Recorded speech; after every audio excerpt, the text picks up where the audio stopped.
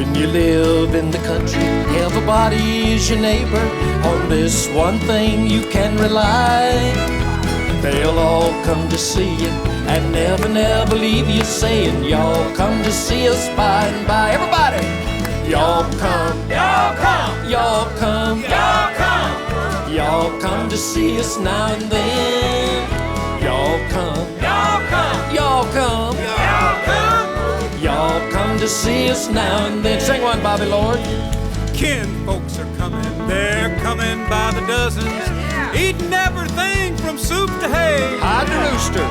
Right after dinner, they ain't looking any thinner, and this is what you'll hear them kin folks say. Y'all come! Y'all come! Y'all come! Y'all come! Well, y'all come to see us when you can. Y'all come! Y'all come! Y'all come! Y'all come! Well, y'all come to see us now and then. Take one, Mike, or somebody. That's Mike Johnson and the All-Star Pickers. And William Duncan on the fiddle. Who knows the verse? Grandma's wishing they'd come to the kitchen and help the dishes right away. Right away! But right after dinner, they're looking any thinner. That's when you hear them all say, that was the first. Y'all come! Y'all come. Y'all come! Y'all come. Well, Y'all come to see us now and then. Y'all come. y'all come! Y'all come. Y'all come! Y'all come to see us now and then. Y'all come to see us now and then.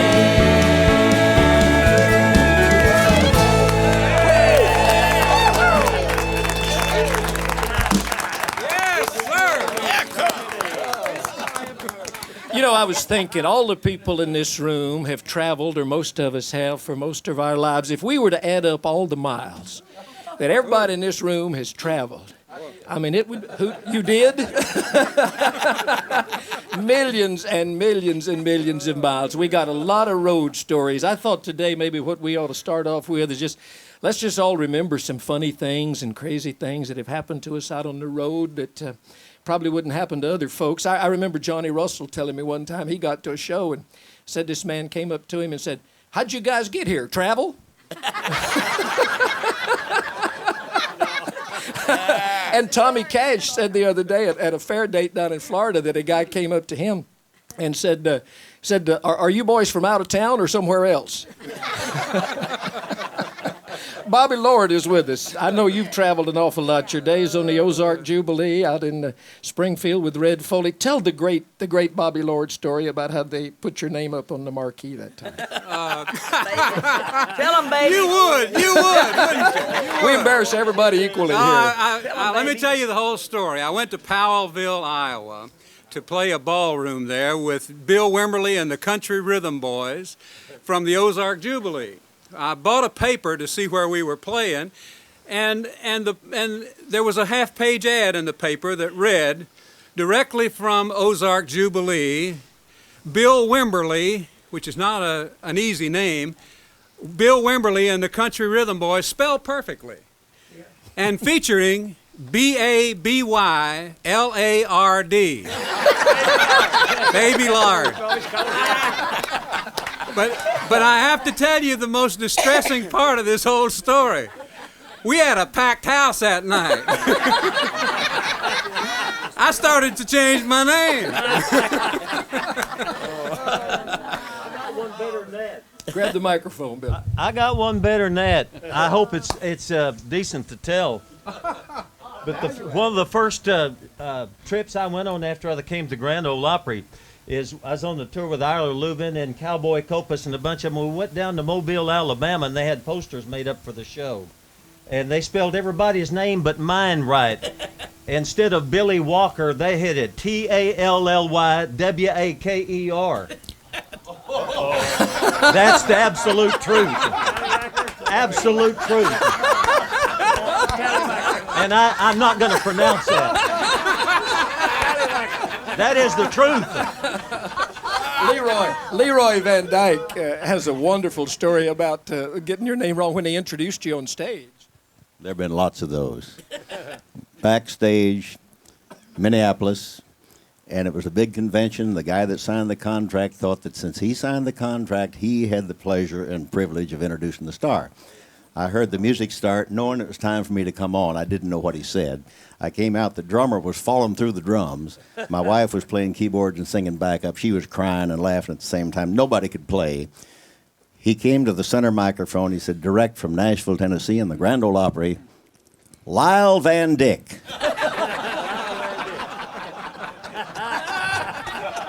Billy, I've got one. I've got one on Bill Carlisle.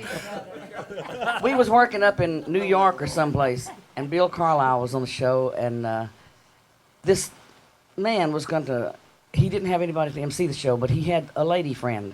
He was about 70, and she was about 25. What's wrong with that? And I don't reckon there's nothing wrong with it, if you can handle it. But anyway. Ain't nothing wrong with that age group. No, they ain't. Believe me, I'm fast getting there. I can handle it. But anyway, I can handle both of them. He brought this. He said she was an entertainer. And she was working at a club down the road. So her date got canceled. So he brought her up there to MC our show. And she walked up to us. She said, "What is the Grand Ole Opera?" Well, I won't tell you what I told her. But she walked over to Carlisle and she says, ask him how he wanted to be introduced. And he said, just tell him I'm with Peckerwood Records, a subsidiary of Bucket Lid. And that's how she introduced him. Stonewall, what's the great story? Were you and Red Savine in the car when they pulled you over that time? Yeah, this is things happened back when I first came. We had somehow we come by an old Cadillac limousine. It was just like brand new, but it was real old, like 41 model, something like that. And it looked like those people up in Chicago, all those gangsters. And so we was going through town, and Red Savine was leaning across the front seat. So the police thought he probably had a gun on me or something. It just kind of weird looking at 4 o'clock in the morning, And so they pulled us over and blocked the road, and everything. One of them got out with a gun out and all that, and the other one came up to us. He said, let me see your license. So I showed him a license. He said, Stonewall Jackson, huh? He said, Stonewall Jackson. Said, well, who is that in the back seat? Is that Abraham Lincoln? And I said, no, that's Woodrow Wilson. And he said, boy, you smarting off of me. And I said, Red, show him before he locks us up, Yeah, because Red Savine's real name was Woodrow Wilson Savine. Woodrow Wilson Savine.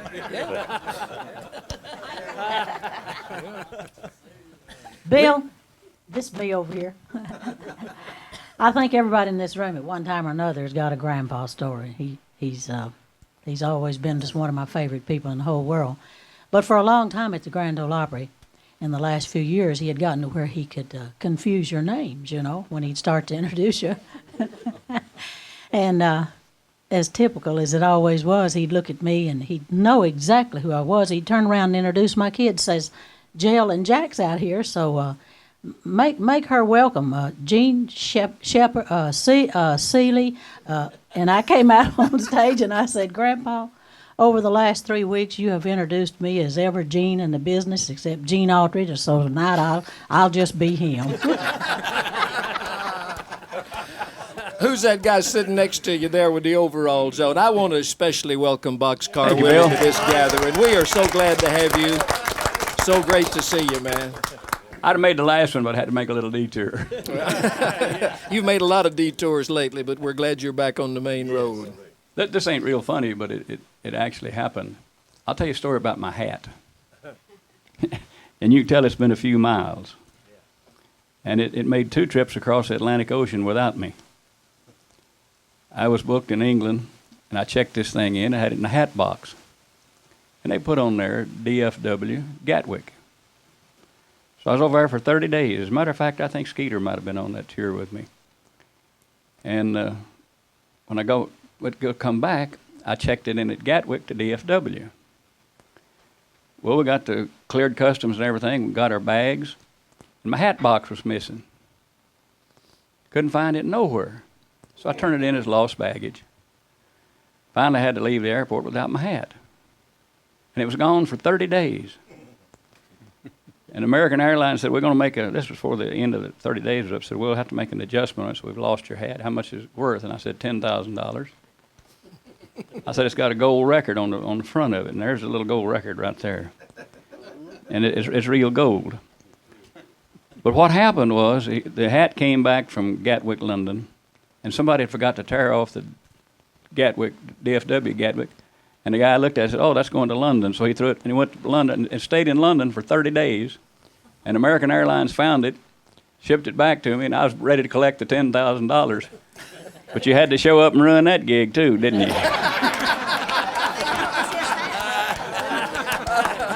That's a great story. We got to hear a little bit of the Wabash Cannonball from Boxcar. Woo! Where's Oz at? Oz is going to kick it off for me. All right. Kick it off for him, Oz. Just whatever key you and Mr. Acuff used to do it in. This is one of the most familiar sounds at the Grand Ole Opry. Yeah.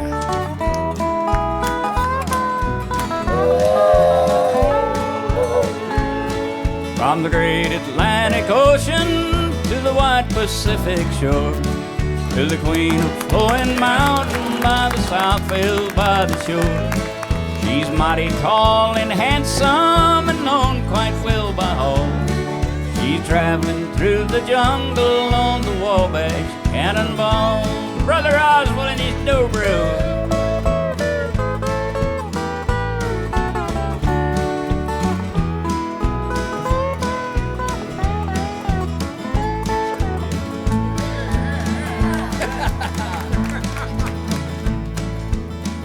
Back to sing her again? Yeah, sometime. Well, her eastern states are dandy, so the people always say. From New York to St. Louis and Chicago, by the way. From the hills of Minnesota where the rippling waters fall, no changes can be taken on the Wabash Cannonball. Yeah, yeah, yeah. We're traveling down to Dixie on the Wabash Cannonball. Wish we'd had time to rehearse that. The best band I ever had. Never had a greater one. Most expensive little rhythm band I ever had behind me. Box, those overalls got you somewhere that even the governor couldn't get one time, didn't they? It's a very funny story. I was at the World Series game between the Atlanta Braves and the Blue Jays in Toronto 2 or 3 years ago. And Zell Miller, the governor of Georgia, was sitting down with Ted Turner and Jane Fonda. And my friend, umpire Joe West, had told me that after the game was over to come to the umpire's room. So I go down the steps, and go by Ted Turner's box and Jane Fonda, and there sits the governor, Zell Miller, with Ted and Jane. He said, "Where are you going, Boxcar?" I said, "I'm going down to umpire's room." He said, "Wait a minute, I ain't never been down there." So I said, "Well, come on, I'll take you down there." We got down there to the gate, and this great big burly policeman, must have been 8, 9 foot tall. He said, told Governor Miller, said, "Where are you going?" He said, "I'm going down to umpire's room." He said, "Oh, no, you ain't." He said, "I'm the governor of Georgia." He said, "I don't care if you're president, you ain't going down here." He looked over at me and said, "Oh, Boxcar." I said, "Where are you going?" I said, "Down to the umpire's room." He said, "Well, come on." I said, "I want to take my friend the governor with me." He said, "Okay, go ahead." We started down the alleyway toward the door of the umpire's room, and he said, "Now, ain't this something? I'm the governor of this state, and I can't get down here. Here's a hobo from Missouri. Go anywhere he wants." That's the first.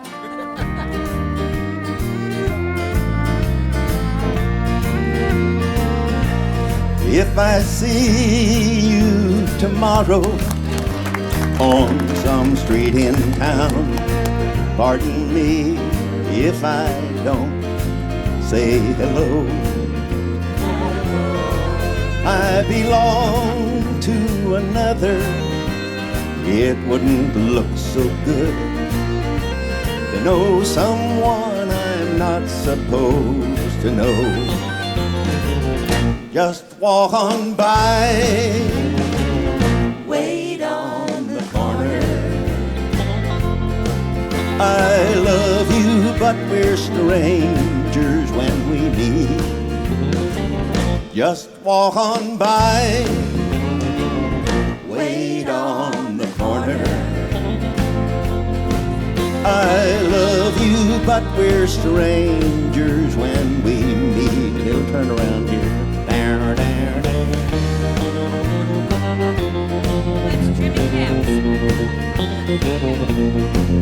In a dimly lit corner at a place outside of town, tonight we'll try to say goodbye again.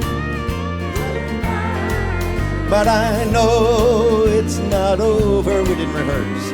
I'll call tomorrow night. I can't let you go, so why pretend? Just walk on by. Wait on the corner. I love you, but we're strangers when we meet. Just walk on by. Wait on the corner. I love you, but we're strangers when we meet. I love you, but we're strangers when we meet. Oh, oh.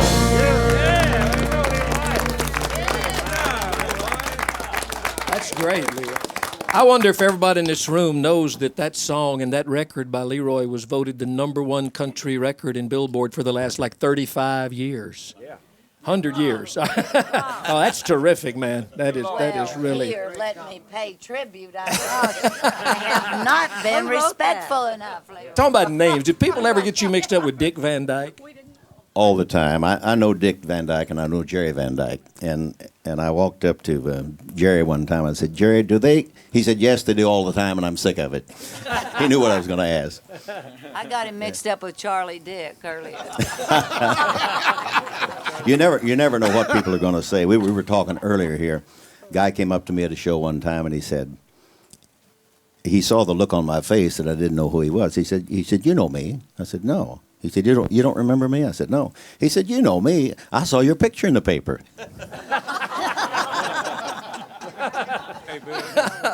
Yeah, Bobby. I had a woman come up in a restaurant not long ago, and I've been off television for a while, but she said, I know you. I've seen you on television. And I said, no, really? And she said, but I can't remember your name. I said, Bobby Lord. She said, no. That ain't it. What did the man, little Tater over there, how did the man introduce you that time at the show? We got a dead microphone, I think, here. We'll get it repaired in a minute. 1, 2, 3. That's testing. They do that in show business. I heard people do that before. We were working in Springfield, Illinois, for Big Sam's. Big Sam's organization is senior citizens who have motorhomes and that, and they had a big convention in Springfield.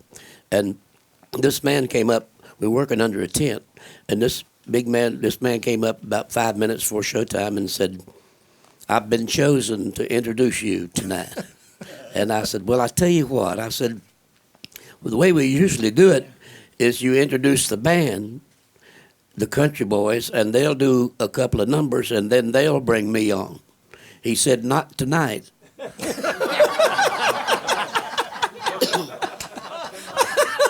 And I said, okay. I said, just give the guys time to go out on the stage and plug their instruments in and everything and be ready when you introduce me. He looked at his watch and said, it's time to go, and walked out there, and the band hadn't even plugged in or nothing. And he walked up that microphone, and he was a man of few words. He said, ladies and gentlemen, we have some entertainment for you here tonight. He's from Nashville, Tennessee. His name is Little Jimmy Dickerson, and he's king of the banjo.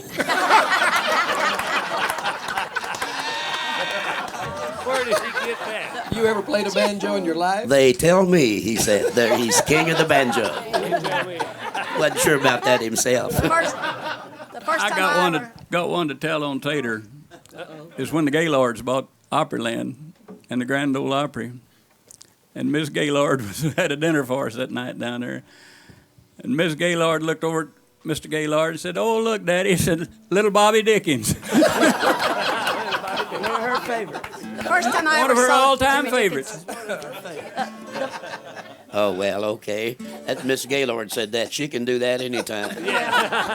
Jimmy, you talking about a man of few words when he introduced you. I went to Canada one time to do about a 15-day tour, and there was a disc jockey on the show that followed us to every show we did to MC the show, and every night he read 2 pages of my bio as my introduction. That was it. He read every word on the bio, everything that he had that was typed up, and he did it every night. And nobody could convince him that he didn't need to say all that. He said, well, I want him to know who she is. Can I tell you something? The first time I ever saw Jimmy Dickens, and Jimmy might remember this, but me and Betty Jack, we decided to go see Jimmy Dickens on a Thanksgiving day, and I was 18 years old at the time, 17 years old at the time, and we missed Thanksgiving, but since we're talking about introductions, and he'll know I remember because your guitar player was, his name was Jabbo, I believe, and I remember the striking Western shirts they had on. They looked like they were right out of the movies, and we missed everything for Thanksgiving to go see Jimmy that day. But I remember when they were going to say, somebody said, how do you want us to bring you on? And I still remember to this day because we were so impressed with your Jimmy Dickens diamond ring, and we wanted to have one like that one day with our initials. But you said, just introduce me as the star that I am. Never forgot it. And that's about as good an introduction as you could have. And you said it, and they did it. Stan Hitchcock. Bill, you know, the life of a traveling hillbilly is not a normal life. I mean, you have to learn. Well, you didn't know that. You have to learn the art of the road, and I hadn't learned it back in 1964. I was fresh in town. In fact, I was just fresh everywhere, I guess. But I was fresh in town, been here a couple of years, and I'd worked the Friday Night Opry, and I had 2 days booked on that weekend in Florida. So I'm backstage, and I'm talking to Ray Pilla, and he's saying, where are you headed? And I said, well, I've got to drive all the way to Florida, by myself and do these shows. And he said, well, be careful. Don't fall asleep and kill yourself. So I did the Friday Night Opry, and I headed for Florida. Drove all that night, got there the next day, did the show, 2 shows that hadn't been to bed. Start driving, then I got one in Miami the next day. Well, by this time, I've been up, 2 days, and I'm driving along in the middle of Florida about 1 o'clock in the morning, 2 o'clock down there. And I've got the radio on, but I don't even know it. I'm just lost. I'm so tired. I'm nodding off. I'm jerking. I'm running off the road and everything else. And all of a sudden, God calls me. Hitchcock, come in, Hitchcock. I know you're out there. Well, I knew it was God because nobody else knew where I was at. So it just scared me to death. I mean, I pulled over and walked around the car about 15 minutes trying to get myself together and drove on down and did the show. And I got back to Nashville the next week. I was doing the Opry again. And I had to tell somebody about this divine thing that had happened to me. So I was back in the dressing room with Jimmy Capps was there. And I'm saying, Capps, something happened to me on this last weekend, man. I was driving down through Florida and God called my name. He said, what time did it happen? I said, it must have been about 1 o'clock, I guess, something like that. He started laughing and he said, well, fool, that wasn't God. That was Ray Pilla. We were doing the Ernest Tubb record shop. And he said, Pilla wasn't feeling much pain. And he said, while he was singing a song and during the turnaround, he got down behind the stage and got the bass microphone and was using it like a CB radio calling you. And all this time I'm down in Florida thinking God's called and I've got cut off, We're talking about introductions. I know Dale Reeves, and I'm sure a lot of the other people in this room worked in, speaking of Miami, for Cracker Jim, who would give you the greatest intro. What did you tell me one time he introduced you as well? No, me and Buck Owens was on the show together. And I did my show and come off. But he's a very man of few words. But he always says things like, here's a guy in a watermelon suit. Buck Owens, come out here. That was his introduction? Watermelon suit. I think I was on that same show. And weren't you on that show, Skeeter? Down there, it was Buck Owens, George Jones, Faron Young, and I think Skeeter. And but he came out. Anyway, Faron was late, as usual. I mean, he was flying in, but he was late. And Cracker Jim went out there, and he said, now everybody's waiting for Faron Young. Faron was the headliner. And the audience applauded, and he said, and Faron is going to be here. And the audience applauded. He said, but first, the man in the watermelon colored suit, Yeah. Buck Owens. That's right. And that's it. There's another Cracker Jim Brooker story. Yeah. Marianne Worth was on the Grand Ole Opry, and she was on a big package show at the Dade County Auditorium. Cracker Jim goes out to introduce her. His introduction, word for word, was, here's a young lady, sings a lot like Patti Page. Turned around and walked off. Never did say her name. Hey, Bill, we were talking about road stories. I know that everybody knows where this is at. It's the old restaurant that goes across 80 or 90, I believe, out of Chicago going to Rockford, Illinois. They got that restaurant that goes across. Up over the highway. Over the thruway, yeah. Jenny Pruitt's Yeah. Feeding Friends is what it is. Oh, we've all stopped there a million times, you know. It's only restroom in 50 miles. The only restroom is 50 miles. That's my story. That's what I'm getting to. You're about to run my story. Well, you know, on our buses, we went number one. You don't do number two on the buses. No.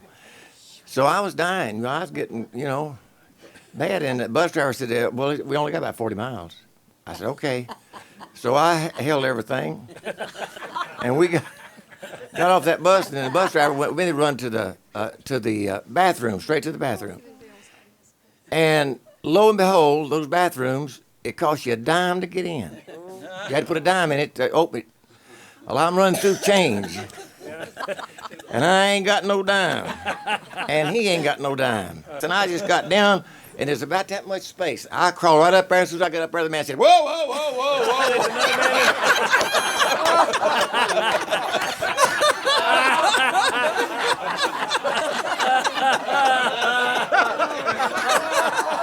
I swear.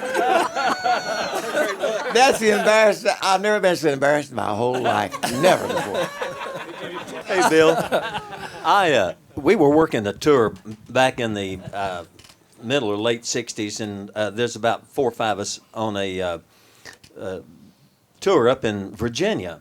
And so Grandpa and I were riding together, and, he kept you in stitches all the time. He's just the most funniest man I've ever been around in my whole life. And we got in town, we checked in the motel, and neither one of us knew where we were playing. So we get the paper, and there's not anything about the show in the paper. We listen to the local country radio. Nobody said anything about it. We start looking for posters, and we start asking people, well, where we're playing. Well, finally, after a long deal about trying to find out where we finally found out where we're playing. And when we got there, and we had a pretty good, impressive package on the show, and we got there and we didn't have any people hardly. And this promoter, come up to pay us off, and he was griping about didn't have any people. And old Grandpa got right up in his face, and he said, son, you can't sneak in and sneak out of town and have a crowd. I think there's a great Bobby Bear story about I remember this vaguely, about when you were booking with Jimmy Key. Remember that? And Bobby would only check in every now and then, every few weeks, I think, and nobody knew where he was. Jimmy Key, you could probably tell this better than I can. Do you know what I'm talking about? Oh, Paducah. Yeah. Tell us about Paducah. Paducah, Kentucky. Yeah. Well, I was booked in Paducah, and Jan hired. I think you were on the show too, booked there. Anyway. But I checked in. Yeah, you checked in. I drove to Paducah to do the show, and it's for a radio station there. And I didn't see anything, no advertising, no nothing. And I checked around. Finally, I got a hold of the radio station, and I said, "Where's the show?" Because I've been to the venue and nobody there. I said, "Oh, that's next week." I showed up a week early. I said, "Well, I can't make that one." Wasn't there another time where the place had burned down? Oh, yeah, down in Texas. You didn't check in again. I didn't check in. I was driving. Actually, we were driving, me and the band, from Albuquerque to Lubbock. And it was the Club 87, Bill. You probably know that. Down there on the circle. Well, we drove all day and all night from Albuquerque, and we pulled up. It was almost showtime, and we drove by the address at least 5 times, and I said, "This has got to be the spot." And we pulled in. There was a building that was gutted out. Called the promoter. He said, "Oh hell, that place burned down last night." I said, "Nobody told me about it." So we didn't do a show that night. But I have a grandpa story. Sam, we were talking about that a while ago. Sam was doing a show. We were filming a T-Pack TV special, and it was about all the stars of the Grand Ole Opry who had died.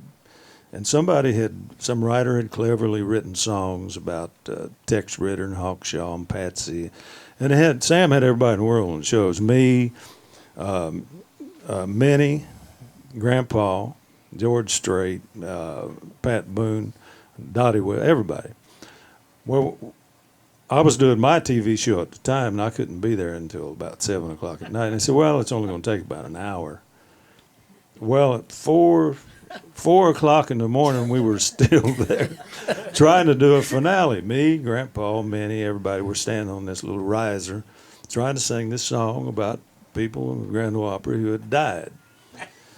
And I turned to Grandpa, and he was standing right beside me, and I said, "How you feeling, Grandpa? You holding up all right?" And he said, "If they don't hurry up and get this done, they're going to have to write one of them songs about me."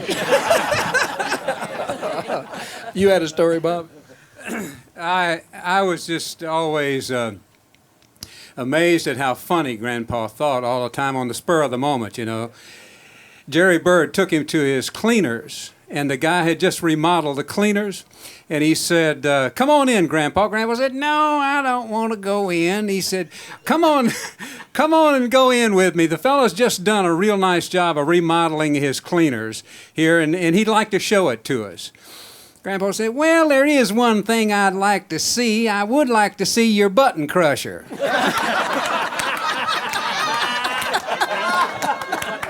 I think Bobby talking about he hadn't been on TV in a long time. We hadn't heard a song from you in a long time. Could we talk you into singing one? Whatever you've got picked out. Hawkeye. Do Hawkeye. We hadn't heard that in a long time. You want me to be your mic stand? No, I can put it here. We can put it here. Pie peachy pie. Pie peachy pie pie. That's a. Oh, I can't do that one. Just do it. Everybody would think I was crazy. I'll do that later. They call me Hawkeye. All the fellas call me Hawkeye, 'cause I never miss a trick. Can spot a pretty chick a mile away. One look and I can tell just how her lips are gonna taste. Know within a fraction what she measures in the waist. Know what's going on behind a twinkle in her eye, and that is why they call me Hawkeye. I keep my eyes wide open, a gas buggy ready to ride. And nearly every evening there's a pretty kitten sitting by my side. They call me Hawkeye. It's the hawk that gets the highest flying chicken every time, even though a wolf has chased her up a tree. Well, I can spot a doll and have her cuddled in my arms before the average wolf begins to howl about her charms. Got her kissed before he even has a chance to try, and that is why they call me Hawkeye.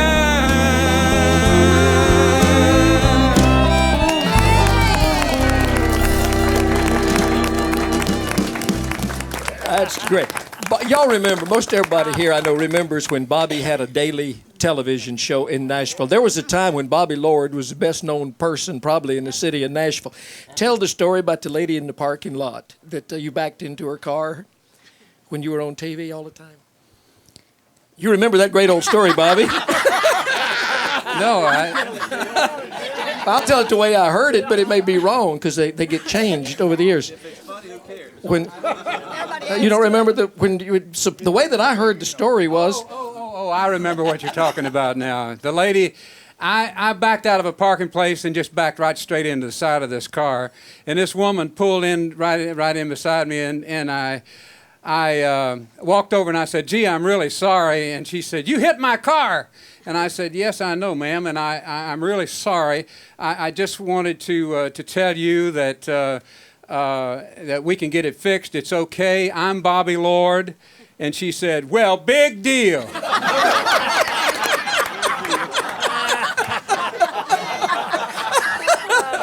Stan Hitchcock was on television in Nashville early in the morning for years and years, and you've got one of the greatest stories of all time about being recognized. Well, again, it's back in the early 60s, and this during the period of time when Bobby had his show and Ralph had his. We all had shows.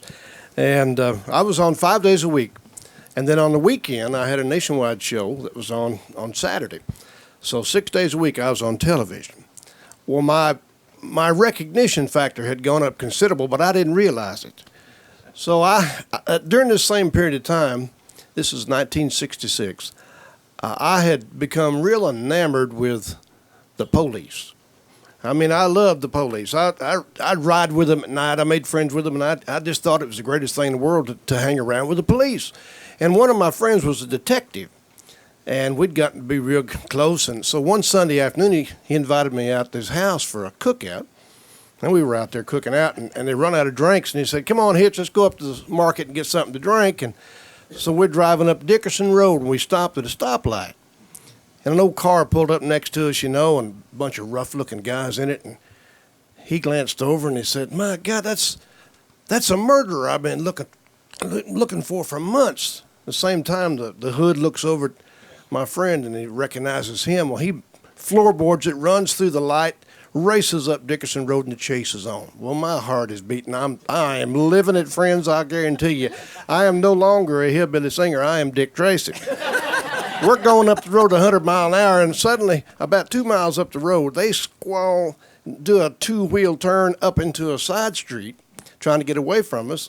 And it was a bad move because the side street was a dead end. And they're going wide open, and there's a big oak tree up the end of the street, and they hit that thing, and smoke and snot and oil and gas and everything going everywhere, blood, guts, and alcohol. And we squalled up right behind them, Well, they start bailing out, trying to get away, and my friend, the detective, reaches over and pulls open his glove compartment, gets a pistol, and throws it in my lap, says, "You get that one over here, I'll get these on this side." Well, man, this is it. I am running up the alleyway, and I am living the dream. Well, at the end of the alley is a big old tall chain link fence, and this guy hits it going wide open, and he starts climbing it. He just gets ready to throw his leg over and make his escape, and I get there, and I got that gun, the two-handed stance that you see on television. I'm real thing. I'm pointing at him. I said, "You move, I'll blow your head off," and I meant it. I was it. Well, he's hanging there by his fingernails, and he kind of looks down at me, and he gets the strangest look on his face. And he said the words that I remember so clearly today. "Don't shoot me. I watch you on television." Now then, you can just imagine. You can just imagine, how awful I felt. I'm holding a gun on one of my fans, maybe the only one I've got in the world. Well, I'm holding it on him there, and I'm thinking, well, he's probably not a bad guy. He watches me. He probably buys records and attends concerts, and he may have had a bad childhood. And well, about this time, another police car pulls up behind us, and the guy jumps out, and the policeman jerks the gun out of my hand, runs up, and he pulls this guy down off the fence, throws him down on the ground, and he's got handcuffs on him, and he's dragging him to the car. And I'm trying to think of something nice to say to the guy. I'm like, "Thanks for watching," or maybe, "May the good Lord bless and keep you till we meet again." Something, we always close a show like that. But I didn't have to. As they're putting him in the back seat, he looks over at me and he says, "I'll tell you one thing. I ain't never watching you on television again." What a great story. Bill, Joe. Stan Hitchcock is one of the best singers who ever came to Nashville. Why don't you talk him into doing something for us? I'd love that. Stan, would you sing one? I brought my guitar. Caps D. Is that microphone working all right? Are we okay with that microphone? Because it's sounding a little funny out here. Okay. This is a song that I recorded in an album long. It's an old Louvin Brothers song. I just love it. Y'all help sing it.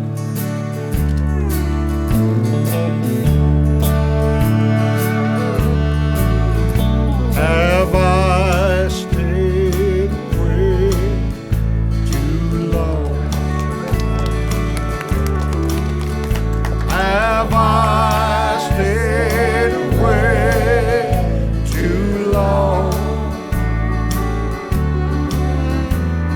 If I came home tonight, would that same light be burned?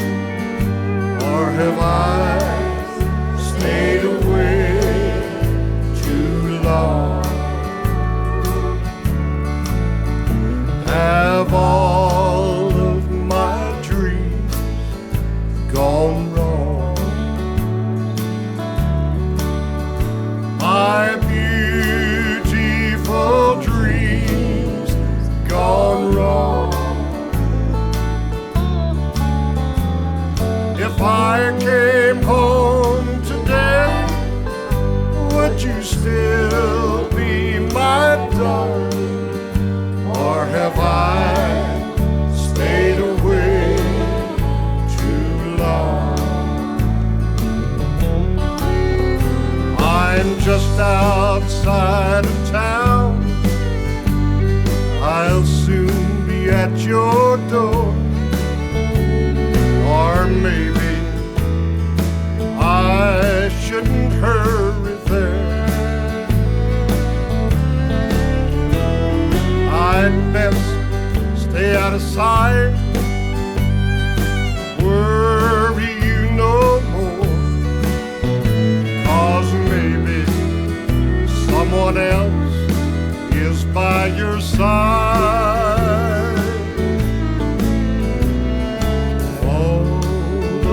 My dreams gone wrong. My beautiful dreams gone wrong. If I came home tonight, would that same light be burning? Or have I stayed away too long? Have I stayed away too long?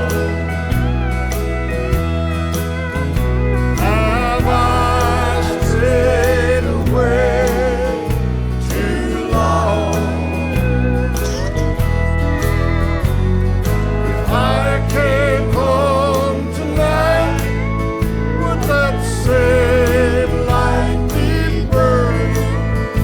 Or have I stayed away too long?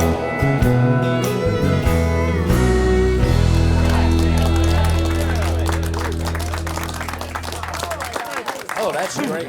We haven't heard a song from our buddy Stonewall Jackson since this has been going on. Wall, you got a good one for us? Yeah, I got the one that got me the job at the Grand Ole Opry. And I don't know about my voice because they got me up before noon today. Lay it on us. Okay, here's Don't Be Angry. I believe the boys will kick it off.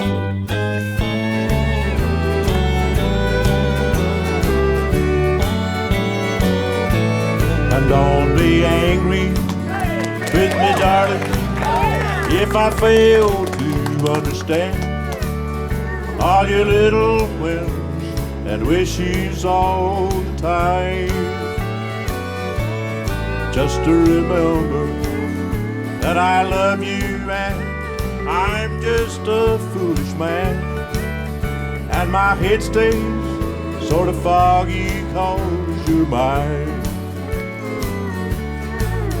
Well, I recall the first time that I flirted with you, dear, when I jokingly said, come and be my bride. And now that time has turned the pages, it's the sweetest joke on earth. that I have you here forever by my side. And maybe someday you're gonna hurt me. I've been hurt in life before. Only God can know, and time alone will tell. But in the meantime, I'll be loving you with all my heart and soul, and pray God to let it last if that's His will. So don't be angry with me, darling, if I fail to understand all your little whims and wish you saw time. Just to remember that I'm dumb, I guess, like any foolish man, and my head stays sort of foggy 'cause you're mine. Thank you, everybody here. Thank you. Woo, great job. Thank you, Bill. Goldie, we're glad to have you here. You weren't with us on the last session, but we're glad to have you. Where's old Carl Smith? He's on vacation. Oh, yeah.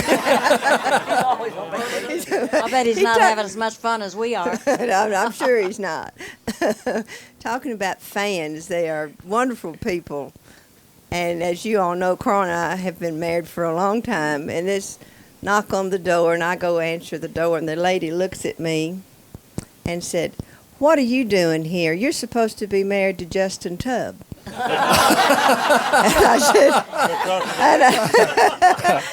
I said, "Well, I'm sleeping with Carl Smith." They thought you were, you're not either. They thought you were married to Justin because of the duet y'all did together. I've got a Carl Smith story for you, and this includes her. Used to, when I'd come to the DJ convention, one of my rituals, I did it every year, is when it was over on Sunday morning, I would go out to Carl and Goldie's. I'd spend the day with them, and they'd take me to the airport. One time, Carl couldn't take me to the airport. He had something to do. He said, "But I'll tell you what you do. You drive this car right here, and you leave it in so-and-so space out there. And when I'm not busy, I'll go out there and get the car and bring it home." I said, "Okay." So I took it out, put it in that space, locked it all up, put the keys in my pocket, and got on the plane and went back to L.A. Well, he called me later on, and I'm not going to tell you what he said. But that following Christmas, I got a little box and wrapped it up real pretty, put those keys in it, and sent it to him for a Christmas present. Hey, y'all know one of the things that we got an awful lot of comment on and an awful lot of mail about when we did the first series of the family reunion videos were the gospel songs that we did. And we haven't done a whole bunch of gospel songs today. Gene Shepard, why don't you lead us all in one? Oh, I don't know. Hit me a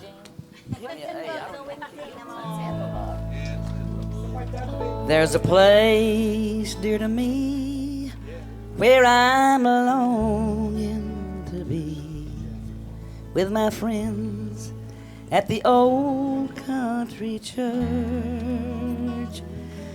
There with mother I went, and my Sundays were spent with my friends at the old country church. Precious years of memories, oh what joy they bring to me. How I long once more to be with my friends at the old country church.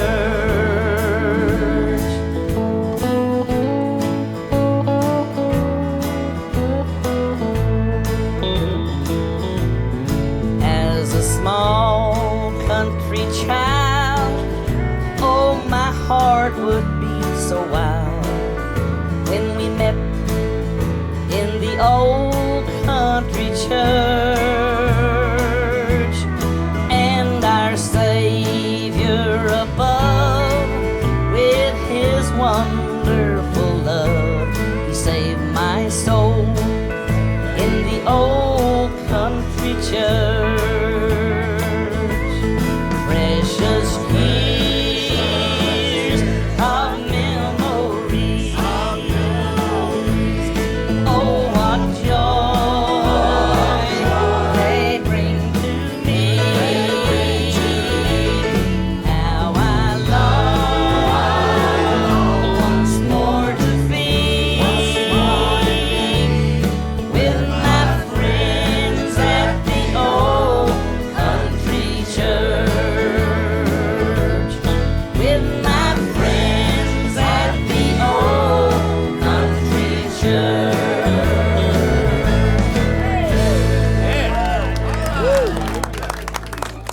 one of the greatest things that you do, you combine a gospel song and your train songs, and you do Life's Railway to Heaven. Would you do that for us? Give me a key of E there. Give me a kickoff. Everybody got his. Life is like a mountain railway with its engineer that's brave. We must make the run successful from the cradle to the grave. Watch the curves, the hills and trestles, never falter, never quail.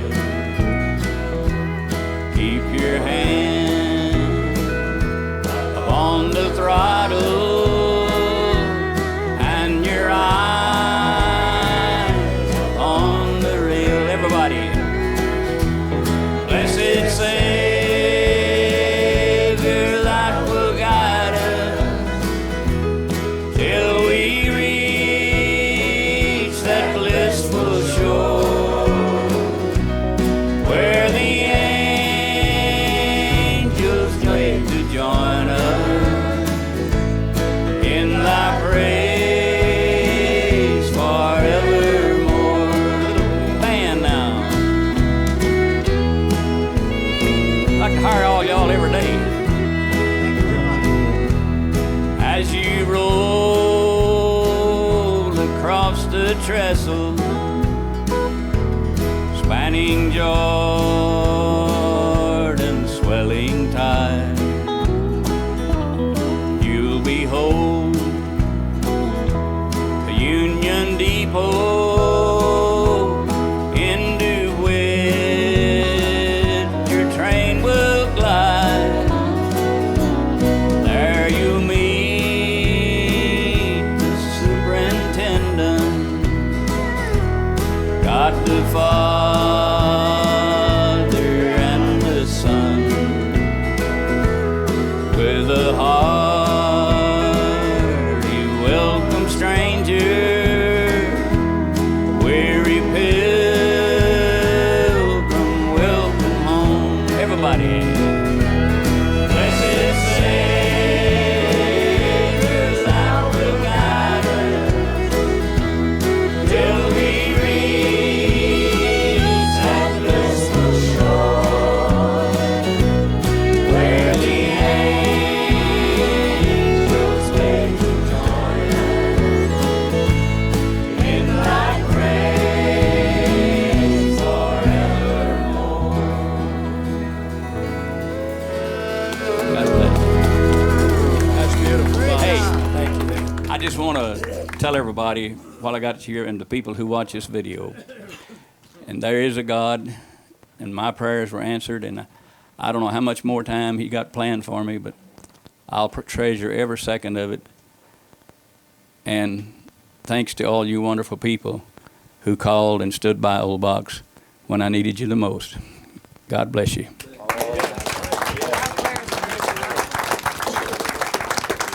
We love you. Those interviews that you did with Roxanne Russell on the Opry backstage show, to this day, that's the most response we've ever gotten to anything that we've done on that show. Well, thank you very much, baby. You do imitate me, don't you? What do you do in your show in Branson? Because I know you do something on me. I imitate you every night. Well, go ahead. Hi, everybody. Po' boy here. You know, I was raised on a little farm down in Georgia, and our land was so poor and so hard and yellow that you had to sit on a sack of fertilizer just to raise an umbrella. My mama used to plow the fields with our old mule Albert, but one day old Albert just laid down and died. And my daddy, who had a bad back, went to town and did what any red-blooded American would do. He bought Mama a set of harness.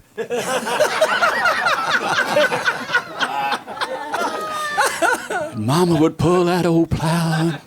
Me and little sister would try to keep it in the furrows. And one time, Mama stopped, and it was about 110 in the shade. She looked up at the sky, and she said, Albert, you son of a gun, why'd you pick this time of year to die? And at night, we'd all sit around the table. We didn't have nothing to eat. We just sat around the table. And my daddy would look over at Mama and say, Mama, sing a song. She'd said, sing a song? Hell, I've been out plowing the fields all day. You expect me to sit down and sing country trash all night? I remember one time that my mama come home in the middle of the afternoon. And my papa kind of sarcastically said, home a little early, aren't you? Little did my late father know that my mama was suffering from the worst case of PMS that any woman ever had. She hit him with everything in sight. Blacked his eyes, broke his nose, knocked all of his teeth out. But then she picked him up in her arms, and she looked at him in that old graceful way and said, still, though I broke your jaw, still, you're my paw. I love you still. God bless you, Mama. It happened just that way, didn't it? You're crazy. What are you laughing at? Oh, I love that. I just love it. Well, you love it because he wasn't imitating you. I know that. Do people imitate you, yodeling? Yeah. You know, Grandpa Jones, God love him heart, he could actually yodel. He really could. And once you watch those tapes, and I was so honored to sit beside him, and I know that he's in heaven, that's for sure. Amen to that. And I was able to sit there and learn to love him because I didn't know him. And at the Opry, the last time I said, Grandpa, I don't do the Opry. I'm not that honored, but I've done it many times. But I will cry, and that's okay, isn't it? I said, Grandpa, do you know how much I love you? And he said, yeah, I know how much you love me. I said, I sat beside you there, and I said, that was a great honor. And I said, you said I could come out to your farm, didn't you? I would have done it too. I just didn't make it. But he's there in heaven, and I love you, Grandpa. And this yodel, I'm going to do a little yodel thing like this. This is Swiss yodeling, and this is for Grandpa. Hi-da-lo-dee-dee-ay, la-la-la-lo-doo-dee-ay, hi-da-lo-dee-dee-ay, ha-da-lo-dee, hi-da-lo-dee-dee-ay, la-la-la-lo-doo-dee-ay, hi-da-lo-dee-la-lo-dee. And this is cowboy yodeling. Ha-da-lo, you remember Roy Rogers. Ha-da-lo, ha-da-lo, ha-da-lo, ha-da-lo, ha-da-lo, ha-da-lo, ha-da-lo, ha-da-lo, ha-da-lo, ha-da-lo-dee, ha-da-lo, ha-da-lo-dee, ha-da-lo, ha-da-lo, ha-da-lo, ha-da-lo, ha-da-lo-dee, ha-da-lo, ha-da-lo, ha-da-lo, ha-da-lo-dee, dee-dee-dee-dee-dee-ay, hi-da-lo-dee-dee-oh. That's Trigger. Margot, that's great. Oh, that's wonderful. I don't know how she does that. Wow. No. You know that Margot's the first one that Dale Reeves has not been impersonating. He's been sitting here. Go ahead, Dale, impersonate Margot. It's wonderful to sit beside him, hearing him singing like Stonewall. When Stonewall was singing over there, it's like, whoa. Jimmy Newman told me that he's got some Louisiana stories that we haven't heard. We need to get him a microphone. Is it about Faron Young? They're way before the 1960s, like they've been talking about. I wasn't there, but I heard about this Cajun had a band down home, and he's the one that gave the start to the late Harry Shode, who really revived Cajun music with Jolie Blonde back in the late 40s. But anyhow, it was during the war, and he was playing this particular place in Orange, Texas, I think it was, a showboat club. It was a boat that was on the edge of the Sabine River over there, and it was during the war, and they had some popular war songs, like this Cajun walked up and said, hey, how about doing 5 minutes more? It was a popular song during the war. And this Cajun looked at his watch and said, What you talk about, man? We just start this dance. It's not just 5 minutes. Another night, another Cajun walked up, and there was another song that was popular. Those were pop songs. He at least is excusable because he had a country band, and very popular country band. And this one Cajun said, "Hey, how about playing Put Another Chair at the Table? Waitress, brought another chair at the table for this man." And at the same club, this little fella would come up and bug the band to sing, and he was well, he'd bug them, and he was not exactly popular with the band, but because he always sang another pop song called "I'm Alone Because I Love You," and he was a mixed nationality, brought up by a real French-speaking person, so the English was not. Well, you could tell he was not. He was pretty good, but not too good at speaking English, in other words. So anyhow, that night it was real crowded in this club, and this whole boy, they let him on the bandstand to render a song. So he was going to do this pop song, and he started singing, "I am alone because," and about that time one of the musicians slipped a 4-inch firecracker in his hip pocket and lit it. "I am alone because I bow." He said, "What that was over there?"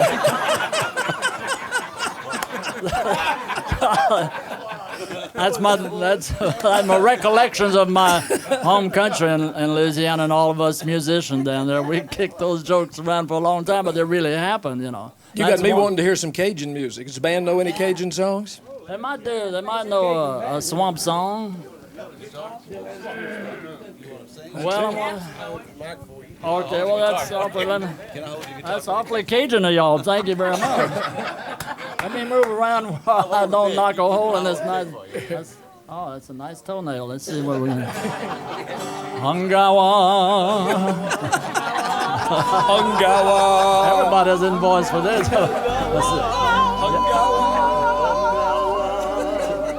Wow, listen to how many folks are involved. Oh, how we danced. No, that's the wrong song. You guys ready for a little beat here?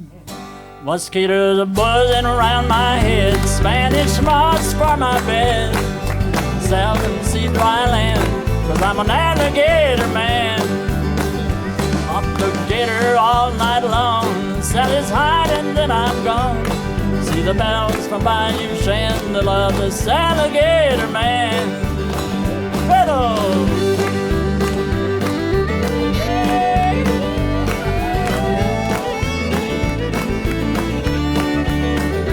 One more.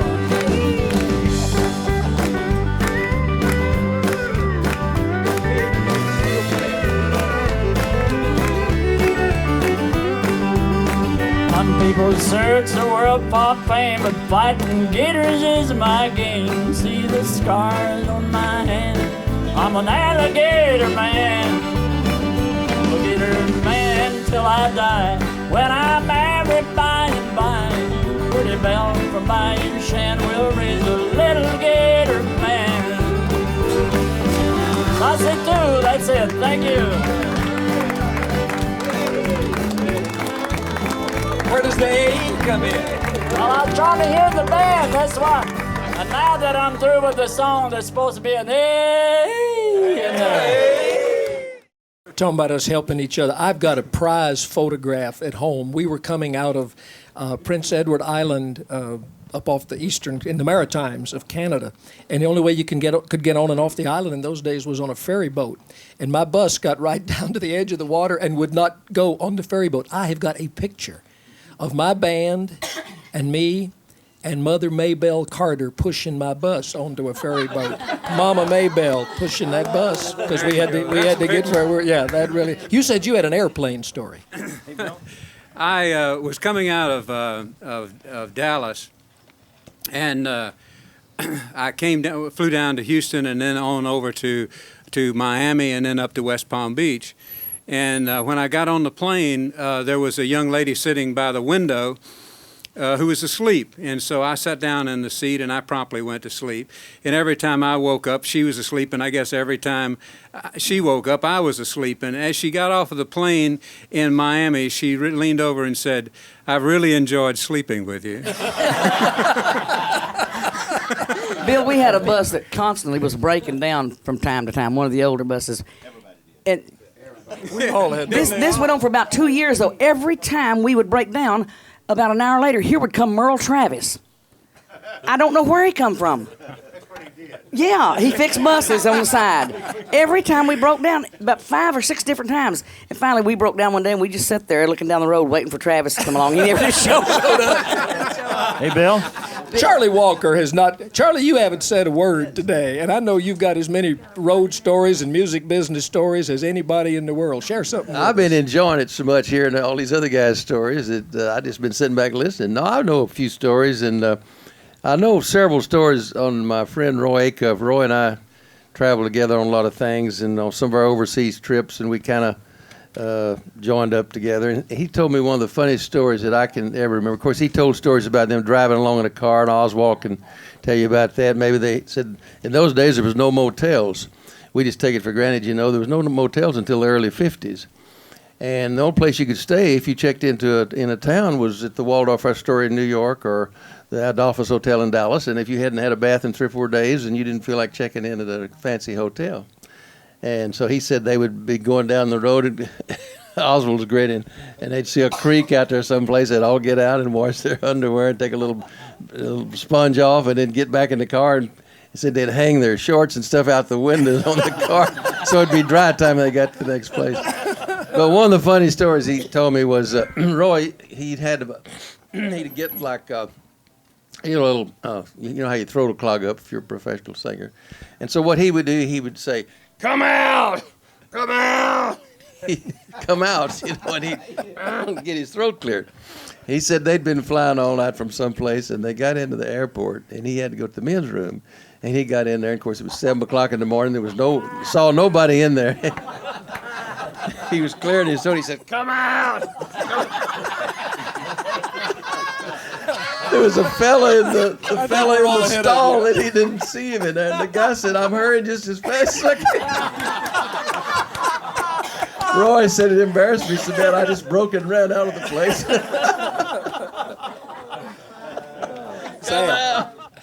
Bobby Bear, we need a song out of you. Well, I probably got a few. I figured you probably did. Somebody gonna have to hold the mic. Skeeter B his mic stand there. Why don't I do Detroit City? I think that's the one you ought to do, and we'll all sing. This is a song. I'd had 2 or 3 hits before this, but this is the song that made me realize one day that I would never have to get a real job again. I could sing this song. Skeeter, would you hold this for me? This is what I did. I did that intro. I want everybody to sing along with me on this. I want to go home. I want to go home. Oh, I want to go home. Last night I went to sleep in Detroit City, and I dreamed about those cotton fields and home. Dreamed about my mother, dear old papa, sister, and brother. Dreamed about that girl who's been waiting for so long. I want to go home. I want to go home. Oh, I want to go home.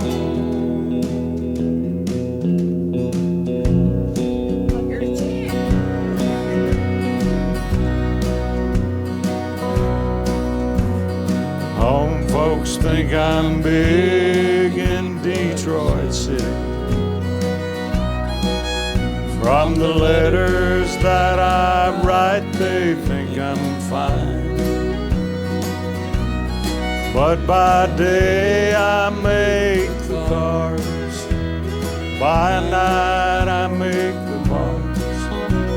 If only they could read between the lines. 'Cause you know, I rode a freight train north to Detroit City. And after all these years I find I just been wasting my time. So I just think I'll take my foolish pride, put it on a southbound freight and ride. Go on back to the loved ones, the ones I left waiting so far behind. I wanna go home. I wanna go home.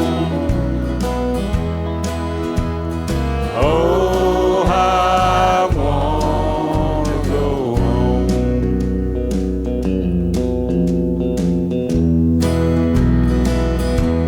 I wanna go home. Y'all doing real good. I wanna go home. Oh, I wanna go home.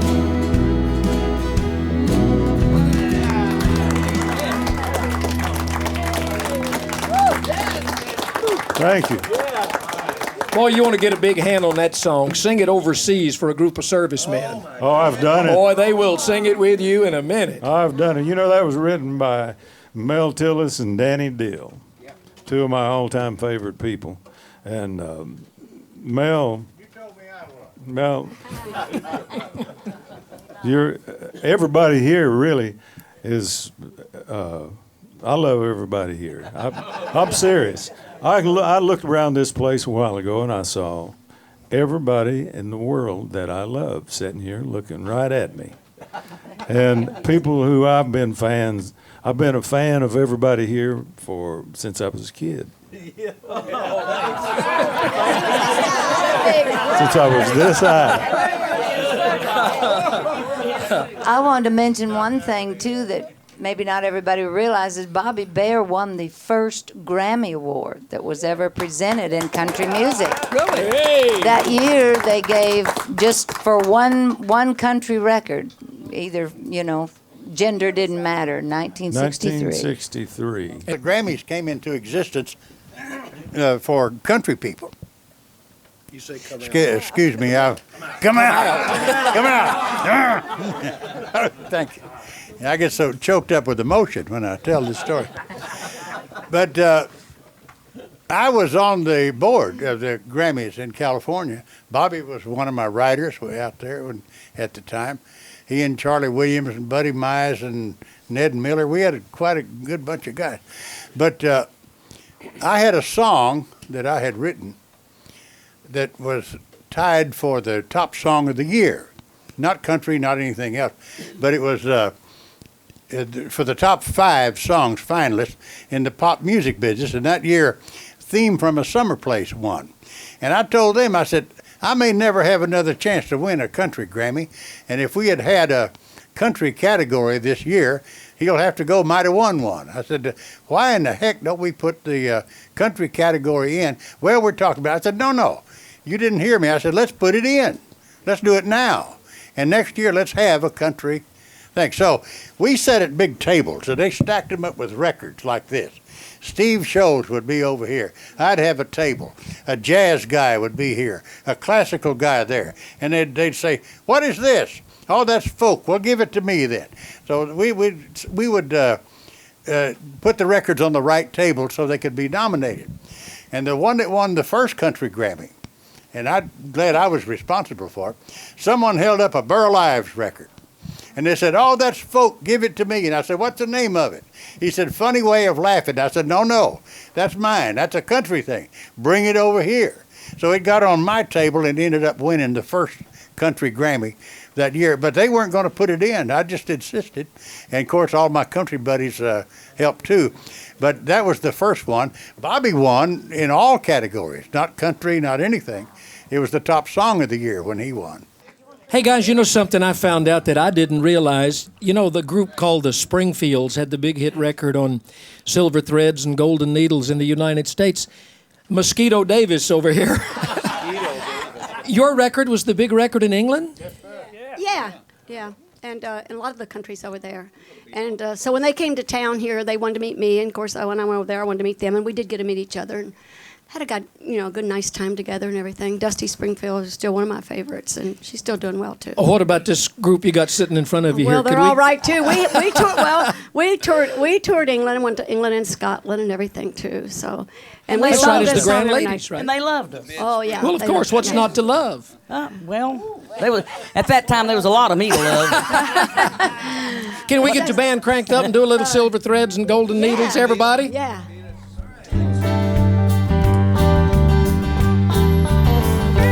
I don't want your lonely mansion with a tear in every room. All I want is the love you promised beneath the halo moon. But you think I should be happy with your money and your name and drown myself in sorrow while you play your cheap game.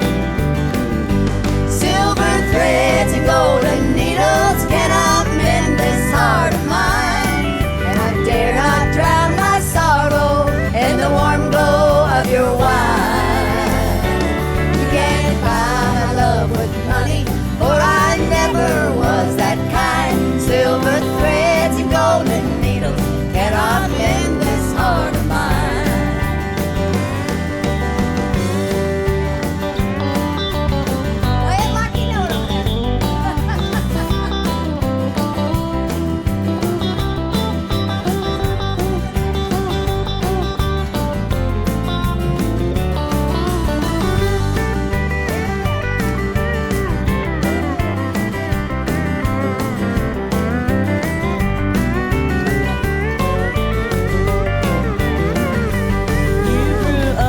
Silk and satin, where love's a passing game. I grew up in checks of gingham, where love's a sacred thing. I know now you never loved me, and I know I was a fool to think your pride would let you live by the golden rule. Silver threads and golden needles cannot mend this heart of mine. I dare not drown my sorrow in the warm glow of your wine. Can't buy my love with money, for I never was that kind. Silver threads and golden needles cannot mend this heart of mine. Silver threads and golden needles cannot mend this heart of mine.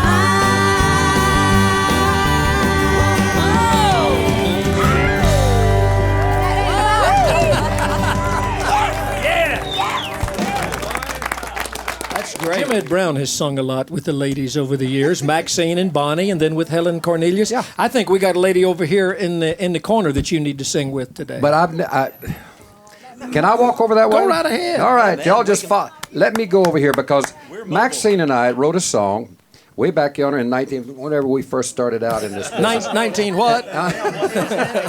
And we recorded it on a little label called Faber Records. And we didn't have it out very long until excuse me, I didn't mean to step on your toe. Get it out, it's too big. But we wasn't out very long until there was a couple here in Nashville recorded the song and put it out on record named Goldie Hill and Justin Tubb. And they had a big record of it, and we got a lot of money from them. And I sure was glad. Hey, since you recorded it, would you sing it with me? You think we ought to rehearse first? Well, I'm not Carl. Rehearse? What's that? No, we don't rehearse. I don't know if anybody else has rehearsed very much here. Well, that gives me an excuse if I make a mistake. We didn't rehearse. Oh, well, no, we're not supposed to rehearse. Oh, okay. This is all, just, pardon? I'm a lot better than Justin, that's right. Pardon? I'm taller, too, yeah. Fellas, in about the key of G, I think it is. You know it? see if you were looking back to see if I was looking back to see if you were looking back at me. You were cute as you could be, standing looking back at me, and it was plain to see that I'd enjoy your company. One Sunday afternoon, as I was riding down the street, I met a cute little girl, all dressed up so sweet, and the way that she was stacked, I wish I had a Cadillac. But who'd notice me just a driving this Model T? I was looking back to see if you were looking back to see if I was looking back to see if you were looking back at me. You were cute as you could be, standing looking back at me, and it was plain to see that I'd enjoy your company.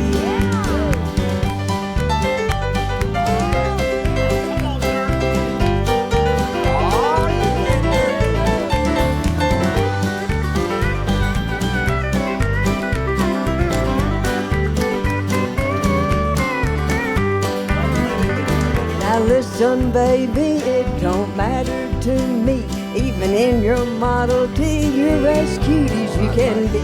If you'll take me for a ride, I will sit close by your side, and I will guarantee we'll have fun on Manalive. I was looking back to see if you were looking back to see if I was looking back to see if you were looking back at me. You were cute as you could be, standing looking back at me, and it was plain to see that I'd enjoy your company. Oh, a new duet is born. Billy Walker, was it you said you wanted to tell Faron Young stories? Well, I've got one. Maybe 1,000 of them. We've all got them. I don't know whether we can tell them or not. Well, since we were talking about Goldie and Carl, and we were on a tour together, me and Carl Smith and Billy Grammer and Wanda Jackson, and on this tour with Faron. And we were in Ogden, Utah. And, you know, Shelley Snyder that used to manage Faron, they had promoted this date out there. And so there's an old boy by the name of Casanova Jack that used to be in Nashville, and he had moved out to Ogden, and he talked Shelley Snyder into having us to come over and sing one song at his nightclub after the show at the auditorium so he could get the overflow crowd. And so Carl and I were on right before Faron, and we were in this limo being taken over to this club, and Carl says, I know what the good sheriff's going to do. He said he's going to get us over here, and he's going to start a lot of trouble, and he's going to expect us big guys to get him out of it. He said it's happened too many times. So he said, hey, tell you what let's do. He said, we'll sing our song, and then we'll wait till the sheriff comes in, and then so he'll know that we're there. And then let's me and you catch a cab and go back to the motel, because we had to go on to another date. All of us did the next day. So we got in there, we did the show at the auditorium, went over to the club, and we sang our song, and we waited for the whirlwind to arrive. Faron Young. Yeah, Faron Young. And so he sashayed in there, and of course, you know, he went up to the stage, and he starts singing. And so Carl and I, we caught this cab, and we went back to the motel. And the next morning, we had a checkout time. We was all leaving at the same time. He come down with this great big black eye. He said, where in the heck was you guys when I needed y'all last night? We're on the Faron Young stories, are we? Go. Me and little Jimmy Dickens and Faron Young had played Madison, Wisconsin. Now, you all know where that's at because you played that little theater. No, it's a big theater, about 15 to 18, 2,000 seater, right downtown.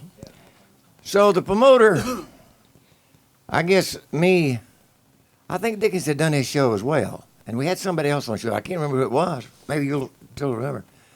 But anyway, the promoter come by and said, we found out he didn't have any money. Said he ain't got no money. And Faron said, let's go to your office. You're going to get me some money.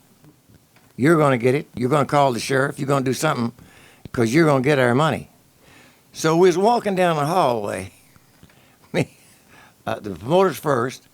Faron was behind him, and Little Dickens was behind Faron, and I'm behind Little Jim. And the promoter turned around and said, you know, I may not, he didn't get no more out than that. Faron hit him. I mean, knocked him down, and Faron just kept going. And he was pulling his arm backwards and forward like this, and little Jimmy Dickens was on it, saying, oh, Lord, Faron, oh, Lord, Faron, don't hit him again. Don't hit him again, Faron, don't hit him again.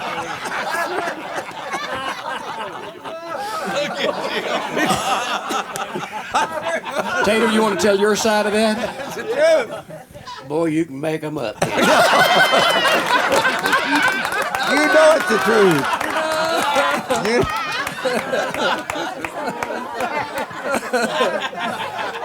Do you remember we went in there? I'm just trying to referee a fight. That's all I was trying to do. He was trying to referee a fight.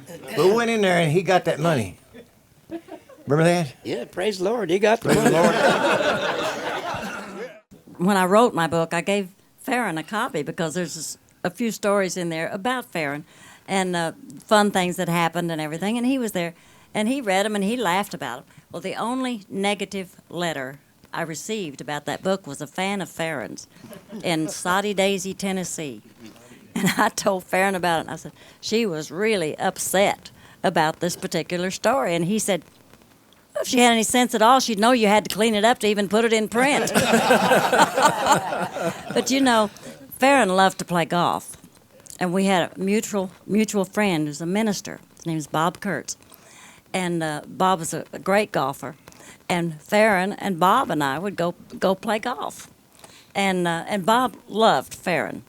And somebody asked Faron what he did, you know, with Bob, you know, being a minister, and do you have to watch what you say? And he said, no, I just cuss and he prays for me. But he was good. I think Roger Miller may have described Faron the best of anybody in the world. He said the only thing bigger than Faron Young's mouth was his heart. Yeah. That's true. Yeah. Amen. I stopped in a filling station in Franklin the other day, and this man said, boy, I saw those tapes, and they were awesome. And I really loved some of the stories they told about Faron Young. And he said, you know, Faron came in here about 30 years ago, and he said, I pumped gas for him, and he walked in, and he said, I like you, man, and I'm going to deal with you until I die. And he said he was a customer until he died. If he liked you, he liked you. And if he didn't, he told you so. Jeannie Pruitt, you were close with Marty Robbins. And you said you had something about Marty you wanted to share. Well, I tell you what, as y'all all know, Marty had the greatest gift of gab in the world on stage. When he started talking to the fans, the first few years of his career, he didn't do a whole lot of talking. Fact of the business, I think Lightning Chance used to MC his shows. But then he got where he really liked that talking on stage, and right after he had his first heart attack and came back to work, we were working a show someplace up in Ohio, and there was a guy came in late. There's about 4 songs into the show, and this guy came in, I mean, he was knee-walking drunk, coming down the hall just hollering and screaming. He was hollering to Marty to start over and do all them songs that you've done that I've missed. And the old man told him, he said, no, it don't work that way, Chief. You should have got here on time for the show. He said, I'm halfway into the show now, and he said, I'll have to go on. He said, no, you've got to start over and do all these shows. Well, he just kept arguing back and forth with the old man. The old man told him, said, look, this house full of women and children here, said, you can't do that vulgar talking that you're doing now. You're going to have to stop that, or I'm going to have to come off the stage and stop you. And that guy jumped up, and got real froggy, and he said, well, just come on down here. Well, the old man laid that little guitar down on the stool beside him, just turkey walked right off of the stage and went down there after the guy. And the policeman was standing right beside of me, and Don Winters, of course, he followed Marty right off of the stage because he was big guy too, And and I told the policeman, I said, hey, this ain't part of the show. He thought this was part of the act, And he was just kind of laying back, waiting for things just to take the natural course, And I said, go get that guy. I said, this ain't part of Marty's show. This something bad fixing to happen here. So the policeman got on down there, and he got that guy just before Marty got to where he was sitting. So the old man come back up on the stage, picked up his little guitar, and done that funny little laugh of his, and he says, I hope y'all know I was willing to take a beating for you here today because you're my people.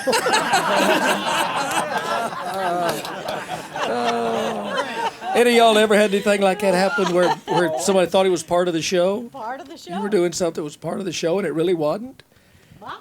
Homer and Jethro were the greatest in the world at putting somebody down. Oh, yeah. They were the masters. When you went to their show, you sat there and either applauded or kept your mouth shut. Because they could tear you in so many little pieces. I can't repeat all of them.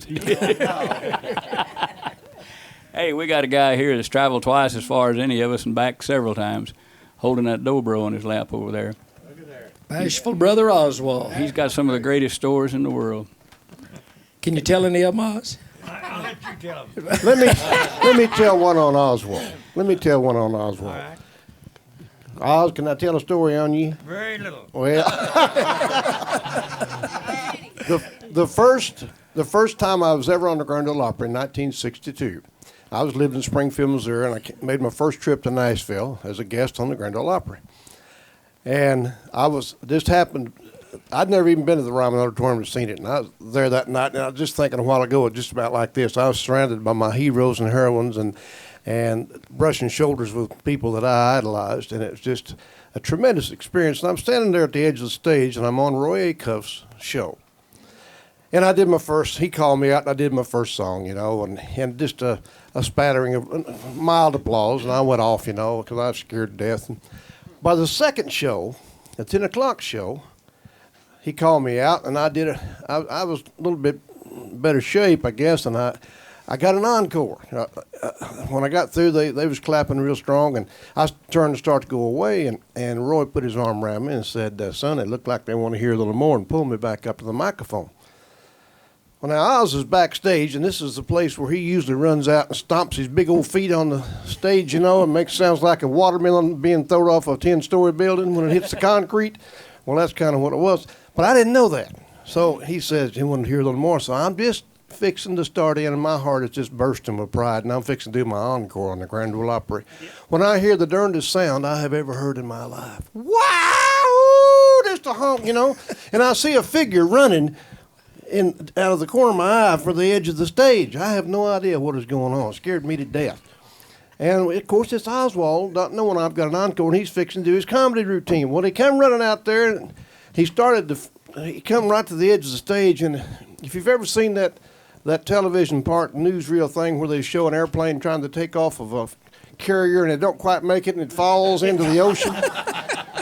Well, Oswald's big old foot got caught in the wire of the speaker, and he just went head first right off the edge of the stage and landed right in the middle of a big old fat woman in the front row. And the crowd just exploded, just absolutely exploded. And I'm standing there, and of course I just kind of slink off stage, and I go on back to the dressing room and put my guitar. I'm sitting there, and a little while later, Roy Acuff comes in, and he must have been looking for me. He come over there and put his arm on my shoulder and said, "Don't feel bad about your encore." He said, "Oz was entertaining those folks. So remember this." He said, "The only reason we're here is to entertain them friends and neighbors out there, make them have a good time. And I guarantee you, they'll never forget the time that Oz flew off the end of the stage." And he said, "Stan, you were a part of it, so you can be proud. You did your job good tonight." Yeah. Well, it taught me that wonderful lesson that no matter how good you've done, somebody else can run right along behind you and side of you and take off and do it better and just bring the house down. And so I never have had a chance to say thank you, Brother Oswald. And I'm just as serious I can be to thank you, Brother Oswald, because you taught me a good lesson, son. Stan, I think that was in the days when Oswald would partake in a grease cutter or two. He had a little bit of an aroma of Tootsie's Orchid Lounge about him. Oz, after that, I love y'all. We all love you, Oz. Oz, in his book, he's got a great book, and if you've never read it, he finished it, a couple of years ago? Yeah. He's got some of the greatest stories in there. Anyway, Oz and all the Smoky Mountain Boys and Roy Acuff, they were up in Canada. Well, they give you a card up there to buy whiskey with, and they stamp it every time you get a jug of whiskey. Well, Oz and Howdy Forster had kind of overindulged on their card, all punched out. So they had to get a new card.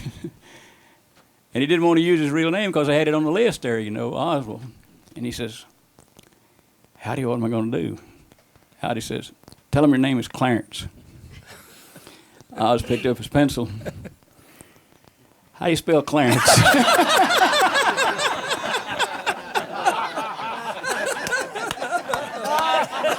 Is that the truth? Have you ever heard it? Guy gave me a whiskey and said, go on through. I can say anybody says Clarence. You know who's been quiet today? I think the only person in this room that hadn't spoken or sung is Jack Green. Are you mad at the rest of us or what? I'm really enjoying taking all this in. He's writing a book. I've got me some road stories now. You've always had some road stories. Yeah. Well, these are stories I can tell on the road now about all y'all. I'm learning a lot today. That's great. Sing us one. We got a great song here that Grandpa recorded the song, and wrote it. He wrote it. Yeah, sung it many times on the Opry. And the first time I ever saw Grandpa, I was in the Army, and I was stationed in Colorado, and I got the chance to go to Fort Belvoir, Virginia, to go to the engineer school. And while I was in Fort Belvoir, Virginia, I got a chance to go to a Saturday night shindig somewhere around Washington, D.C. And that's where I saw Grandpa Jones for the first time. And I was really impressed with him then. And of course, he lives in Goodlettsville, where everything's good, where I live. And he's been a neighbor of mine for years and a wonderful guy. And I ask everybody to join in with us because everybody knows this song. You've heard him sing it 100 times.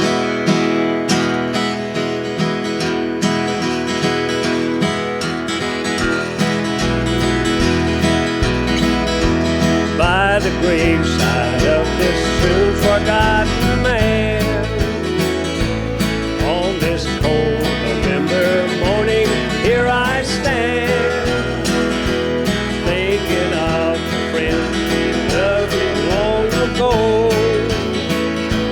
This old story through the years has oft been told.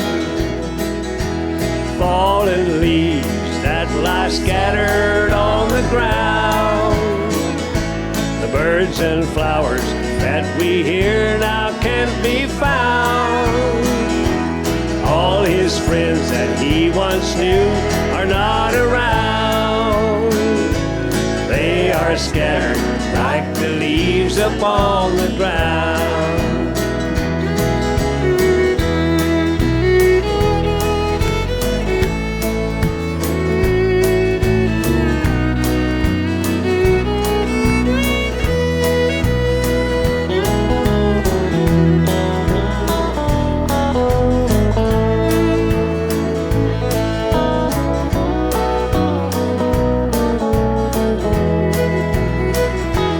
Some folks drift along through life and never thrill to the feeling that a soon can until it's too late when they are ready to lie down there beneath the leaves that scattered on the ground. Lord, let my eyes see every need of every man. Make me stop and always lend a helping hand. And when I'm laid beneath a little grassy mound, there'll be more friends around than leaves upon the ground.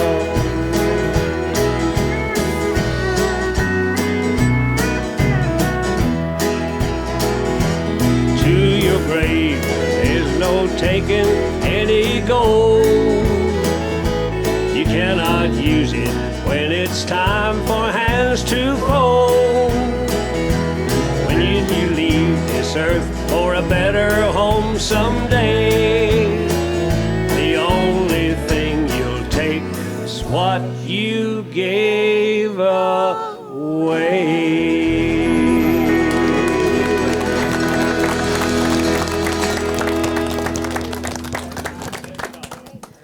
Bill, this sounds like a flagrant plug for your book, but you know that your book, whatever the title of it is, it's about 2 inches long. What's the title of that storybook of yours? Hope you're living as high on the hog as the pig you turned out to be. Yeah. It's got a lot of these stories in it. Tell us your favorite story from that book, would you please? Oh, I didn't ask you to do this. Well, but I will get some of the royalties, right on? Well, no, we're talking about Grandpa, and you know what has struck me today? Every time Grandpa's name has come up, Jack just said he lives in Goodlettsville, not he lived in Good. We talk about him in the present tense, just like he's here with us. And I know Bill Carlisle probably feels his loss is deeper than anybody. Is the story true about the day that you were going to meet Grandpa not long before he passed away at the Cracker Barrel, and Grandpa was late? I called him and asked him if he wanted somebody to go with him to have dinner, and George Riddle and I, George was going to take me over to the Cracker Barrel, and Grandpa, that's where he always likes to go. And I said, Grandpa, come by the house, and we'll all go together from my house. And I said, no, you call me when you get ready to leave. And he called me. He said, I'll be over in a little bit. And so I sat there and waited over an hour. And he didn't show up. And I told George, I said, he might be at the Cracker Barrel. And we went over there, and he was mad. That's his feet. Yeah, he was, boy, just sitting there, looked like a bull, you know. And I said, Grandpa, something come up, and I had to, my wife, I had to run and get something for her, you know. She can't drive or anything. And I talked real pitiful about my wife, and he come around there, and everything was all right. But he told me he'd meet me at my house. And 3 or 4 times I said, now, you come over and you can ride with us. And I'll tell you something else about him. Can I?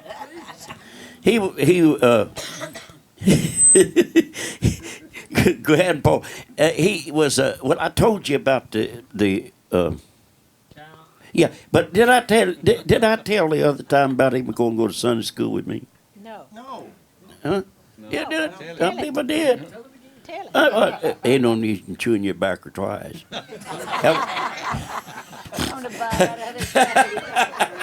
I tell you, I'll think about it maybe next time we do the film next year. I can come up with it. Okay. I'll tell you what I want to do. Do you know Liz? Taylor? Yeah. Well, me and Liz was on our first date. We was sitting at this red light having to wait. This old boy walked up with a big possum grin. He just opened my car door and crawled right in. I know, what kind of deal is this? You know, the thing that was getting me the most was the way this old boy seemed to feel his oats. Man, he was really getting under my skin, sitting over at that big stupid grin. And I thought, boy, what kind of deal is it? I knew it wasn't right, boy. I knew it wasn't right. You know, what could I say? I just thought I'd let it go along that way. Pretty soon, I seen I was out on a limb, because I couldn't kiss her without kissing him. And, man, I thought, now, wait a minute, what kind of deal is it? And I stopped the car, and I said, look here, Liz, you better tell me who this guy is. She said, I don't know him. I thought he was your friend. I said, well, if you don't know him, what's he doing here then?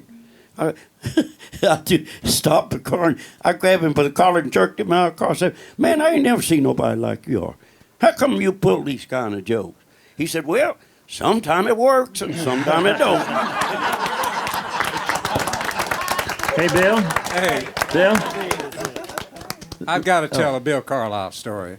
Well, and this won't take but a second, but he and I were going up through Kentucky to go to a date one time, and he said, we're going right by Churchill Downs, and they're having a race today, so I want to show you how to make some money. So we went in and we bet on the first race and lost. We bet on the second race and lost. Third and fourth race we lost. And the fifth and sixth we did the same. I went through $125 so fast it'd make your head swim. I tried to teach you how to not gamble anymore. And it worked, Bill. It worked. Hey, Bill. Yeah. We were talking about Grandpa getting angry and mad. It reminds me of a story. where we did, Hee Haw did a benefit in the municipal auditorium. And I laid out a schedule, and everyone was assigned how many songs they're going to do and what time I thought they would be on. And if you've ever been to the municipal auditorium, it's like they have no dressing rooms. And it's like being in jail back there. It's real cold. And watch out. Once somebody starts passing a bottle around, you just never get anything done. Well, as the story goes, Pa was scheduled to be on at 10 o'clock. Well, some of the gang got up there, and, of course, they weren't feeling any pain. I got up there. Instead of doing one song, they did 3 songs. And Pa kept saying to me, well, what time am I going to go on? I said, well, Pa, I think right now about 10:15. And 10 minutes later, he said, what time am I going to go on? And I said, well, it'll be 11 o'clock. We finally got him on at midnight. He went on and did a couple of songs. He went back into the dressing room, and I could tell he was mad. So I followed him back to the dressing room, and he took his banjo, and he slammed it into the banjo case, and he looked at me, and he said, the nicest thing about doing a benefit is you don't have to sit around and wait for the check.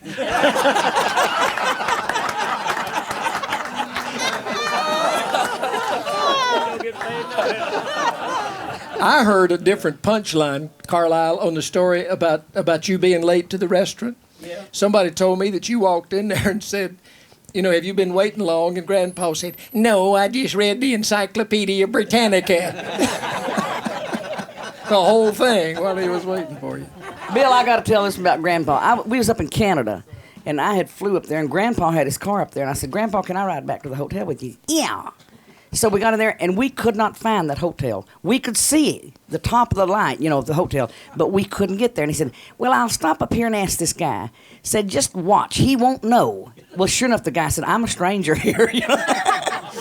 So anyway, he asked the guy said, no, I don't know anything. And Grandpa said, that's what I thought, Otto Kruger von Hoffenstein.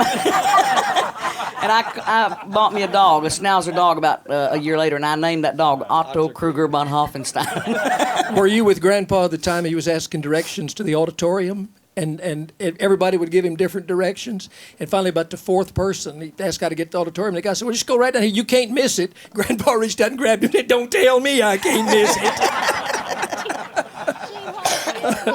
Bill, I have one story that I wanted to tell about Grandpa. Probably everybody in this room has heard it, but it's very special to me because it's very early in my career. It was right after Don't Touch Me hit, and Grandpa and I were doing some show, I don't remember what, and we were sharing a makeup mirror.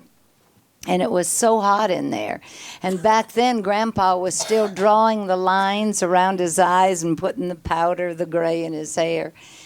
And the more makeup we'd put on, the hotter it got. And so we'd blot it off. And finally, I turned to Grandpa and I said, is this a bunch of crap, Pa? And he said, yes, it is. But he said, as time goes on, my job's going to get a lot easier. And he just left it hanging there. So during the years since, when I've been trying to put that erase those lines, I thought of him often. One other thing, too, when I had a car wreck in '77 and had the broken jaw and wired together. And by the way, Joe Allison probably knows part of this story. Just because I couldn't talk, which is a difficult time for me to go through, I want you to know. Yeah. I had a magic slate, you know, so that I could write a question to people. And it was always crazy because people would take my magic slate and write their answer, and I'd snatch it back so I can hear. You know? But anyway, we went out, my ex and I went out on the lake just to get away from the phones and all of this, and ran into Merle Travis and Grandpa Jones, and they'd been fishing. And they'd caught some fish, and they were up on the bank, had them a fire, and they were fixing to fry their fish, and they invited us to join them. And when they saw the magic slate, they took my magic slate. I'd give anything if this was on a tablet, because one would write something and draw a cartoon, hand it to the other, and they'd laugh, and then they'd whip it off, you know, and draw another one back. I guess Merle was a great cartoonist, and I think Grandpa did pretty good, too, the way they laughed. They didn't always let me see him. I don't know why that was. Yeah, Merle was a world-class cartoonist. He was wonderful. I got one more grandpa story. We was up in Illinois, and our bus, Grandpa parked, and we put our bus right up behind his car. Well, that's back when white Levi's were in. And so some guy come to pick his wife up that had been working there. Well, in the meantime, we had moved our bus, and this guy backed his car in where it was back to Grandpa's. So he was waiting for his wife to come out, or his girlfriend, and Grandpa was putting his banjo and everything in his trunk. And this guy was sitting there gunning his motor, and Grandpa was standing right there where the exhaust was hitting him. Every time he had gunned that motor, that black smoke would come out there and just get all over them white Levi's. Grandpa kept looking, and after about 5 minutes, he walked up there and he picked on the guy's window. The guy rolled the window down, and Grandpa goes, "Dun, dun, dun, dun, dun, dun." Do you remember? I fell out the bus door. Grandpa's story. At the Grand Ole Opry each year for the past 28, 29 years, we have our annual duck hunt that we go on. We went this time, and Grandpa was rooming with me. And he only got to hunt one day, and he had to get up the next morning at 4 o'clock and drive back to Nashville to take Ramona to some social that he didn't want to go to. And he was mad all the day before. And he didn't want to wake me up. He got up, and he's had one little crack in the bathroom door with the light on in there. Didn't want to wake me up. Well, I was awake when he got up.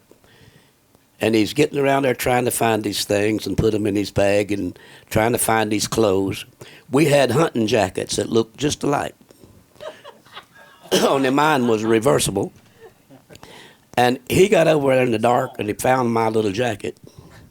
And he put it on. And the sleeves came way up here. And he's looking at that, and he's looking at it, and he's going like this. And he reached down to zip it up, and he got a hold of that double zipper tab, and his didn't have that. He looked at that, and he looked at it, and he held it up, and he said, "Now, I got you wasn't on there yesterday."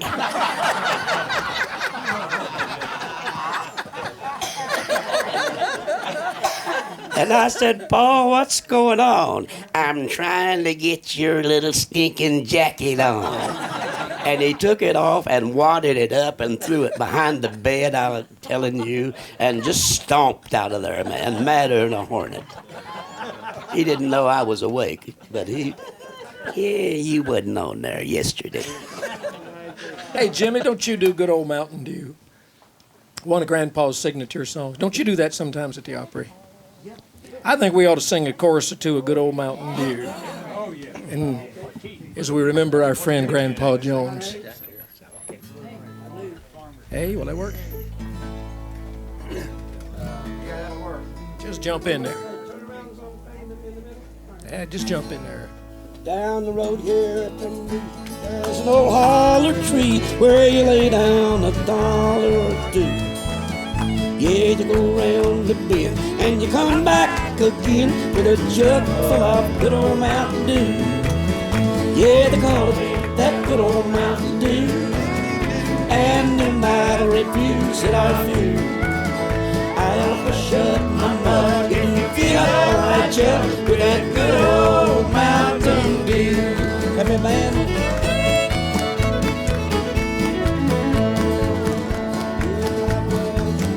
Got a still on the hill where he runs off a gallon or two. And the buzzards in the sky get so drunk they can't fly from smelling that good old Mountain Dew. Yeah, they call it that good old Mountain Dew. And no matter if you sit or free, I'll hush up my mug if you fill up my jug with that good old Mountain Dew.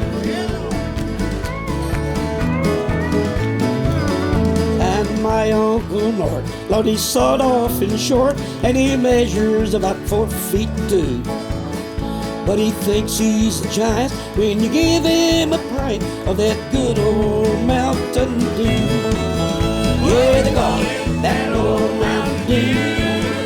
And no matter if you shall feel,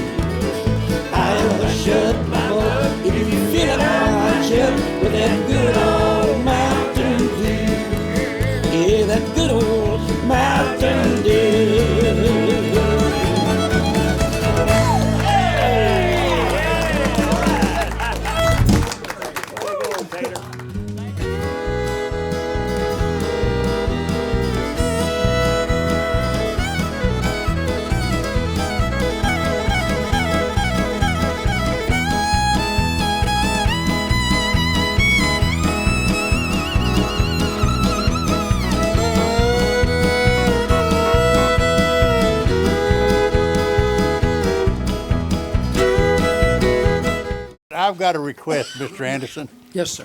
I don't think we can leave here today without me getting my fix. I want to hear Jimmy Dickens sing a country ballad. Oh, yeah. There's nobody sings a country ballad any better than little Jimmy Dickens. I'll guarantee you that.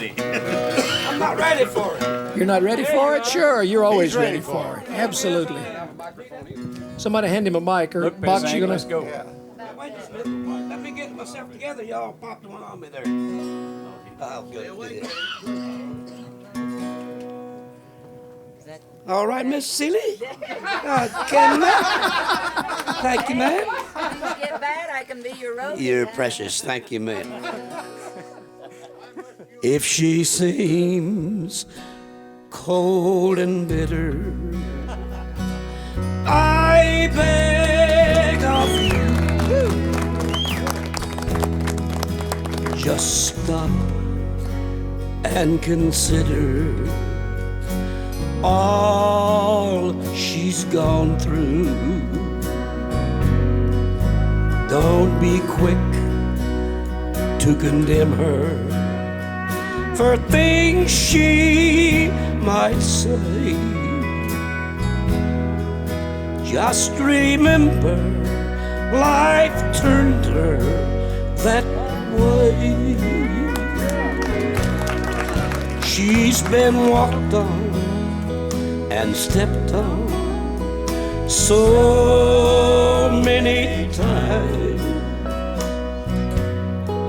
I hate to admit it, but that last footprint's mine.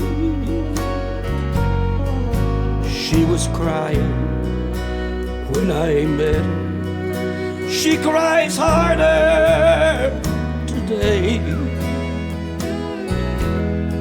So don't blame her, life turned her that way.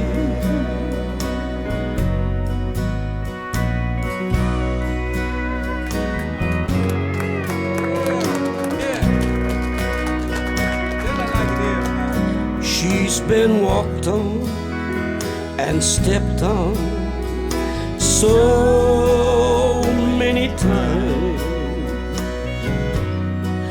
I hate to admit it, but that last footprint's mine. She was crying when I met her. She cries harder today. So don't blame her, life turned her that way. No, don't blame her, life turned her that way.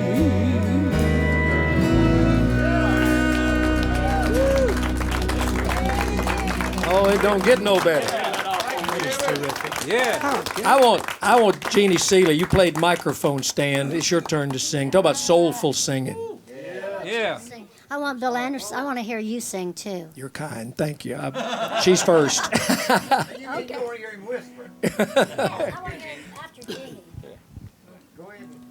Put some soul on us, Seely.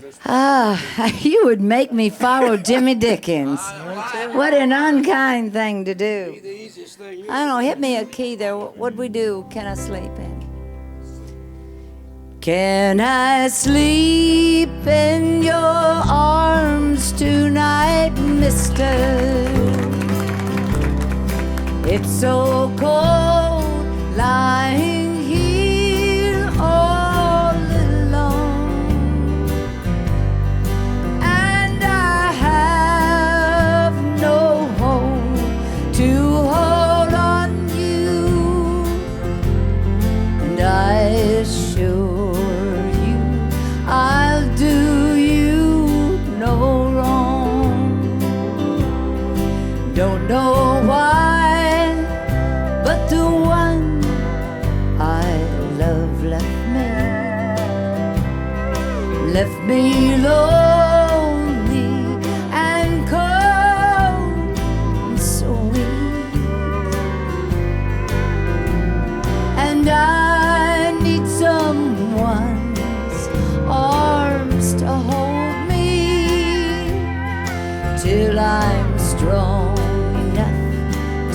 get back on my feet. Can I sleep in your arms tonight, mister? It's so cold lying here all alone, and I have no home to hold on you. I assure you I'll do you no wrong. Can I sleep in your arms tonight,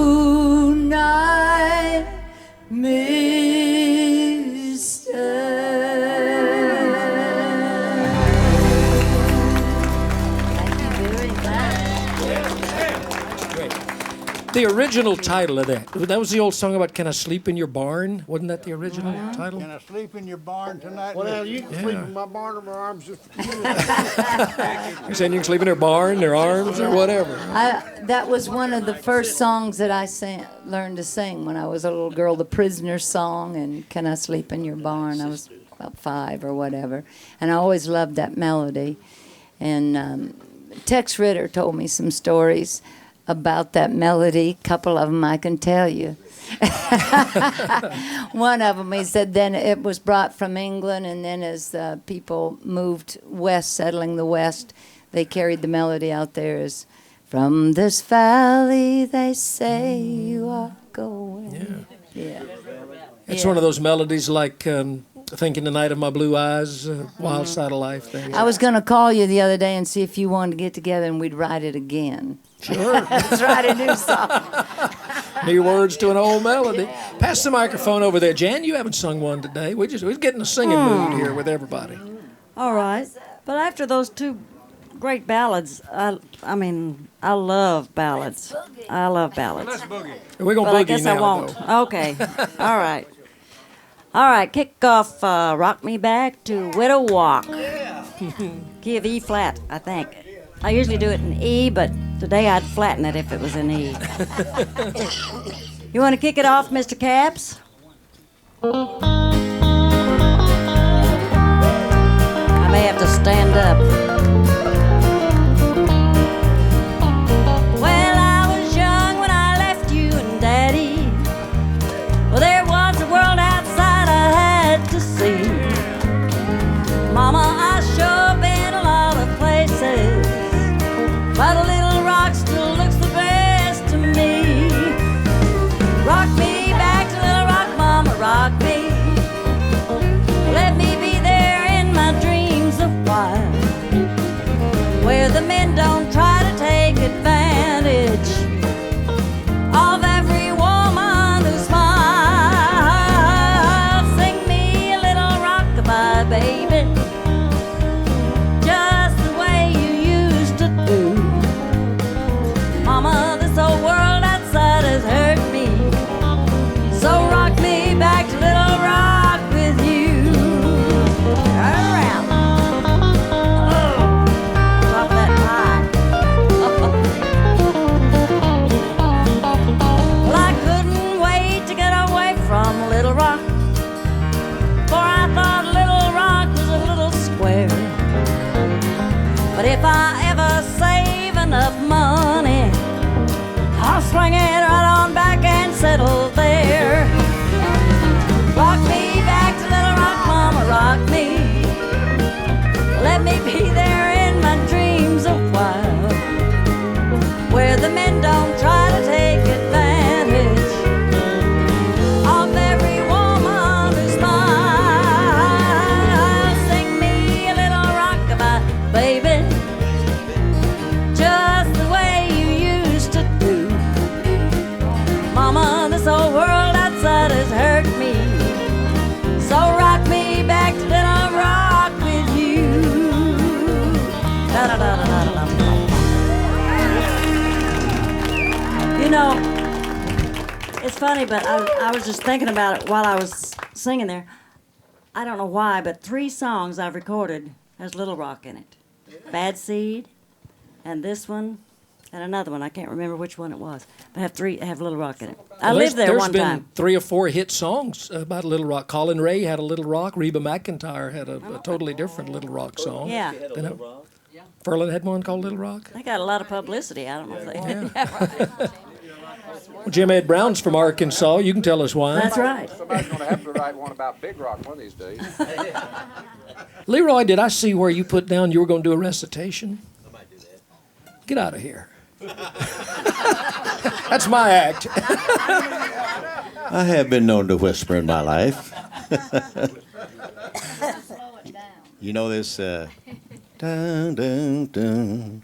Go ahead, do that, and I'll catch up with you.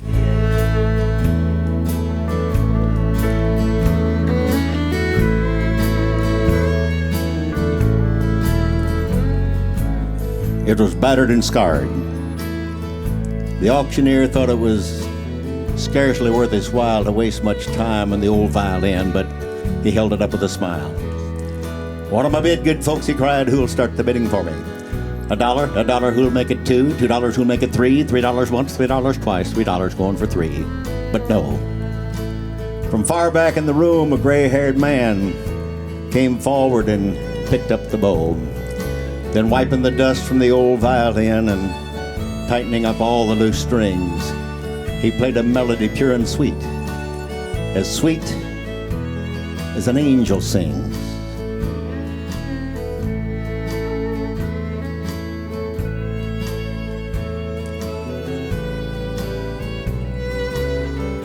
As the music played, the auctioneer with a voice that was quiet and low said, "Now, want 'em a bid for the old violin?" Then he held it up with a bow. $1,000, who'll make it 2, 2,000, who'll make it 3, 3,000 once, 3,000 twice. Going, going, said he. Well, the people all cheered, but some of them cried, "We don't understand. What changed its worth?" The man smiled and replied, "The touch of the master's hand." You know, many a man with life out of tune, battered, torn with sin, is auctioned cheap to a thoughtless crowd, much like the old violin.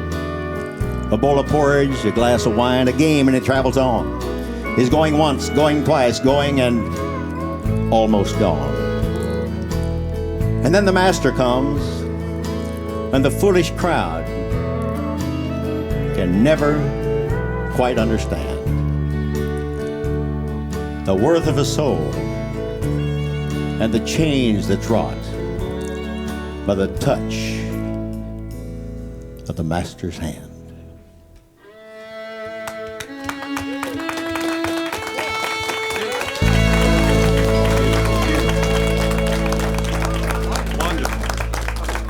That's beautiful. We should thank Glenn Duncan on the violin or the fiddle over there for a great job, too. Hey, Bill, that's a sermon in itself, isn't it? It is. Yeah, that's beautiful, Leroy. It really is. Yeah, that's an old poem. That's it's in a lot of poetry books. A lot of people have recorded that. Tex Ritter used to do that song. Yeah. Ralph recorded it. Yeah, he did. I Red Foley recorded had it, a too. wonderful version of it. We haven't talked about Red Foley today. You worked with him at the Ozark Jubilee. Leroy worked with him. Bobby Lord worked with him. What'd you learn from Red Foley? Red Foley was one of the great performers of our time, and I learned probably more from Red Foley than anybody else about stage presence and about how to entertain people. He looked clumsy at times, and he stammered a little bit at times, but when he was on the stage, he was in total command of the audience and of what was going on. He never lost his grip on the people out there, and that's a real talent, as we all know. He was one of the people who got across the footlights, you know, and he was at his best when he sang his hymns. But Bobby, you know, sometimes he could really get the crowd going with songs like Chattanooga Shoeshine Boy, Tennessee Saturday Night, and they'd be standing up on their feet, just rocking back and forth, and then he'd have them sit down the next song, and he'd have them in tears. Right. And that was, and as Bobby was saying, I suppose I learned more from Red Foley than anybody ever worked for. And he would come to me at times and tell me what I was doing. But he did it in such a tender way that I learned from him. Instead of being taken aback by what he said, I learned from how he was teaching me. The other to be a thing he showman. taught us was to be very frugal, because he was probably the cheapest man I've ever. Hey, Bobby, he was one No, of- wait! I have to tell you a story. Now, I this got is one after that. we were sitting. He was sitting having breakfast now in a restaurant, and we were going on the road. I had already had breakfast at home because I didn't have any money. And Red was having breakfast down at this little diner, and Grady Martin and the boys were out there getting the cars all packed and everything. I came in, sat down, and Red said, have a cup of coffee with me. So I had a cup of coffee with him. We sat and we talked about what we were going to do and how we were going to travel today and one thing and another. And I said, Red, I better go out and get my stuff in the car. And he said, hold on a second, you didn't pay for your coffee. At that time, coffee was 5 cents. True story. Bill, I want to tell a story about Red that I've never told in public before. I thought about whether I should tell this or not, but I think it's all right. Way back in the early days, I wrote and produced the shows that admitted the people into the Country Music Hall of Fame. And I wrote the inscriptions on about 3/4 of the plaques that are in the Country Music Hall of Fame. At that time, there were only about 3 people on earth who knew who the inductee was going to be that year. And the guy that made up the plaque that would have to go in there, one of the members of the board and me, because I had to write the introductions and the shows. I'll never forget the year that Red Foley went into the Hall of Fame. He was in very bad shape. He was very, very sick and was in a hospital out in Madison. And I went out to see him, and my heart was broken because he would sit there and say, Joe, nobody remembers me anymore. They don't know who I am, and the whole business has forgotten me. And he was really in bad shape. So I went to Joe Walker, and I said, I want you to do me a favor. I want to break the code of silence one time. And I want to tell Owen Bradley that Red is going into the Hall of Fame this coming weekend, because I want Owen to go out there and get him a tuxedo and get him all straightened up and have him there. I think it'll do him a world of good when he finds out that he's been voted into the Hall of Fame. So they had a quick emergency meeting of the executive committee, and they allowed me to go to Owen. And he went out and got Red and took him to his house. And the night of the thing, he had on a new tuxedo. He felt great. Excuse me. And I was pleased to have done that. Thank you. Red Foley was one of the very few people in the history of country music that had #1 records, not only in the country field, but the pop field and the gospel field. And if I'm not mistaken, he had all 3 at the same time. I'm not sure exactly when that was, but somebody told me that. There were 3 great things about the Ozark Jubilee. One, to most of us who were there, it came early in most of our careers, and it was very important to have that network exposure. Number 2, everybody that spent much time on the Ozark Jubilee had to learn to do it right the first time. It didn't go to tape and rewind if you made a mistake. If you made a mistake, it went out over the network that way. So we had to learn to do it right the first time. And the third thing was the thing that Bobby mentioned. It was a great training ground to watch one of the greatest vocal stylists of all time, Mr. Red Foley. And I might add, now Bobby's too modest to mention this, but Bobby was just a kid when it came to the Ozark Jubilee. He had his own TV show in Florida, and he was picked by Red to come up and work with him, and Bobby was the second in command on that show. When Red had to be gone, Bobby was the man that took that show over, and he really did a great job. I also worked at the Jubilee with Foley. He asked me to sing with him one night. He recorded with Kitty Wells. One by one we broke each vow we made. I said, Daddy Red, I can't sing in that key. Oh, yeah, sweetheart, you can do it. I said, I can't sing as high as Kitty Wells. He insisted I sang that song with him. And I got through it, but right at the end, my voice broke, and I was so embarrassed. I just put my head on his shoulder, and he patted me, and he said, don't worry about it, sweetheart. It just lets them know that you're human. And I never forgot that. Joe, I think Will one of the somebody most- tell a Faron Young story so I can get my sense of humor back? No, I want to add a P.S. to this story about Red going in the Hall of Fame because I was there that night.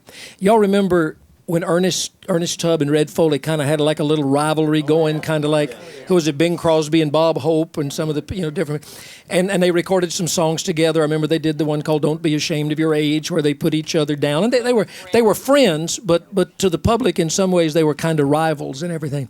One of the most touching scenes that I've ever seen in my life was the night that they called Red Foley's name as the newest member of the Hall of Fame. The first person out of his seat was Ernest Tubb. And Ernest went over to him, and he put a bear hug on him, and he said, "Welcome." And it was a beautiful, beautiful sight. That's When great. I started, sorry. I worked one of the last shows with Red at Fort Polk, Louisiana, and that was after my son had been down there. Jimmy, it was early in '68, earlier in '68, and I watched from the side. Of course, I'd already gone on and done my little bit and hoped I'd please the audience in some way. But all these soldiers had just come in off a big bivouac and everything, sitting out there in that field as far as you could see. I mean, just hundreds of them. And it was hot, and it was out in the open and everything. But I stood at the side of the stage, and I saw him go on stage and sit down on a stool with just his guitar. And those soldiers, I mean, that had, were yelling and everything, having a good time. They were so quiet. I had never seen anyone hold the audience in literally the palm of his hand. You could have literally heard a pin drop, not a whisper. May I tell you something about that? About that? Red told me, I asked him one time whenever he was doing his hymns, I said, "Your hymns are the best part of what you do, in my opinion. I love to hear you sing hymns." Just told him that as a side note and as a fan whenever I was working with him. And he said, "Well, let me tell you a little secret about that." He said, "Every hymn I sing anywhere, on any show, on any television show, I sit there and I think of my mama and papa sitting on the couch in our living room, and I'm sitting in the chair across the room from them, and I sing those songs to them." He said, "That's why you hear in my voice what you hear." He said, "I'm singing to Mama and Papa."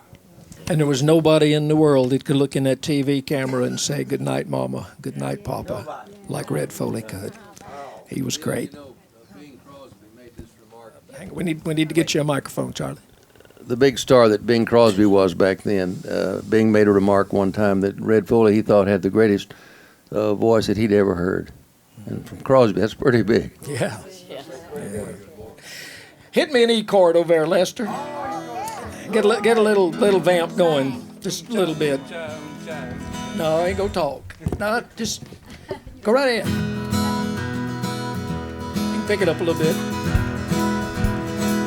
This is for you, Box. There's a whole lot of people looking down their noses at me, 'cause I didn't come from a wealthy family, and that's the truth. There was 10 of us living in a 2-room shack on the banks of the river by the railroad track, and we kept chickens in a pen in the back, and everybody said we was poor folks. My daddy was a farmer, but all he ever raised was us. He dug a 40-foot well and hit 36 gallons of dust. The Salvation Army gave us clothes to wear. A man from the county came to cut our hair. We lived next door to a millionaire, but we wasn't nothing except poor folks. We was poor folks living in a rich folks world. We sure was a hungry bunch. If the wolf had ever come to our front door, he'd have had brought a picnic lunch. But we had something in our house money can't buy. Kept us warm in the winter and cool in the sun was high. Or whenever we didn't have food enough and the howling winds would get pretty rough, we patched the cracks and we set the table with love. 'Cause that's what you do when you're poor folks, and we wasn't nothing but poor folks. My mama and my daddy was poor folks. My brother and my sister was poor folks. My dog and my cat was poor folks. And even Boxcar Willie was poor folks.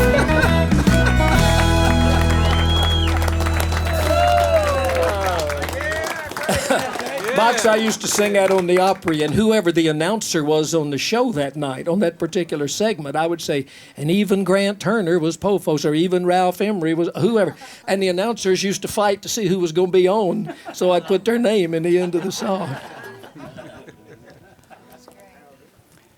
Well, that's a great song. One of my favorites. Well, you're kind. I just did it because of the fun you was having with me a while ago. My dog and my cat. I'll start practicing that first.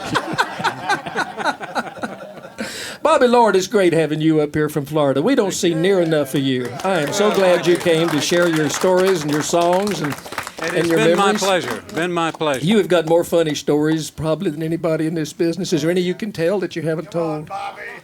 We all love Bobby Lord's I must great tell stories. a story. I have to tell a story. I was hoping he'd be here today, but he's not. He's going to be here a little later, I guess. But a story on Johnny Russell. Johnny is a great friend of mine, and back when I was recording, I was just before doing a recording session, and Johnny called me and said, "Hey, can I pitch you a couple of songs?" So he brought 3 songs over, and he played the tape, and I listened to them very carefully, of course. But I said at the end of the listening to them, Johnny, I just can't really see me doing any of these songs. He reached over and he got the tape, pulled it off the machine, said, "Well, I guess you're as big as you ever want to be."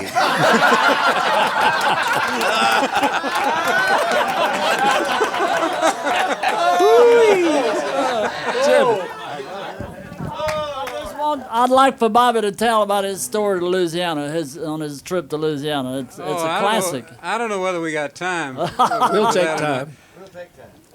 I thought that maybe somebody today would. We talked a little bit about a song that I recorded, but well, let me do the Louisiana thing. I guess I'll do that. You're talking about first. You were talking about the other version of Alligator Man, but go ahead and tell that story. No, I can't do Alligator Man today. I forgot the words, but I went to a place called Cameron, Louisiana. And a fellow was supposed to meet me at a crossroads there at a certain place, and I said that I would meet him there. I met him there, and we had the station wagon and the band trailer and the whole band, and we were going to play a dance that night at 9 o'clock and a show in the afternoon. So I got out of the car and I walked over to this guy and I said, "Are you Pierre, or whoever his name was?" And he said, "Yes." The second thing he told me was that he had never been whipped. I should have known right then to get in the car and go back to Nashville. But foolish me, I did not, and we set up and we did the show in the afternoon. That night, we came in at 9 o'clock. Well, we were set up at 9 o'clock, ready to go, and people started coming into the dance. There were, the place was full. But everybody who came in was already drunk. They came in drunk. And there was one guy that said, after every song, said, "Play something pretty. Play rock and roll." And then another guy over here says, "I'm drifting into deep water." After every song, they did this. And then I got up and I started to do my little bit, and I was going to do 40 minutes and let the band do 20 and 40 and 20 all night, you know. Well, when I got there to do the 20 minutes, this every time I'd sing a song, this guy would say, "Play something pretty, play rock and roll. I'm drifting into deep water." Well, every third song, I would be halfway through the song, and a guy would jump up in the back and say, "We auction a cake!" And so he would auction this cake. I stopped right in the middle of everything, you know, and I got a little peeved at this, but I said, you know, it's only one night in my life. You know, I can give it up. So I started out singing one of my current records and wanting to finish it. And from the back of the room came the bishop of the parish and a drunk barber. The bishop came in, and he was the first one. He stepped on my foot, took the microphone away from me, and sung Jolie Blonde for 5 minutes. But you had a request for it and didn't know it. I left the stage then. I said, I'm just getting out of here. And so the woman behind the bar, who was the woman I was looking, or who had booked the show, says, "Come here." So I walk over, and she said, "I want to tell you this right now, hillbilly. We're not paying you to get drunk. We're paying you to sing."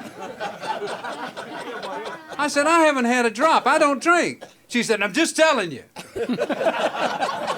And I said, "Well, I'm not going to get..." She said, "Don't tell me that." She said, "Jimmy Newman was here 3 months ago. He never left the stage."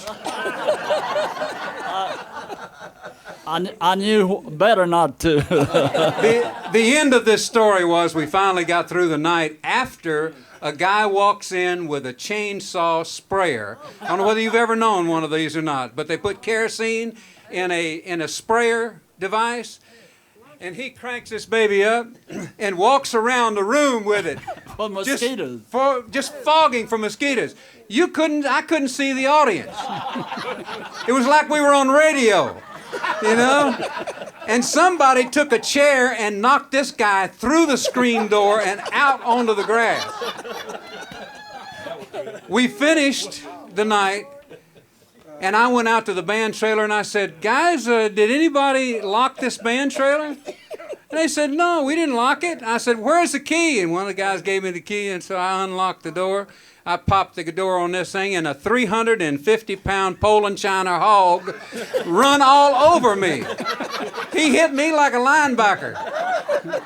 Put his feet on my chest. And that was my end of the end of the story in Cameron, Louisiana, except that we had a motel rented for that night, and I left town and went back to the next date. I said, "No more Cameron for me." I've enjoyed all these Cajuns I can stand. Did you get paid? Yeah, we all want to know if you got paid. Under duress. They said I wasn't as good as Jimmy Newman. Did you sing Pie Peachy Pie Pie? No, sir, I didn't dare. Well, we all have songs that we're too embarrassed to sing. I'll never do it again. What you gonna say, Sam? I just want to ask Bobby, was when you turned Russell's songs down, was that before or after Pie Peachy Pie Pie? That was after. I was paranoid. I thought all the songwriters were out to get me. Y'all remember the great George Morgan classic called "Put All Your Love in a Cookie Jar"? Or Roy Drusky's "Three Blind Mice." Yeah. What is yours? Hold this a second. Let me see if I can Oh, sing. this is confession time, folks. It's been 100 years since it's... He big matador, him so brave, to fight the bulls is all he craves. Matter but matador say, "Me no ladies man." Who wrote that? Who wrote that? I'm going to tell you. What's yours, Dickens? All right. We've all got one. What's yours, Tater? I don't drive a Trans Am like old Bill Anderson does. I ain't city-fied like he is, and I don't wish that I was. But I built up a name for kissing girls, and they're all trying to find me. I can out-kiss Bill with one lip tied behind me.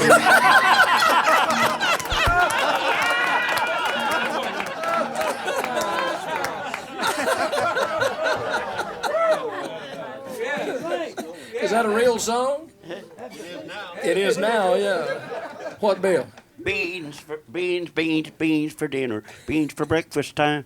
Baked beans, stew beans, fried bean, ball beans. Beans all the time. Never forget a lamb, pork chop ham. Strange as it seemed, but you bet your life that I get started eating beans.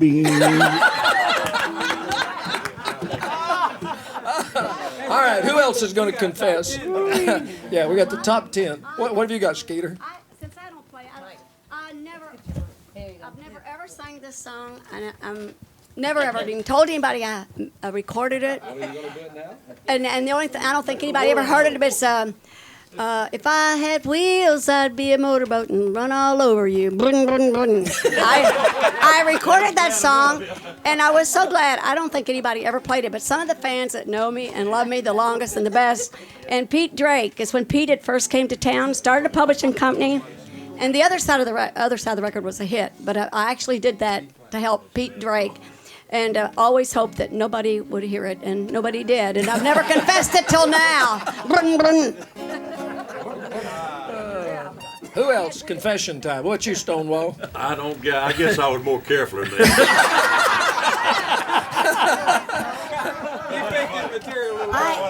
I wrote one, and I don't know if this is a stupid little song when I first started writing, cause I wanna do like the animals do like the animals do, hugging and a kissing they all love here in the zoo. I wanna do like the animals do.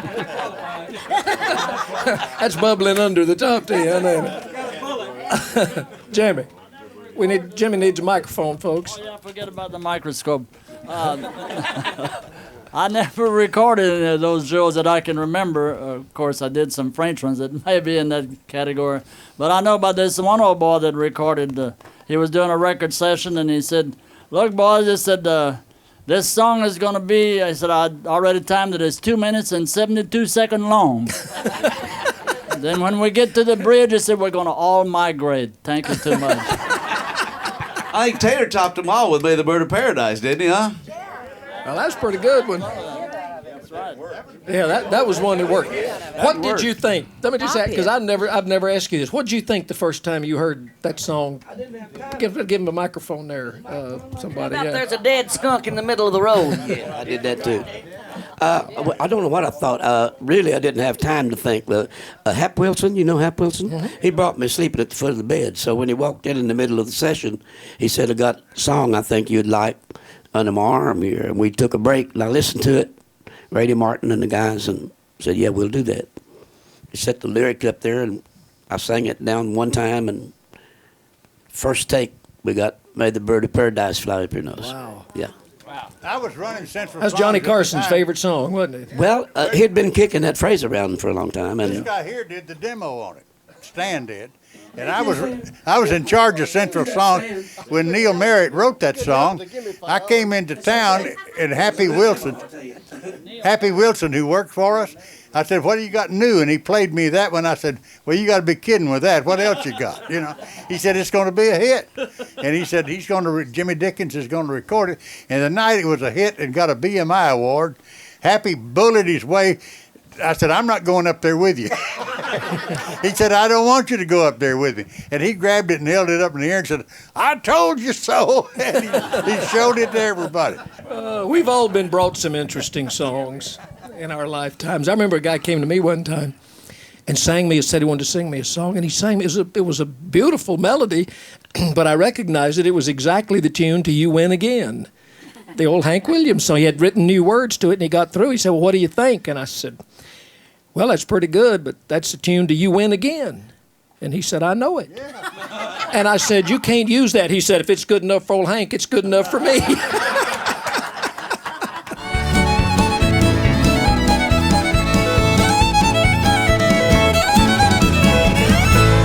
Johnny Russell joins us today, and we're glad to have you. We got on a little kick the last time about the worst songs that people have written and the worst songs that we've recorded. What's the worst one that you've ever come across? Well, now, if we're going to get into that, we're going to be here a while.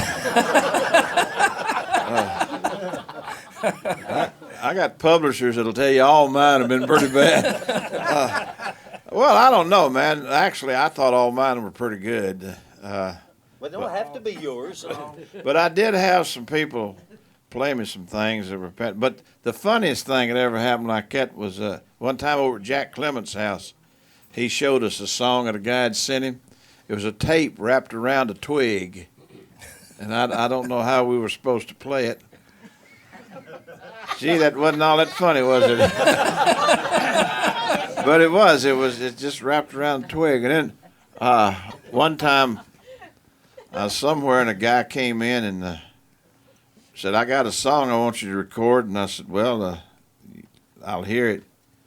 He said, no. I said, you ain't going to hear it. You're going to record it. If you hear it, you'll steal it. I said, well, how am I going to record it if I don't hear it? He said, well, you can hear it when you're recording it. And he wouldn't let me hear it. But he did finally tell me what the title of it was. You know, he said, My Blue Heaven was such a big song. He said, that I've written this one. And he did sing the first line. He said, when whippoorwills call and evening is night, baby was something other in my pink heaven. I said, well, you can't do that. He said, well, that ain't blue.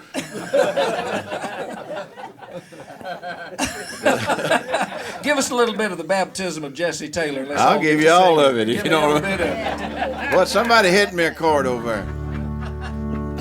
Well, they baptized Jesse Taylor in Cedar Creek last Sunday.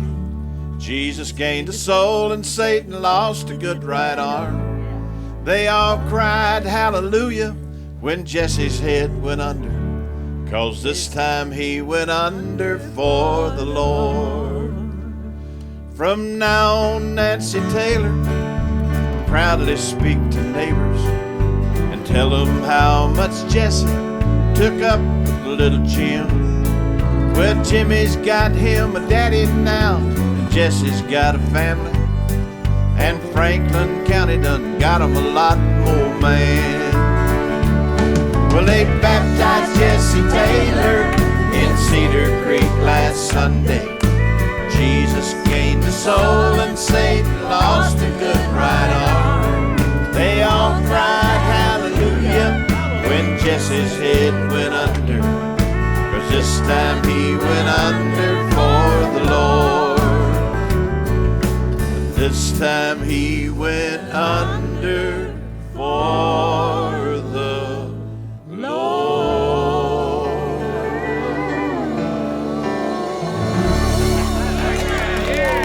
All that.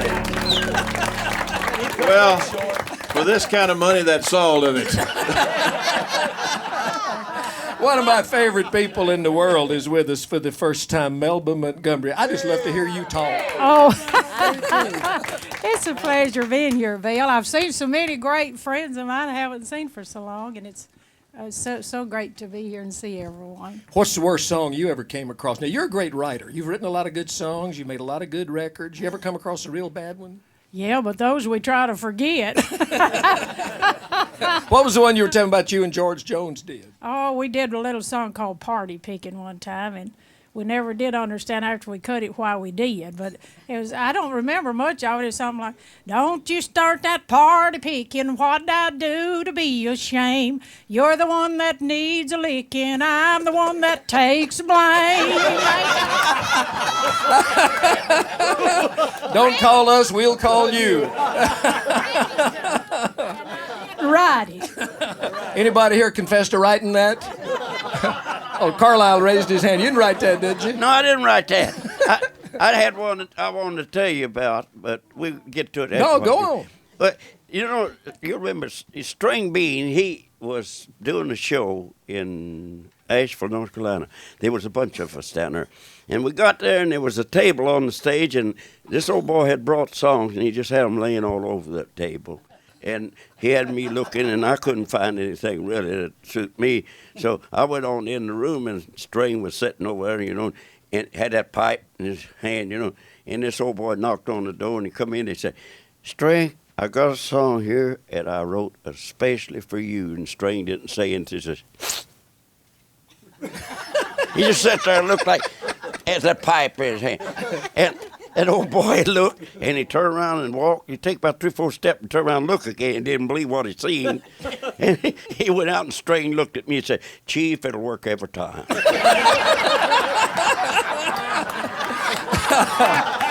If there's anybody in this room that's heard a lot of bad songs, it's probably Buddy Killen, who ran Tree Publishing Company for years. Somebody hand Buddy a mic. Buddy, what's the worst one they ever brought to you? Well, I can't remember the worst one. Johnny was telling a funny story a while ago about them sending around a twig. I actually received one time in an envelope, just a regular envelope, and there was a note in there, and it had all been taken off of the reel. And the guy said, "I can't afford a reel, so would you please listen to my tape, and I want you to send it back."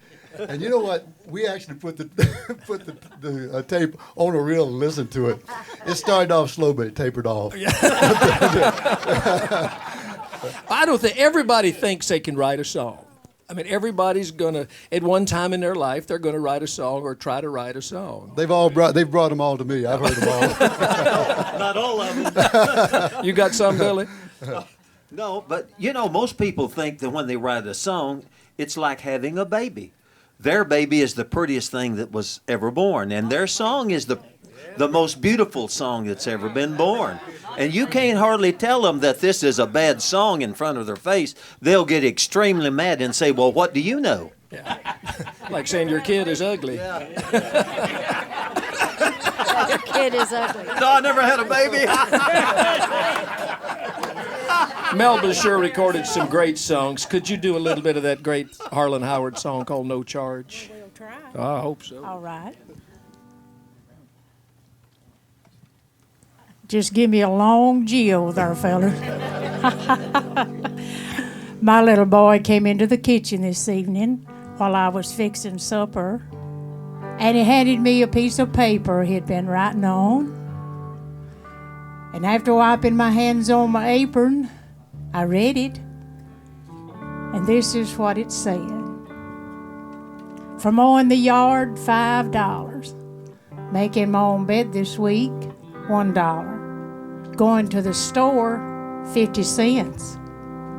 Watching little brother while you went shopping, 25 cents. For taking out the trash, $1. Getting a good report card, $5. Raking the leaves, $2. Total owed, $14.75.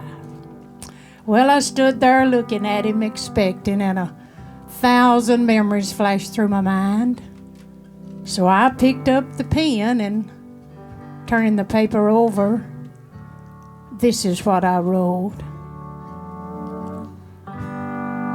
For the 9 months I carried you, growing inside me, no charge.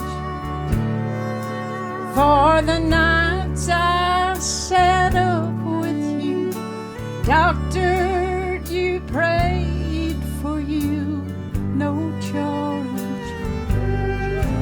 For the time and the tears and the cost through the years, there's no charge. When you add it all up, the full cost of my love is no charge. For the nights filled with dread and the worry ahead, no charge. For advice and the knowledge and the cost of your college, no charge. For the toys, food and clothes, and for wiping your nose, there's no charge, son. When you add it all up, the full cost of my love is no charge. Well, when he finished reading, he had great big old tears in his eyes. And he looked up at me and he said, Mama, I sure do love you. Then he took the pen and in great big old letters he wrote, paid in full. When you had it all up, the full cost of my love is no charge. Thank you.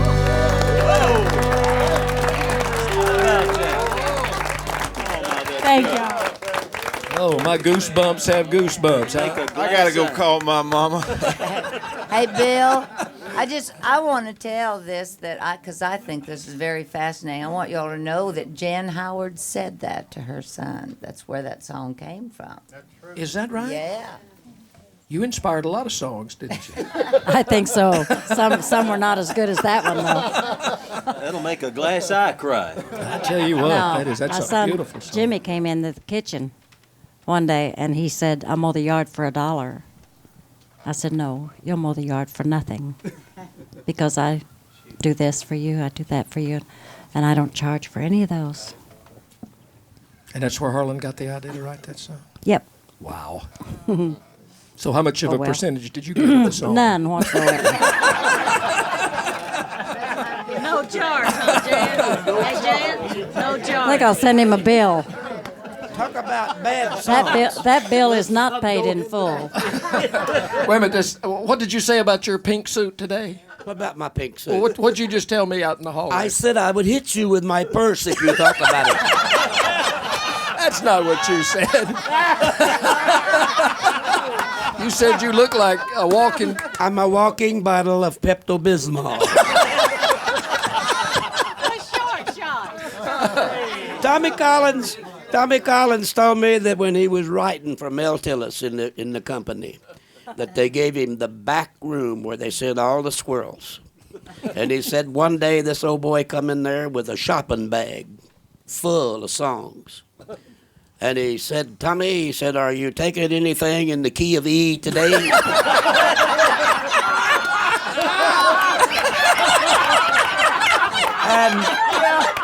and Tommy said, E was yesterday.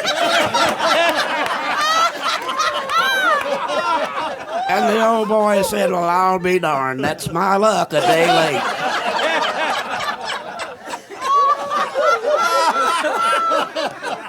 And the old boy said, I see you've got a guitar sitting over there.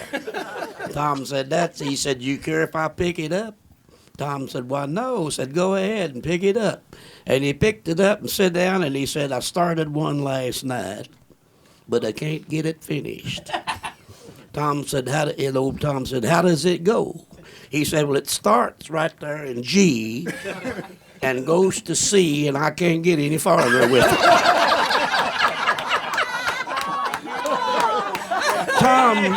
Tom said, try D. He said, well, damn, that will work.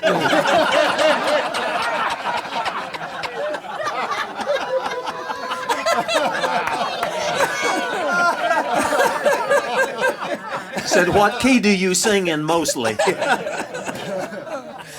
Jimmy Dean, you've been pretty quiet, which is unusual for you. Surely you've got some experiences with some crazy songs. Not only is he one of the funniest people I ever know, but maybe my favorite ballad singer in the world.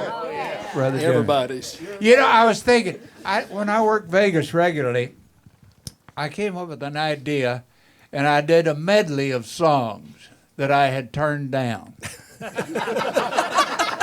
I did, and people loved it because everybody said, hell, he's dumb as I am.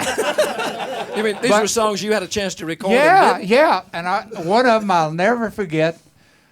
Tillis was up to my room, and he played a bunch of his songs, and none of them really hit me. And he said, well, it's all right, Chief. I got one more at the house.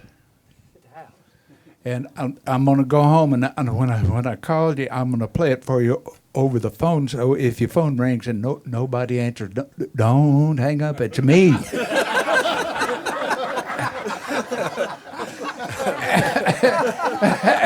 And he said, So he called me, and he played this song. And I said, well, Mel, I don't know. I said, to me, it's just another country song.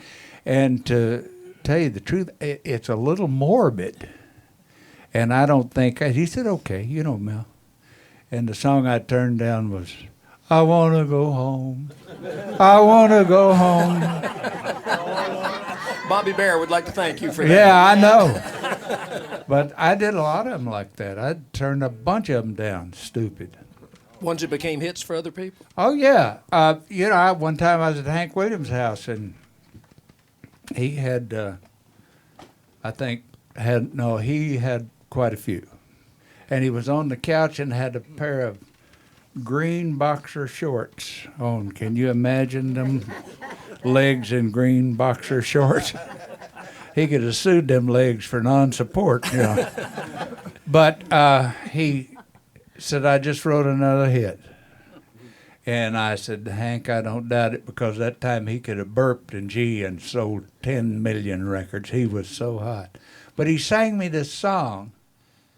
And I listened to it, and as I was leaving, I said, well, this is one time, you son of a gun, that you missed a boat. There ain't nobody can write a hit song about a cigar store Indian falling in love with a mannequin in an antique store.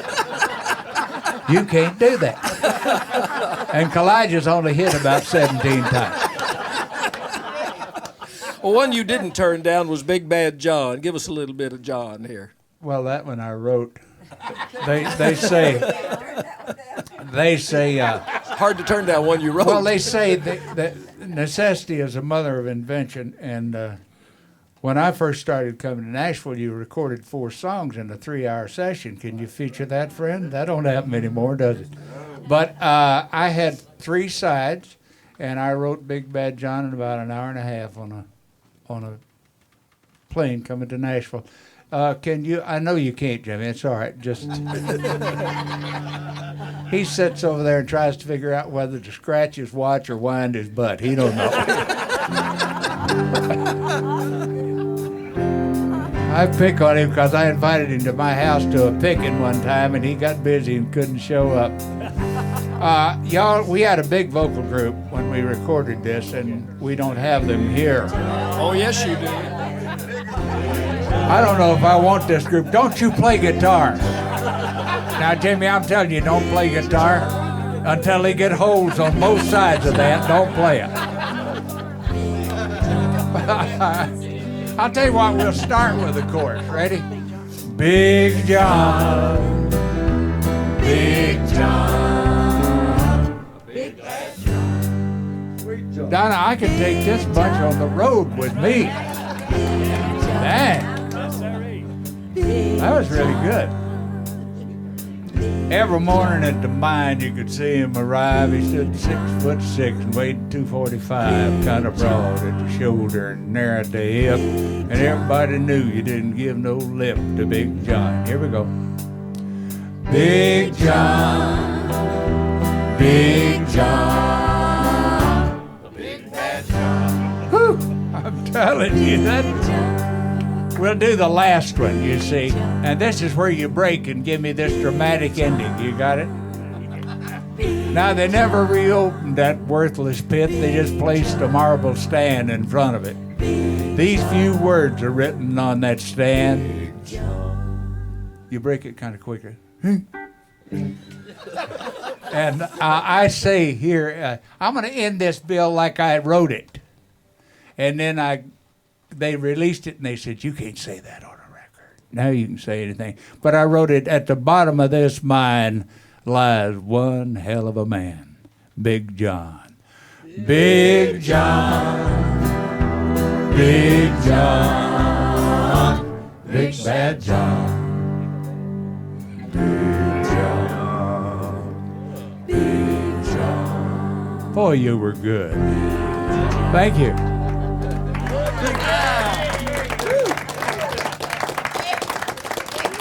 Big John Russell was singing, huh?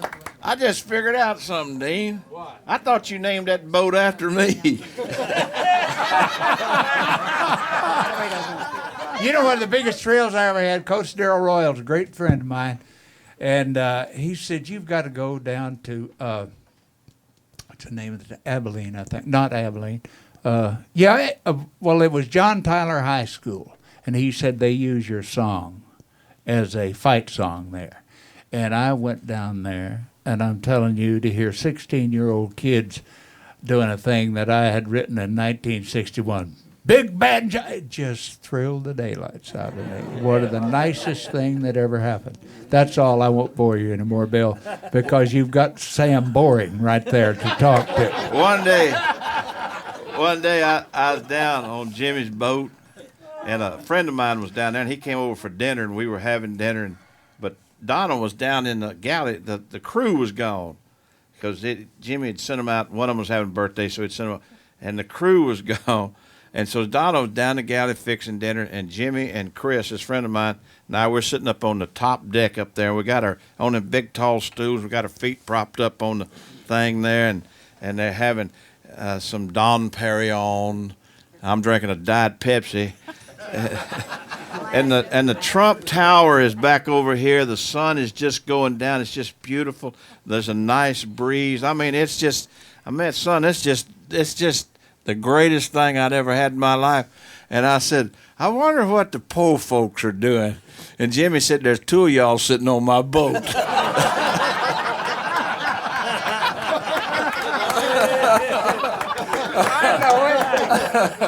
Jimmy Gately used to say that all the time. He'd say, what the poor folks are doing? Jimmy said they're playing rock and roll. Now, I don't know what possessed me to say that. I do. Meanness is what.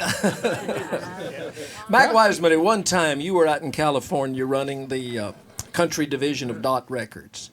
And I know in those days you must have gotten some wonderful songs sent in out there. Well, but I can't remember any one particular. I really had my thinking cap on since you brought this subject up, but Johnny Russell came in. I don't remember what you brought, though, John. Turn me down. I really can't think of... there were some bad ones, but I can't think of any particular one. Turn me down. I came in too, Mac. That made me a smart A&R man, didn't it? Hey, Mac, tell us about the guy going through customs. Oh. In Ireland. Oh, yes. I got some more I want to pitch you, Mac. I came in out there in California. I'd like to pitch you some of the new things I'm writing. I got one called I Just Don't Look Good Naked Anymore. And if you don't like that one, I got one called I Gave Her the Ring and She Gave Me the Finger. And one called I Just, Doggone It Girl, I Love You, Man.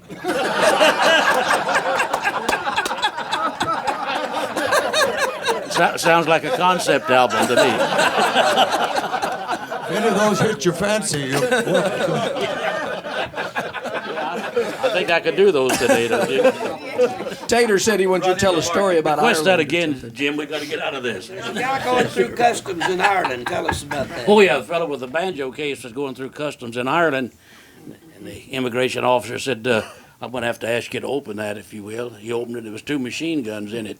Oh. The officer said, oh, that's okay. I thought for a minute you had a banjo.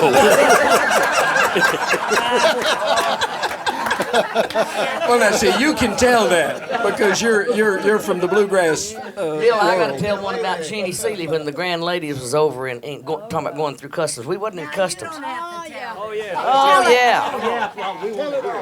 Well, we was at the Glasgow airport in Glasgow, Scotland. Seely had to go to the bathroom. Well, you had to go through this revolving door to go to the bathroom. Seely went to the bathroom and started to come back out. She got in that revolving door, and it wouldn't go the other way. And she got stuck. And all these bells started going off.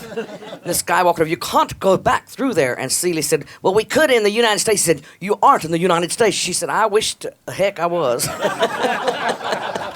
I got a picture of it. I wouldn't take $1 million for it. But the man, the security man, kept pointing up to this sign and remembering, he says, can't you read? Can't you read? Jeannie says, I can read. I just can't get out. It was all glass, you know, the doors were. But he kept saying to me, you've got it stuck. You know, and I'm saying, yes, sir, I understand that. I didn't mean to. Well, you've stuck it. And I said, I know, you know, and I'm real sorry about that. And he said, well, it is stuck. I said, would you unstuck the SOB? She threatened to kill me because of the It's pictures. not over yet. I'd like to know where's this woman's restroom that's surrounded by glass. I'd like to go there. It's really a big John.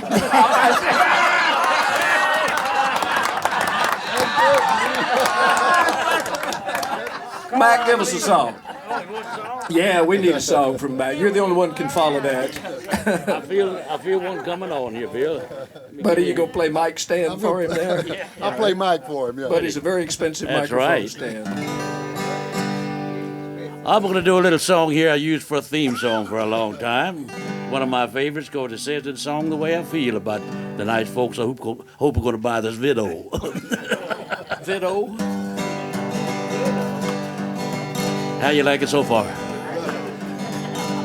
As I travel all this world just to suit my roving mind, and the messages I get from a dear one left behind, they were filled with sweetest words that so touched me when I heard, ne'er, oh, ne'er can I forget these awesome things that she'd say.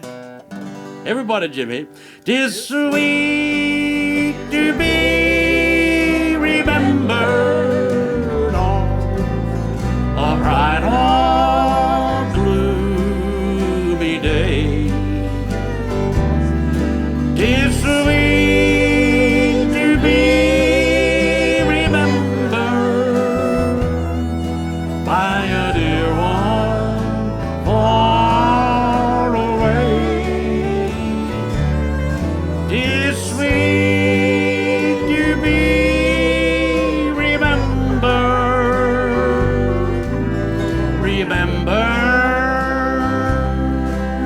remembered. 'Tis sweet to be remembered when you are far away.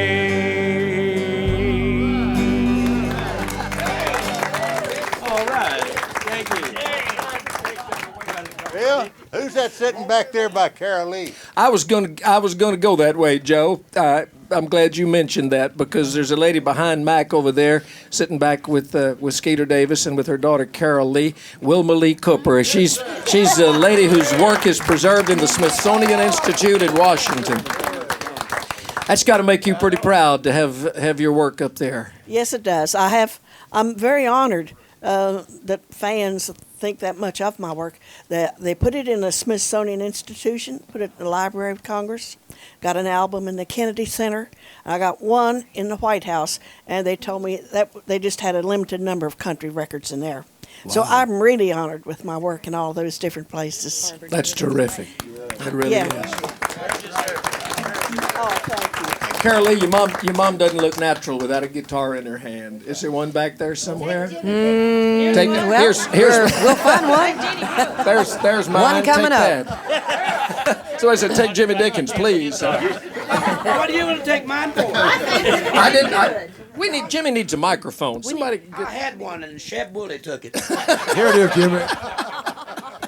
Listen, that band back there's depending on me, and here y'all are trying to take my guitar away.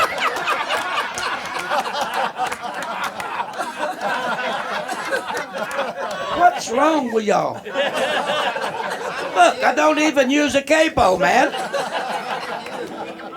That's the problem. What you mean the problem? They're perfectly happy with what I'm doing here. The band is. See, they're back there. They can't hear up here.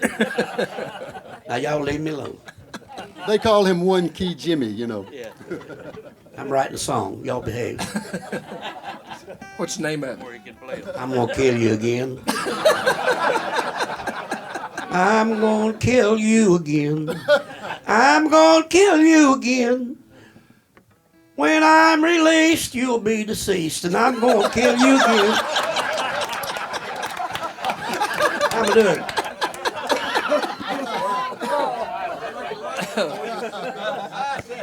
It's in the key. It's in the key of C.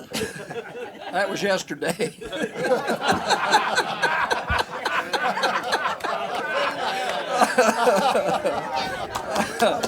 All right, we got Wilma Lee's got a guitar back there and a microphone. Yeah, got everything. All right, we got to hear something great out of you.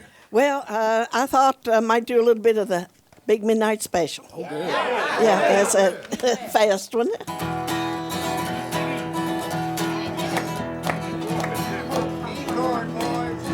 Big Midnight Special, shine your light on me. Big Midnight Special, shine your loving light on me. Woke up this morning, heard the whistle blow. The jailer said, come boy, it's time to go. Big Midnight Special, shine your light on me. Big Midnight Special, shine your ever-loving light on me. Well, I never had the blues so in my life before, till my baby left me at the station door. Big Midnight Special, shine your light on me. Big Midnight Special, shine your ever-loving light on me. I think Jimmy Dickens needs to do the turnaround. Well, he put him in the guards around his door. Said you're off to Atlanta to serve 10 to a score. Big Midnight Special, shine your light on me. Big Midnight Special, shine your ever-loving light on me. Took him off in Atlanta at the end of the line. Said you start serving time, boy, for your awful crime. Big Midnight Special, shine your light on me. Big Midnight Special, shine your ever-loving light on me.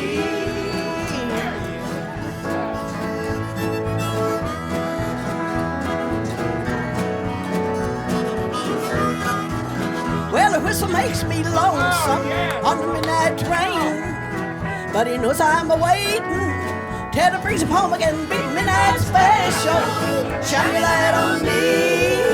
Big Midnight Special, shine your ever-loving light on me. Big Midnight Special, shine your ever-loving light on me. Big Midnight Special, shine your ever-loving light on me.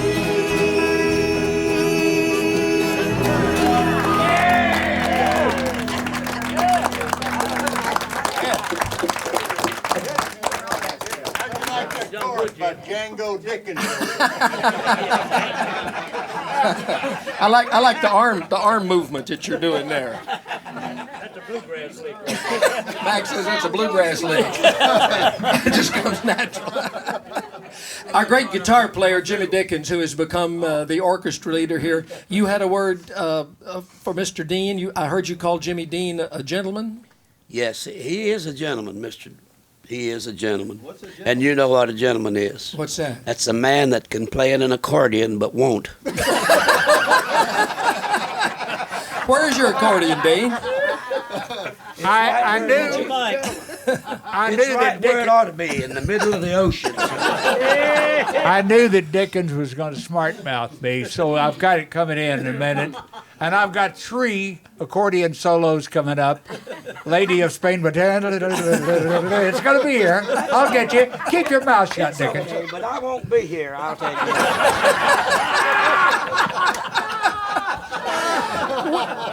I gotta make a change here. Melba, would you change seats with me? I sure will. Why are we doing this? Musical chairs. That's what? Well, we're doing this because I've always thought she is one of the prettiest women in the world, and watching all them clowns out there, I can't see her. Now I can see her better.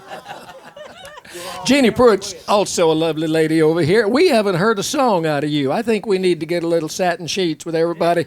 Jimmy picking and Contrary to can I popular pick? belief, I have written some songs over the years and recorded others, but this is still the one people want to hear. Miss Acuff said, always go with the one that brung you, darling. Well, this And one brung you. It sure Bet. did.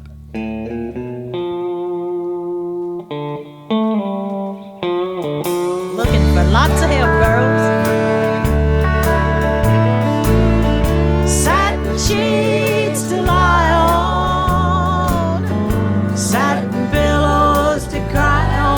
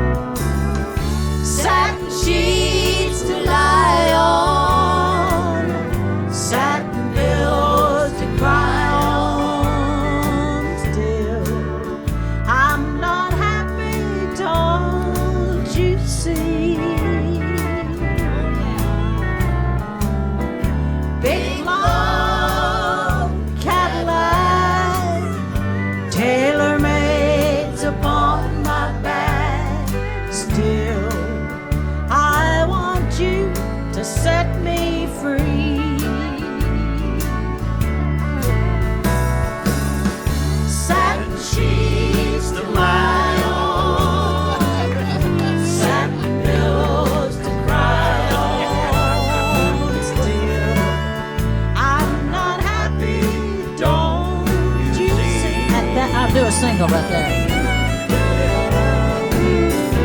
Big long Cadillacs, tailor-mades upon my back. Still, I want you to set me free.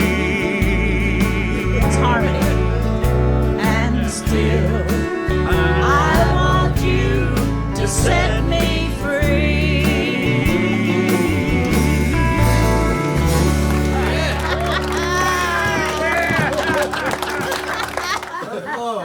My band and I got off the plane one time in New York City, coming back from Europe, and coming through the lobby, and way off over in the corner, I heard somebody say, "Jimmy Dickens is a midget and his feet don't match." Guess who? Jimmy D. He sells sausage.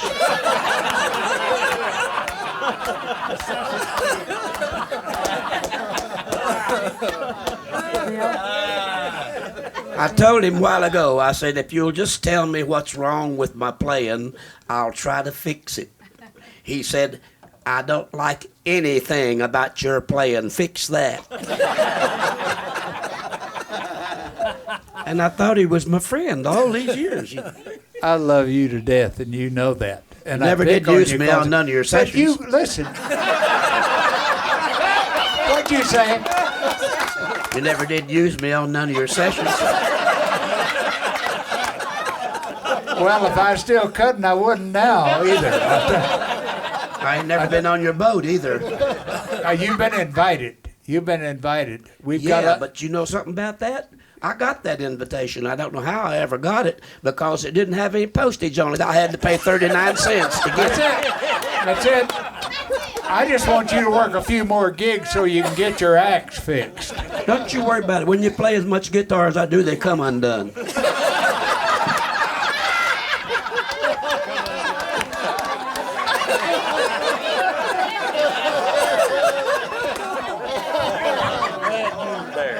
Boy, I'll tell you one thing. I learned a valuable lesson. Don't you ad-lib with Dickens. He'll cut you to ribbons, that little sucker. And I'll get you after this show. I imagine back when you were doing your television show in New York, you probably had most of the people in this room come up as guests on your show. A lot of them. Was Jimmy ever on your show? Oh, yeah. Yeah. Yeah, and yeah, you. I don't know my name, but I was on it. He forgot your name on the show? Oh, just now. Oh. I just forgot it now. He's under pressure Come now. out here and tell them who you are.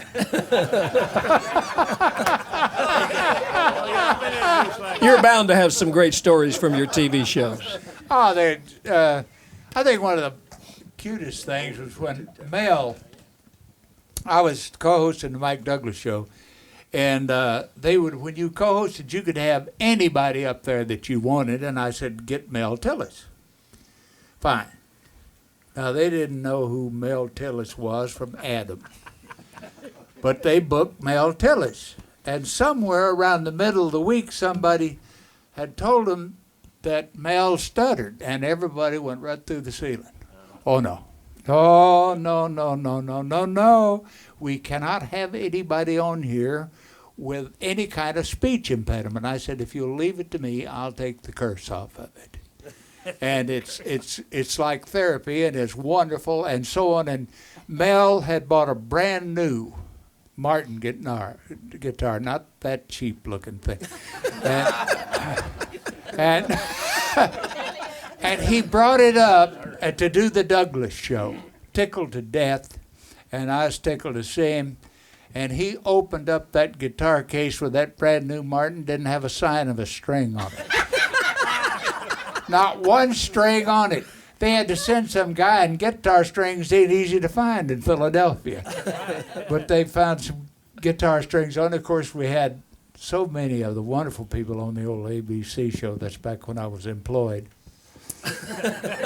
Weren't you the first person that ever worked on nationwide television with Jim Henson? Yeah, Ralph the dog, right? We started. I found Henson and the Muppets when I was working in Washingtonville with the old show in the early morning, And they were doing a Wilkins coffee commercial, and I loved them.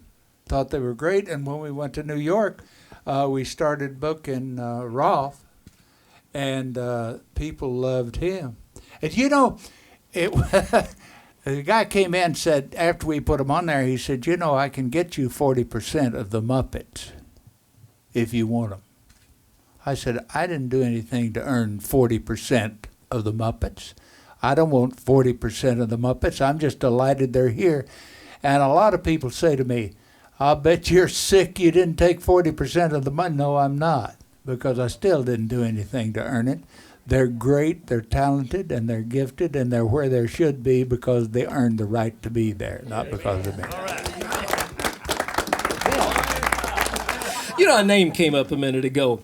He was not really necessarily a country picker and singer, but he had the same kind of soul that everybody's got in this room, and that's the name of Carl Perkins. And we lost Carl recently. Billy, you said you had a funny story about Carl Perkins. I've got a funny story. Carl and I worked together when Blue Suede Shoes was out, and we were on this tour with Hank Snow back in about 1957, me and him and Marvin Rainwater and Glenn Reeves and Wanda Jackson. And we had played International Falls up in Minnesota, and we was on about a 20-day tour, and so the next night we were supposed to be in Minneapolis. And Marvin and Carl had gone out imbibing in the spirits that night and hadn't got any sleep, and they were all riding with me, and we were heading back down to Minneapolis, and so Carl was complaining about how much sleep he didn't get and how bad he felt. And Marvin said, well, if you'll let me hypnotize you, said, I'll make you have 8 hours sleep in 10 minutes. And old Carl said, well, yeah, I'll go for that. And so sure enough, old Marvin hypnotized Carl, and I could see Carl because sitting right behind me, and I was driving, and it's 20 below zero outside. It was in February, and so after he told him he'd have 8 hours sleep when he woke up, well, then he said, now, whenever you, I'll ask you for a cigarette. And said, you'll get extremely warm. In fact, you will get so warm you'll start perspiring. And you'll be as hot as you've ever been in your life, like you were in a jungle. And so he said, now, when I ask you for a match, he said, this will begin to go away and you'll return to normal. Well, he woke him up and was riding down the road about 20, 30 miles, and he asked him for a cigarette. And so then about 5 minutes, Carl Perkins started sweating like he had never sweated before. I mean, big beads of sweat start. And he rolls down that window, and it's 20 below zero outside. In about 5 minutes, our teeth were chattering, and he was still sweating, but we were freezing to death. So in a minute, he said, well, how about a match with that cigarette? So about 5 minutes later, I'm in, tell you what, he rolled that window back up. And so this happened 2 or 3 times on the way to Minneapolis. And he finally figured out that Marvin had done something to him. And Marvin told him what he had done. And so, you know, we had a big laugh. And just as Carl went on the stage that night, as they introduced him, Marvin came and said, how about a cigarette? And about 2 verses into Blue Suede Shoes, he starts just pouring sweating. And he looked over at Marvin. He said, you dirty. I got a good Carl Perkins story. Anybody that's been in his home or knows him that well might know this, but he shared this story with me. I think it was maybe 83, 84. And when he first told me this story, but he had was working in some clubs, and he said this guy had came in and was just really threatening to kill him, you know, and everything. And he was doing everything that he could, trying to do every song that he wanted and everything like that. And finally, he couldn't figure out what all the big problem was. And he told him that he was so jealous because his wife just loved him so much. And, of course, Carl didn't even know his wife or anything. But when Carl stepped out that night into the alley and his boys, his sons, were coming behind him, the guy jumped out in the shadows, and Carl had sang a gospel song and talked about the Lord a little bit. He had just started to do that a little bit on his performances. And he said he almost didn't do it that night because of performing in the club, but he decided to go ahead and do that.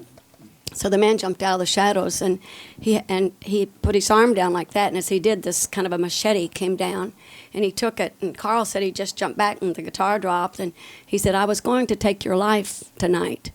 And he said, because I'm so jealous that the way my wife felt about you. But he said, but when you started talking about God, he said, I saw God beside you. And he said, I want you to have this. And so Carl has that machete in his museum.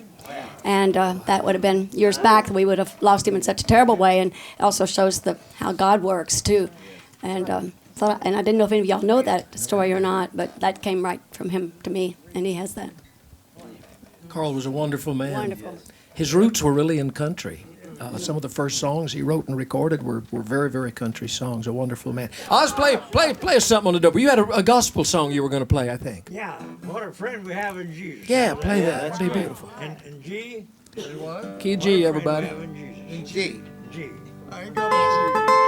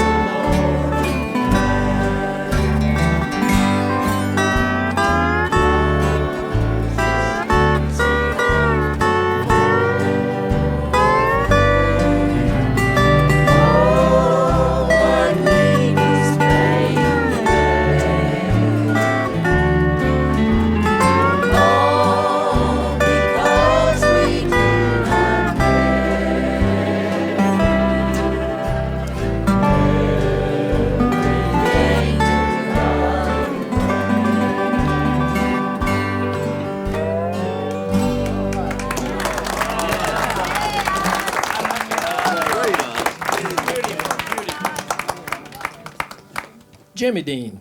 What? You're one of the best in the world at doing recitations. We're kind of in a little bit of a somber, serious mood. Do that beautiful song that you do about your cup overflowing. You know what? What people don't know about this show is they tape 27 of them every day. And,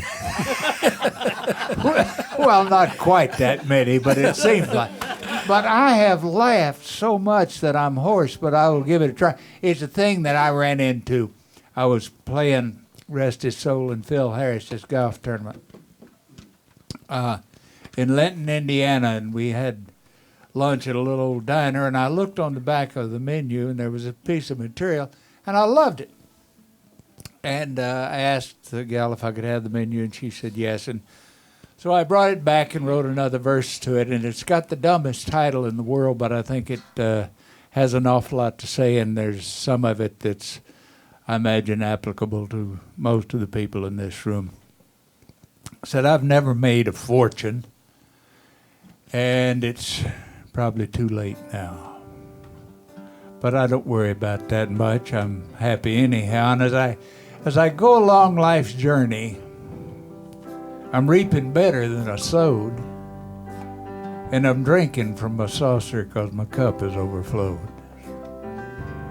Don't have a lot of riches, and Sometimes the going's tough, but I got 3 kids that love me. That makes me rich enough. Oh, I remember times when things went wrong and my faith got a little bit thin, but then all at once the dark clouds broke and that old sun peeked through again. So, Lord, help me not to gripe about the tough roads that I've hoed. I'm drinking from my saucer because my cup is overflowed. And if God gives me strength and courage when the way grows steep and rough, I'll not ask for other blessings. I'm already blessed enough, and may I never be too busy to help another bear his load. Then I'll keep drinking from my saucer, 'cause my cup is overflowed. Thank you, Bill. Oh, man.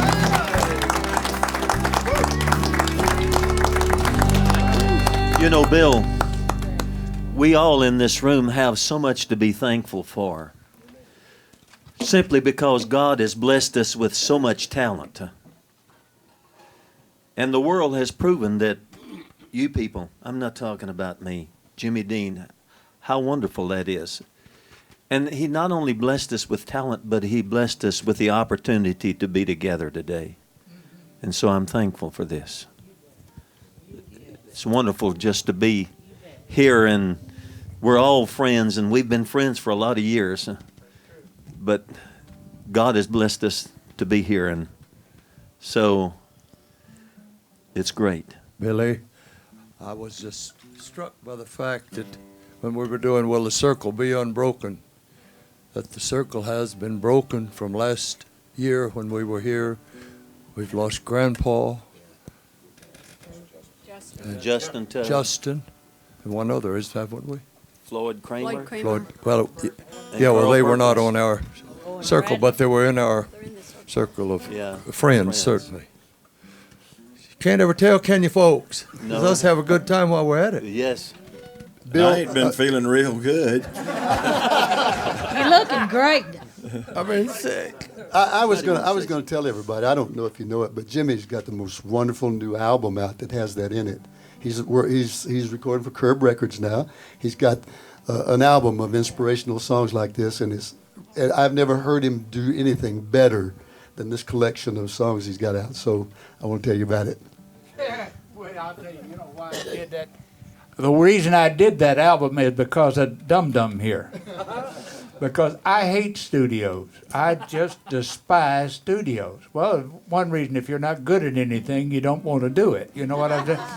So, Buddy and Carolyn come to the boat and visit with us all the time, and we used to have a couple of little swallows of Merlot, and I'd sit around and start doing some of these old recitations, and Buddy used to say, Jimmy, you got to record some of that. And that went on for 3 years until finally I said one day, all right, I'll do it. And so good, bad, or indifferent, it's your fault. I'm proud of it. I've seen you do recitations when you started crying. There are recitations that get to you very, very deeply. You wrote one of them. The one that the one is it the IOU? Is that the one that you did about your mom that is so great? You have a hard time doing that one without. I can't do that anymore. You can't do it anymore? Oh, he's the biggest wuss in the world. I mean, it took about 3 times as long to do the album because he wouldn't stop crying. He still cries at ball games, you know. Well, that's because he feels what he's doing. Yeah. Kind of. Shows he has a heart. Hey, y'all know one of the greatest ballad singers in the world is sitting right over there in the corner, our buddy Jack Green. Jack, what would we have to do to get you to sing for us? I'll just kick it off. That's all you have to do. Talk to Mr. Dickens. He's in charge of the band today. But it's in A, boys, and this is one that was called Name It After Me for a long time. And we retitled it and rearranged it, and now it's called Statue of a Fool. Boys, do it. Do it, ready? Oh, that's good.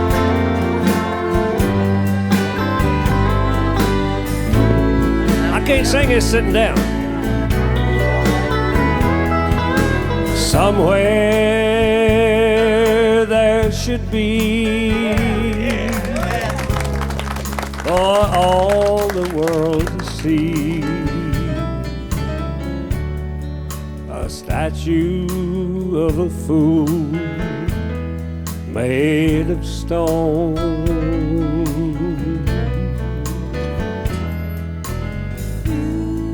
The image of a man who let love slip through his hand, and then just let him stand there all alone.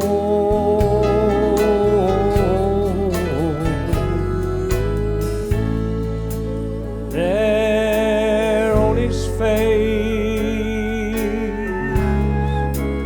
a gold tear should be placed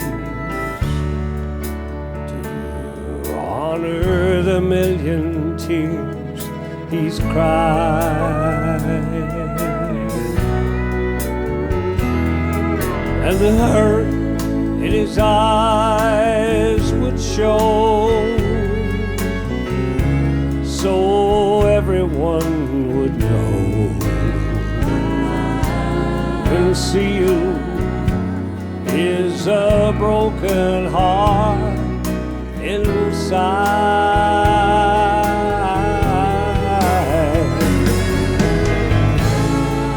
So build a statue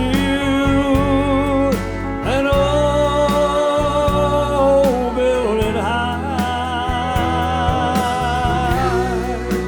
so that all can see.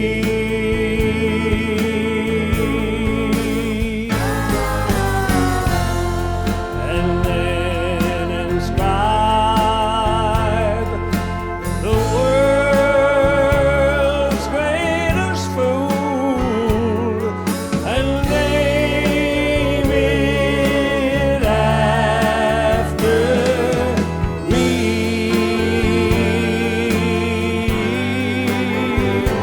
After me.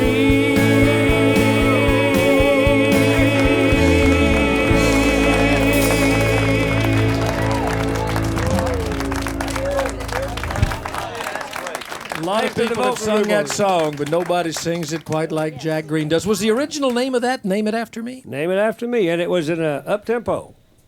Oh, really? Yeah. Somewhere there should be for all the world to see. I still got the demo. It's funny. I think you were smart to slow it down. Well, I carried it to the session. Every time we'd go to do a recording session, I'd take that song, and Owen Bradley didn't like the title, and he didn't like the arrangement. And we were hung on a session one time. We'd already tried 3 songs, and nothing was coming off. So he said, "What's that old song you've been trying to get me to record all these years?" I said, "I'll go get the tape." He said, "No, I don't want the tape. I want you to stand here and sing it for me." So I sang it, and he said, "Okay, take a break." And all the musicians left the studio, and about 15 minutes later, he said, "Okay, come on back in. This is the way it goes. Da da da da da." Wow. So he gave new life to it, and when we got it recorded, he said, "What do you want to call this thing?" I said, "Well, whatever you want to call it." He said, "How about Statue of a Fool?" I said, "That's good. Let's do that." So, I took it in there for many, many times, and he never did like it because it wasn't in the right tempo and it had the wrong title. We haven't talked much about Jim Reeves in the times that we've been together here. Buddy, you were one of Jim Reeves' very closest friends, weren't you? Yeah, I tell you what, even today, after all these years, rarely a day goes by that I don't think of him. He was such a close friend.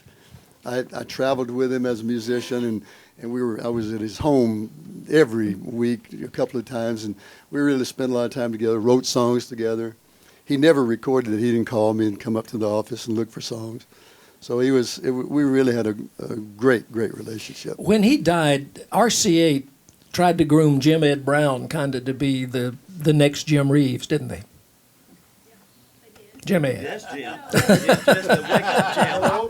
I didn't know he was. I didn't know who he was talking to. The door was open, but I told Chet. I said, Chet, there's only one Jim Reeves, because I felt that Jim did an awful lot to help me and the Browns and all, But I felt that he was perhaps one of the greatest stylists and one of the greatest voices that this country music business has ever known. And even listening to his songs today, which I do every once in a while, I'll go back, and that voice is still so great. You know, there was a lot of humility. There was a lot of, he knew how, his phrasing was just fantastic. He was a great talent. It's a shame that we have to lose some of them so early. He and the Hank Williams and some of the great ones. You know, Roger Miller, that we've just been talking about. But he was truly a great friend of mine. I like put you on the spot. I like every once in a while to in my shows, I like to go back and remember him because he was a good friend and he had some great songs. Do one of them. Well, if I can get a mic stand and let me borrow that. Can I borrow that stand right there? Somebody pass it over this way. Pass the udder over to my udder brother. If you don't mind, there's a little medley of some songs that if I can get this thing adjusted about halfway right, and a pick, please. There's a little medley every once in a while that I do of his. 1956.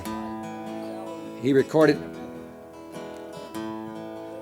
Is he going to continue to fall on me? 1956, he recorded a song that was the first million seller that he ever had.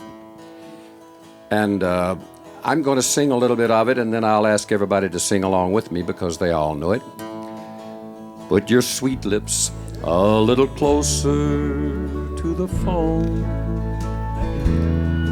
Let's pretend that we're together all alone. I'll tell the man to turn the jukebox way down low. And you can tell your friend there with you, you'll have to go. Well, that wasn't the one he recorded in 56. That was in 58, I guess it was. The writer's right over there. He can tell you when it was. Yeah. When was it, Joe? I was wondering if Joe was going to stand up and say anything, but he didn't do it. In 59. But this is the first song. Out where the bright lights are glowing, you're drawn like a moth to a flame. You laugh while the wine's overflowing, while I sit and whisper your name. Now everybody sing with me, will you? 4 walls to hear me, 4 walls to see,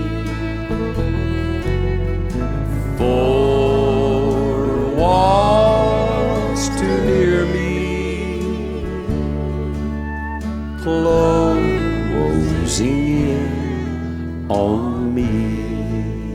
If I may indulge you for a minute or two longer, Jim loved to sing, and I'm a little hoarse, so you'll have to look through that hoarseness, but he always liked to come in off the road and take the Blue Boys into the little studio out there close to where he lived. Tommy Hill was an engineer there, and he would go in and he would sing all night long, put songs down on tape. And I remember one morning he had invited Maxine and I out to his house for breakfast. And as per usual, he was always late. But we were sitting there and Mary had breakfast all ready and had called him 3 or 4 times. And finally he came in and he had a little white box in his hand. And he handed it to Mary and said, "Mary, here's another one of those insurance policies." And that was some of the songs that he had demoed. Of course, he had a publishing company, as everybody here knows, and he was always doing songs for that. But here's one of those songs that was in one of those little white boxes that came out a little bit later. I'm calling to tell you it's over Yes, darling, you're now free to go. You're saying you're sorry you hurt me, but you've hurt me much more than you know. You're asking me where the skull comes from. Oh, I hope that you won't enter here. If your new romance turns out a failure, then here's where to find me, my dear. I'm just on the blue side of Lonesome, right next to the Heartbreak Hotel, in a tavern that's known as Three Teardrops, on a bar stool not doing so well.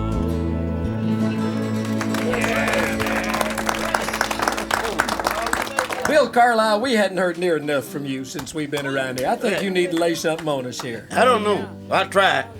I sat here till I got hoarse. When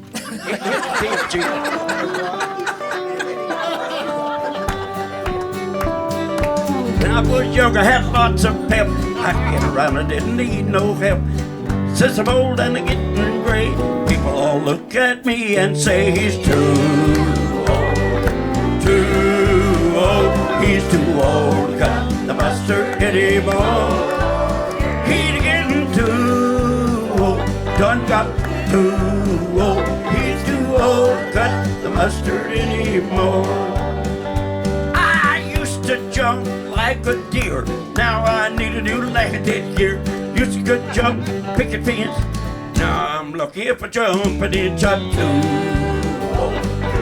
Too old. He's too old. The mustard anymore. He's getting too old. Son got too old. He's too old. Cut the mustard anymore. Now get it.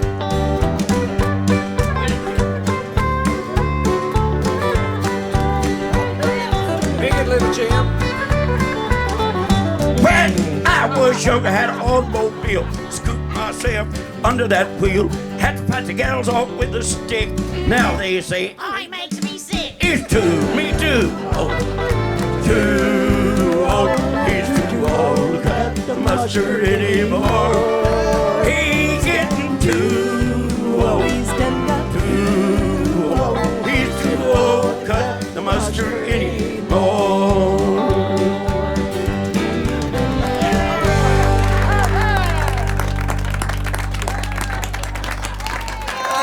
Wonderful. He'll never be that old. How old were you when you did that song? Before my time, I don't remember.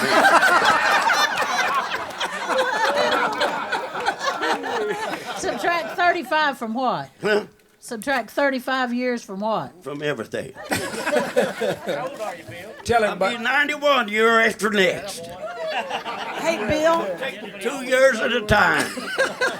Bill, didn't your record come out in 1953 on Yeah. He's Too Old to Cut the Mustard? Right. Where are you? That's right. That's right. Yeah. 1953. That's when they came out. Yeah. That's it. I saw him in Knoxville. Jimmy Newman had his hand up over there. Bill started rockabilly really and truly because when you listen to the early Elvis records, they had the same instrumentation as Bill had. Even I think maybe Elvis had the paper and the guitar too. I'm not sure. It might have been Cash.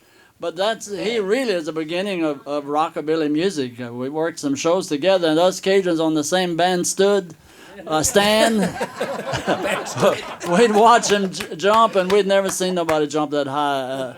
and there was a ceiling not too far from where his head was headed, and it was amazing. It was amazing to us, and I still say that he started rockabilly music back then in the early '50s, and it wasn't that many years later that Elvis came along and Carl Perkins. And I wiggled out of it.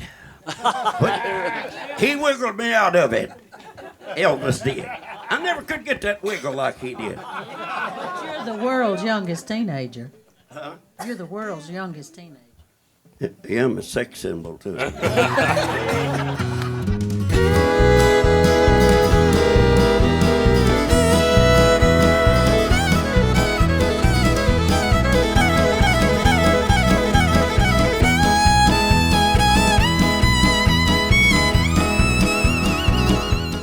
Charlie Walker, you have been so quiet back there, and I know you're one of the greatest singers in the world of the old Western swing kinds of songs.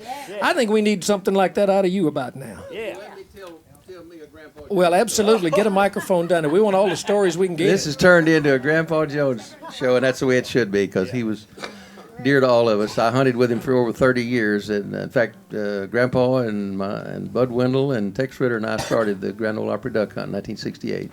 And we hunted every year up until he finally got to where he'd had a hard time getting in and out of the boat and everything. But one time back in the late 50s, you know, when rock and roll got so big, country music artists like Ernest Tubb that was selling like 200,000 on a single, and I know I wrote one of his songs, I know about what they sold, they dropped off to like 30 or 40,000. And you couldn't give songbooks or record albums away on the road. The people just weren't coming, and some of these folks went through that stage.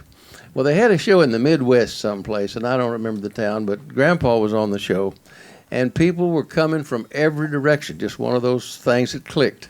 Somebody run back in Grandpa's dressing room and said, Paul, get your albums, your books, pictures, anything you got to sell. Said, we're having the biggest crowd that we've seen in years. They're just coming from every direction. And Paul said, well, wouldn't you know, the floors is sagging with them at home, and I ain't got a one with me.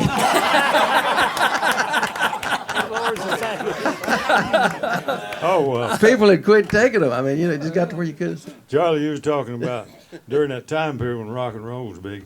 In late 58 and early 59, I had probably one of the biggest rock and roll hits called The All-American Boy. And I'm the only guy in the world who was covered by Grandpa Jones. I recorded this as a joke about 3 days before I went in the Army, and I was in basic training in Fort Knox, Kentucky. And they're having a big Grand Ole Opry show at the fairgrounds in Louisville. So I got me a pass, and I went up there, and I think Don Gibson was on the show. And here came Grandpa out there. And this song was about, I got drafted 6 months after Elvis. And everybody thought it was about Elvis getting drafted into the Army because it was called The All-American Boy. Gather around, cats, and I'll tell you a story. Well, here come Grandpa, and he hit that banjo, and he said, gather around, cats, and I'll tell you a story. And he did it all the way through. Of course, it was just an old talking blues funny song. But I've got a story I want to tell about Jimmy Ed Brown in a minute. Go ahead. Well, we need one on Jim Ed. We need one. Yeah. While he's here. Is he here? we want to do it while Jim Ed's here, so he can deny it. Yeah. Well, we were doing a tour in England and Europe, all over Europe, and we were in England, and we were to play Wembley. And we went to a rehearsal about 10 o'clock in the morning. By the time we got back to the hotel, there was no food, nothing to eat. And we asked around, and Jim Ed and I were starved to death. And somebody said, well, on the second floor, they have some snacks. So Jim Ed and I went up to the second floor, and really it was a bar where people were drinking, but they had a big table there full of cheese and crackers and a little fruit. So I started gathering my plate and putting cheese on there, and I picked up one, and of course I'd smell it before I put it in. My plate. I picked up this one, it was Limburger, and I just laid it right back down. Limburger cheese, I don't like that. And Jim Ed we were in the middle of a story, he was talking, and he wasn't paying any attention. He picked that Limburger up and put it on his plate. And I thought, well, some people do like it. So we went over and sat down at our table, and I was eating my cheese, and it was wrapped, had wrappers on it. I unwrapped mine. I took a bite of it. Jimmy had unwrapped his and took a big mouthful of it and went silent. He went totally silent, and he had his mouth full of something that he really didn't want in it. And the first thing he did was blamed it on me. He looked at me and he said, "You SOB." And he really didn't know what to do with it. So eventually he spit it out. And I said, "Well, let's try something here." I took that Limburger and I rubbed it around the back of my cushion where I was sitting, put it all in there. I said, "Now let's move over here." So Jim Ed and I moved across from there. And people would come and sit down in that chair, and they'd sit there for about 10 seconds, and they'd start going, and move. We watched about 10 people sit in that chair and move until we couldn't take it no more, so finally we left. That's my Jim Ed Brown story. The day he had his mouth full of something. There's a little more to that. No, there isn't. That's all there is. There's a little more to that. Bobby got some more of that stuff and put it in his pocket. And he took it up to my room and put it under the head of my bed, under the mattress. And we were staying there. You weren't going to tell that, were you? We were staying in that hotel for about a week. And let me tell you something. By the time, did it ever get right? Woo! I finally had to move, and I don't know that they ever found out what was causing that smell in that room. Well, we knew. I finally figured it out and left. But he put it put it under between the mattresses, and took a lot of toilet paper to get rid of that. I tell you what, he's bought me a bunch of dinners since then for that too. Of course, nobody else in this room ever played practical jokes on anybody on the road, did you? Go Pruitt. I see it already in your eyes.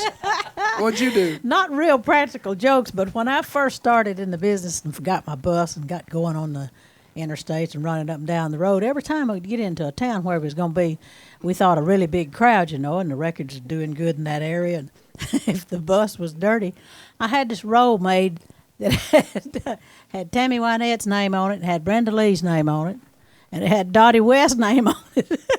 We'd get into these towns where it was going to be a good crowd, and if the bus was nice and nasty, and we didn't have time to get it washed before we went to the show, I'd just roll up Tammy's name or Dottie's name or somebody else's name and leave it on the front of the bus. So that Jim Ed did some of that too. Jim Ed was good at that too. You had James Brown on the front of your bus one time. We got into Dallas, Texas. Well, everybody that buys a new bus, they've got that thing, the marquee thing up there at the front. So you can put about 15 or 20 names on it. So I turned in all of these names, of all of my friends and people I knew, and all the way from Elvis to Liz Taylor and everybody else. And James Brown. We got into Dallas, Texas, and we got lost. We were trying our best to get out of town, and John Brand was driving the bus for me at the time. And John finally turned around to me, and we weren't paying any attention to anything. And he said, "Jim Ed," he said, "I'm lost." Well, I started looking around, and we're right in the middle of an underprivileged area of town. We were in an area where you didn't say too much. Us white boys, we just kept our mouth shut. And so I said, "Well, what are we going to do?" He said, "I don't know, but we're going to have to stop and ask somebody how to get out of town." So I remembered that I had James Brown up there on the marquee. I rolled James Brown up on the marquee. And let me tell you, he got us out of town quick. We didn't have a minute's trouble. But it's funny, though, that you can, and Liz Taylor, you could roll up Liz Taylor or Elvis or somebody going down the road. And boy, it's amazing, the stares and and they'll pass you, and then they'll come back, and they'll pass you again. They'll come, looking, saying, "Are they really on there?" But these truck drivers, there's something. That story Bobby told about the cheese brought to mind my remembrances of the early, not the present day, and not the guy we know him now, but the early Johnny Cash tours. Oh, yes. And I think all of us here have a story about the early Johnny Cash tours. One of the main ones, if Gordon Terry traveled with him, and if Gordon didn't like the color of his hotel room, he'd go out and buy some Kimtone and paint it. Purple or green or whatever. He'd do a good job, but he just painted it black if he wanted to. And if the manager, they set up all night and disturbed the other guests, and Johnny always paid for any damage that somebody might cause. But if a manager of a hotel gave him too much trouble, they would go down and buy a bale of hay. Now, you've seen it when it's together, it's not much. But when you undo it, they'd take it in a hotel room and undo this bale of hay, and it would be up chest high all over the room. Then they'd release 500 baby chickens up on top of the hay, Lord. Close the door, and go downstairs and check out.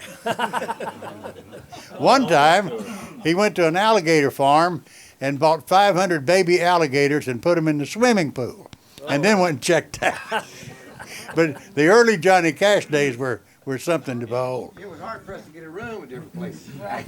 Yeah, you couldn't. Yeah. Yeah, you tell them, you were from Nashville or the Grand Ole Opry. You can't stay here. That's right. Yeah. That happened to me in Frankfurt, Germany. You don't know Johnny Cash, do you?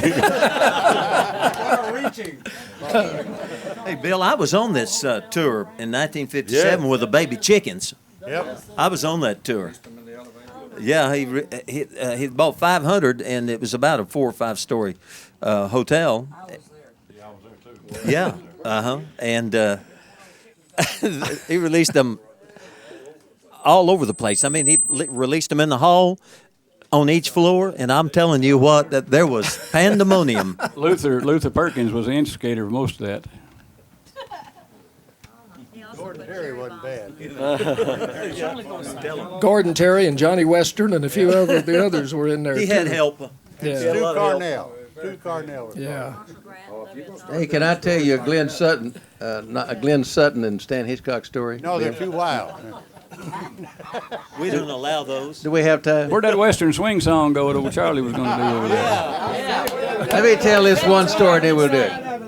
We were in Miami at the Americana Hotel, the CBS convention, and I was on CBS and a whole bunch of that. I don't know, they had a lot of pop acts, Tony Bennett and all these guys, and Billy Sherrill had just started producing me, and so Billy was down there. Well, Billy and some guys decided to get away from the hotel, and they went over to the Castaways. They had some girly shows and stuff going on over there at the time, and so they went over, and in the meantime, Stan Hitchcock and Glenn Sutton, I don't know if you guys had been into anything. I just don't know about that part of it. I know they were walking around right outside the hotel. They had these alligator gardens, and they didn't know there was alligators in there. They pick up about a 5 or 6 foot long alligator and said, "Let's take this up and put it in Billy Sherrill's bed." One of them got the thing. Now this really happened. He got the alligator around the head. One of them had him with the tail. They took it through the hotel lobby at 4 o'clock in the morning. One of the bellhops there looked at that. He couldn't believe what he was seeing. They got it up on the elevator, took it up to Billy Sherrill's room, pulled the covers down, pushed the alligator down in the bed. Just nothing but the head was right up toward the front. Well, the alligator had been in there for a few minutes, and he couldn't breathe, I guess, with no air in there. Billy Sherrill, these guys come in. They'd been on this party.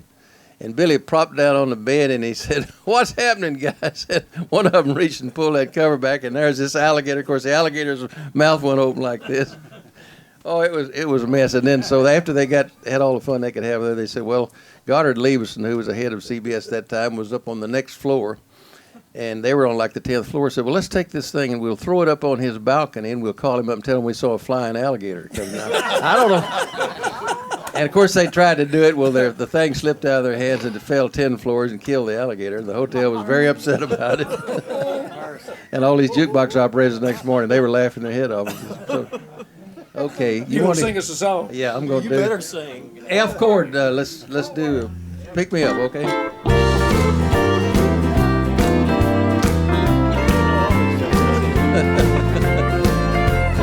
You were mine for just a while. Now you're putting on the style, and you've never once looked back at your home across the track.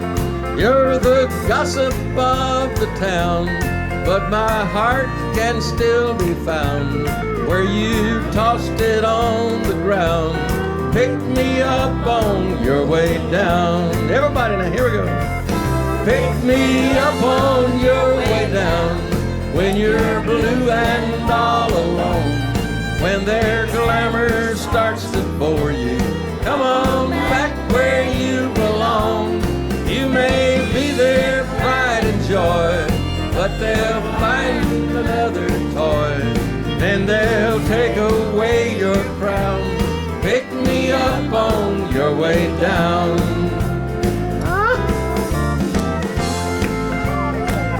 Everybody dance.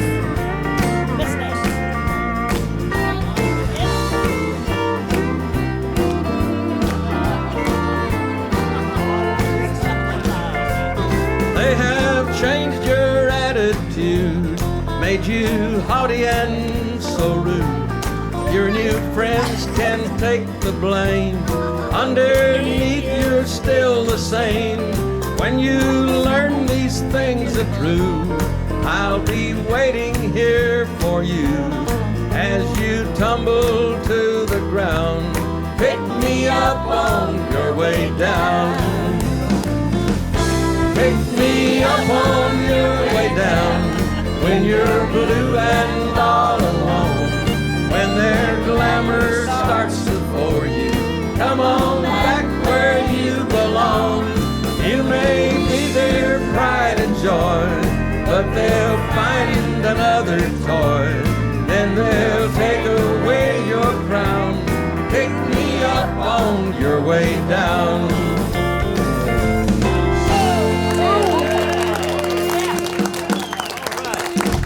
Bill, I never know whether Mel tell his stories are true or not, but I heard one this weekend, and it was attributed to him. Said that Mel went to a dentist, and the dentist observed that Mel stuttered. And the dentist, Very observant dentist said, dentist. well, yeah, I used to stutter, but I cured it. Mel said, how? He said, I made love to my wife in every room of my house. She ought to try it. He said, if you do, come back in a couple of weeks and let me know. So a couple of weeks, Mel came back, and Ted said, did you do what I said? He said, yeah. He said, well, did it work? He said, no, but you got a lovely house.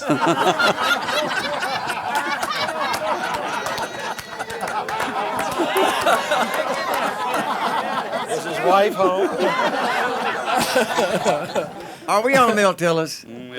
Well, I love it. We did a movie together, Mel and I did. It's called Cotton Picking Chicken Pickers. I mean, that's about as long as your book title. Well, the title was longer than the movie. No, it was for the drive-ins, of America, the drive-ins, hard tops, they call them. And we was doing this Cotton Picking Chicken Pickers, and we were doing it in Florida. We did it all in Florida. And Mel was supposed to be a stuttering radio operator. All right, you got it? So that morning we was all out there. They took up 2 helicopters. The Cameron one, Mel, and he was looking for Hound Dog Bergen, was his brother. And so he was looking for him. So they was in the helicopter trying to find him. And Mel got on the radio and said, Hound Dog Bergen, where are you? Come in, Hound Dog Bergen. We cannot find you. We've looked every place in this world for you and cannot find you nowhere. Where are you at, Hound Dog Bergen? And they put a sign in the window, cut, bring it down. And when he got down there, the producer walked over to Mel and said, Mel, he said, you're supposed to be a stuttering radio operator. Mel said, damn, I guess I learned my lines too good.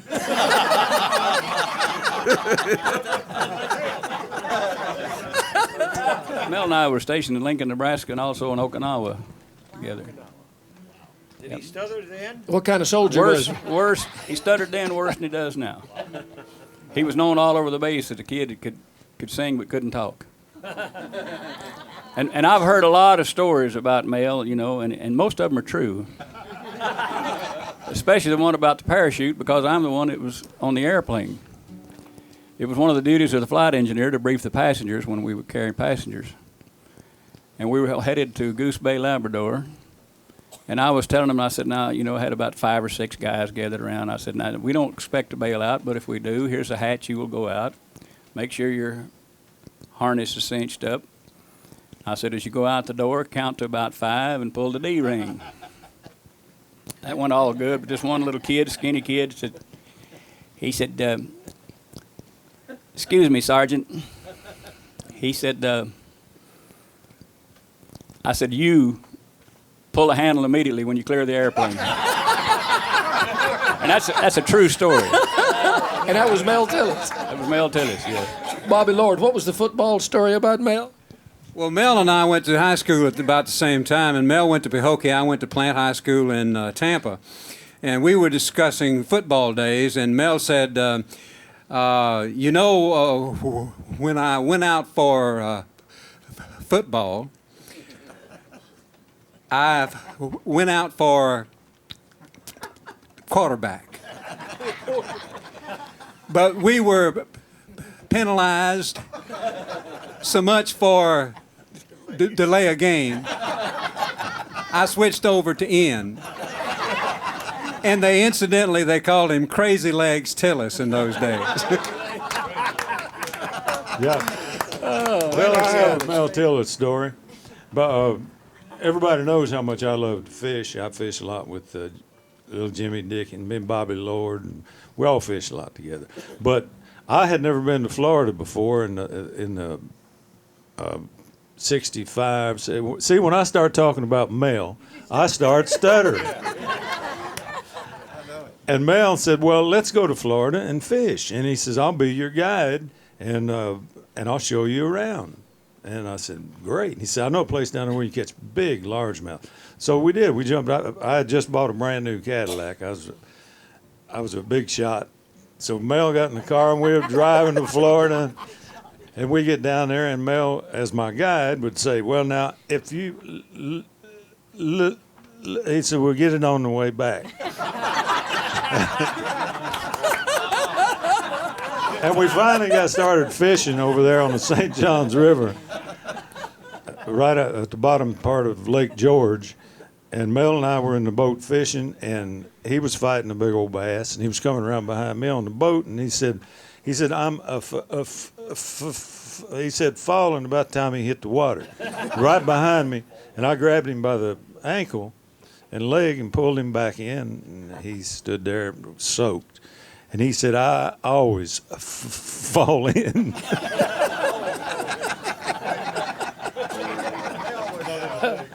I saw some pictures recently of Bobby and Jimmy and Bobby Lord and who else? Fishing. Jerry Reed. And Jerry Reed went fishing down in Florida, and I saw those, privileged to see those pictures, and I saw little Jimmy with a fish as big as he is. That is a huge fish. No, it really is. I saw the fish threw Jimmy back, I think, That was a great catch. Beautiful. So's Jimmy. Yeah, so's Jimmy. I seen Gene Shepard catch an 80-pound fish down there at Panama City. 89-pound, wasn't he? Bobby Lord we done the first, me and Boxy done the first outdoor sportsman thing that they had on WS, yeah. And Bobby was the host of this thing. We went out about 30 or 40 miles, and it got a little rough. And Bobby was supposed to be talking to me, and all of a sudden, Bobby was real quiet. And they was telling him to talk. They'd say, "Talk, Bobby, talk. You're supposed to be asking her a question." I looked over, and I thought, "Uh-oh." So I started talking to Bobby. I said, "Well, Bobby, all of our kids has grown up." Bobby was green right around here. Well, he was seasick, friends, and I call it 89-pound grouper. Yeah. That brought me back, though. But it was really rough. But I thought, here's a big fisherman. Boy, he was green, literally green, right? And I thought, oh dear. Yeah, about 40 miles out. Yeah, way out. No, you couldn't see land nowhere. Only thing you could see is about waves about 40, 50 feet high. That's the only time I've ever really been scared. I have to tell you a little fishing story. This is not a fishing story of Bobby Bear, or Jerry Reed, but of my grandson, John Robert, who is 2 years old. He could throw a Zebco the length of this studio, and I taught him how to fish by taking him out and throwing the rod out, and I'd get a fish on, and I'd say, "Here he is, John Robert, you reel him in." And he'd reel him in. And so after he was 4 years old, he could fish with his own lure and catch fish regularly. And so we were standing on this lake bank throwing, and he caught one fish, he caught two fish, he caught three fish, he caught four fish. And I was fishing with a fly rod, and I hadn't caught a thing. And so when he got the fifth fish on, he walked over to me and said, "Here he is, Papa, I got him on, you reel him in." Jeannie Seely, I'm going to throw this towards you because I know y'all were big buddies, and you even used to pretend that you were her. Dottie West, I know Buddy was close with. Tell the story about the time that they introduced Dottie on stage and you went running out there. Oh, well, we were in fact, Jack Green and I were on the show at the auditorium in Minneapolis, and Dottie was working at the Flame Club there. So we hurried through our show at the auditorium so we could get over to the Flame for Dottie's last show. And of course it was in the winter and cold. You know how everything got so dirty, the snow would just be black, and it was just awful up there. We come around the corner and her bus is sitting back there, and it's dirty, and it's got Jeannie Seely rolled up on the front. So we went in the back door, and we were just speaking to her, and about that time Jimmy Johnson was introducing her for the second show, you know. And I said, "What do you start your second show with?" And so she told me so. And Jimmy Johnson said, "One more time, would you welcome Dottie West?" And I just took the microphone out of her hand and walked out and started saying, "Take that night train to Memphis, take that night train." And the people were like, "Yeah, yeah, yeah." And they just kind of slowed down like, "Who is this? What's going on?" You know. But yeah, Dottie, I miss her so much because we had so many wonderful times. We used to do so many fun things together. But at the time, Buddy probably remembers this when Hanks and my house was destroyed in a windstorm. They didn't call it a tornado. We might have got paid on the insurance, so they just called it a windstorm.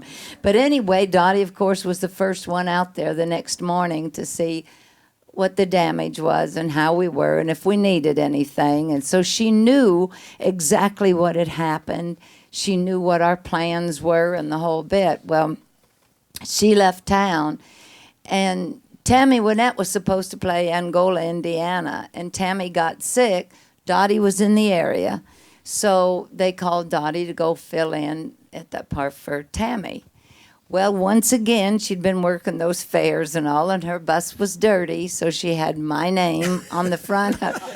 And she pulled into the park. Well, the radio station there had just recently switched to country, and they still had the rock and roll disc jockeys, and they didn't know who anybody was, you know. So when they saw the bus come in with my name, you know, then they thought it must be me, you know.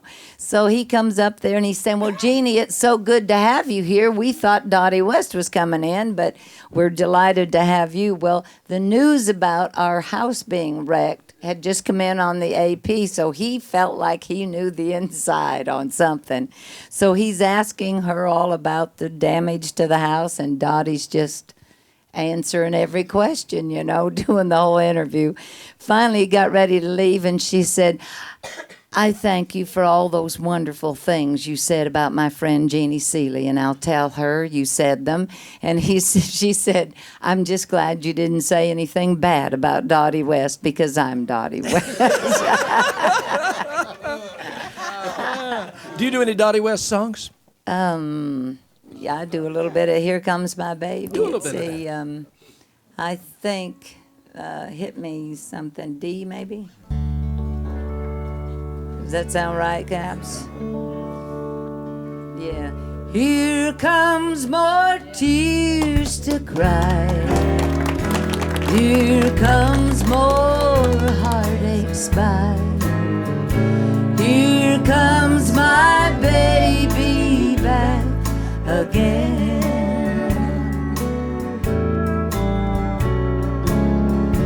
Here comes more misery. Here comes old memories. Here comes my baby back again. My arms are open wide to let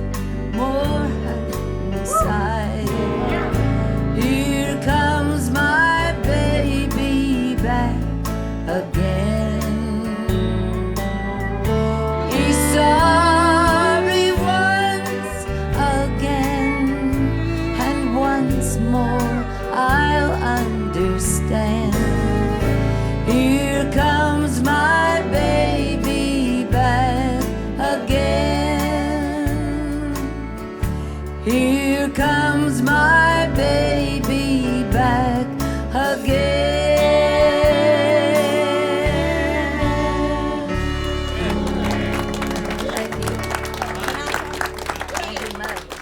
The fun that Dottie was. I mean, she was so much fun. Somebody asked me if you had to sum up Dottie. And I loved holidays. All the holidays were special. I said, well, she had more Easter eggs at Easter than anybody, more jelly beans. She had more 4th of July fireworks. She had more pumpkins. You know, she had more every holiday. She had more of it because that she just had such a gusto for life, you know. You know, Bill, when I think about Dottie West, I think about a giving lady. And when I had been out of the business for a number of years and came back into the business, she was the first woman in the business, aside from my mother and, you know, my family, that opened up her doors to me. When I was actually really struggling, I was nothing, just nothing. And I was not even making enough to keep food on the table at that point. She opened up her home. Would you come to our dinner party, she said. I'd love to have you over there. And she recorded that night, and I got to watch her just be Dottie West and just have fun. And I always have that memory of her. And the last night she worked the Opry before the crash, the next time she was headed. That way she was asking me, I had, for some reason, had cried. I don't know what about. And so she was saying, I'm having trouble, Dottie, with my contacts there. I was a new contact wearer. And so she was telling me, it builds up a protein when you cry. And she was really helping me and explaining all that to me. And she said, I'm doing so much better. She said, I finally found some help and some people to talk to that know how to help me, and I'm on the right track now. That's the last thing I heard out of Dottie West, Mother. Yes, and she was so thoughtful of her friends. One day, when I was living in Brentwood, a package came to my door. And so I went to delivered it, and it came from Hawaii. And I said to myself, well, who do I know in Hawaii? And I opened it up, the most beautiful dogwood necklace, Dottie West. In there she wrote, well, Emily, I saw this, and you came right to my mind because of your song. I had to get it for you, and sent it to me all the way from Hawaii. That's wonderful. Well, Emily, while you and Carol, you got the Bill, microphone, you're go, sitting there. Oh, sure, go ahead. Let's tell this real quick about Dottie. You tell it. It involves Tommy Hill, and I think that you should bring it to light. Well, since Goldie's Tommy's sister. Well, I'm proud of Tommy. He's a pretty good guy, and the way I understood it, everybody in Nashville had turned Dottie down, and on her way out of Nashville, she stopped at Starley Records, where Tommy was the producer, and he welcomed her in, and he did the first recording on Dottie for Starday. Right, and that's the truth. And I was riding home in my car, and I turned the radio, and I heard this record, and I said, "Who is that?" And the next day I searched to find Dottie, and found out that there was just a one-record deal. They had just released that one record. I called her and signed her, and signed her to Tree as a writer, and did a record for Atlantic Records. So that's the truth. Well, That's what it's. Thank Yeah. Tommy for holding her. Absolutely, absolutely. No, that's the truth because I heard that one record on the radio.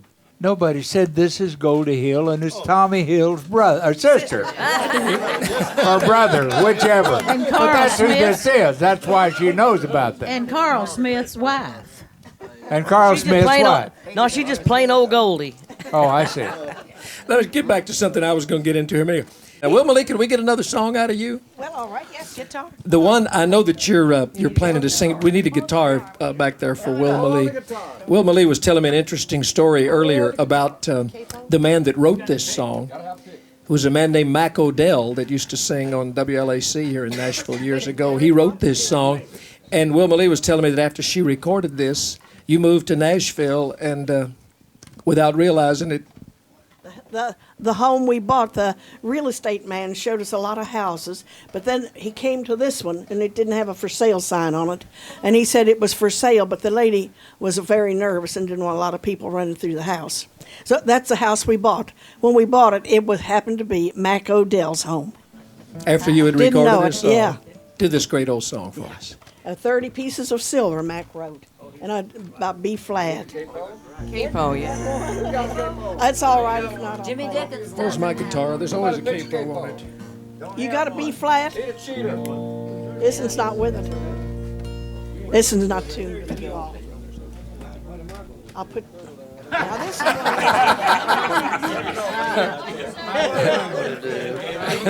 I guess you're gonna hunt.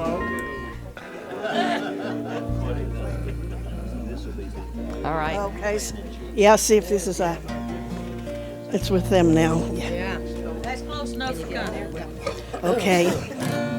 'Tis a sad but true story. From the Bible it came, of a chosen disciple, though I mention no name. He planned with the council of high priest that day 30 pieces of silver was the price they would pay. 30 pieces of silver, 30 shekels of shame was the price paid for Jesus. On the cross he was slain, betrayed and forsaken, unloved and unclaimed. In anger they pierced him, but he died not in vain.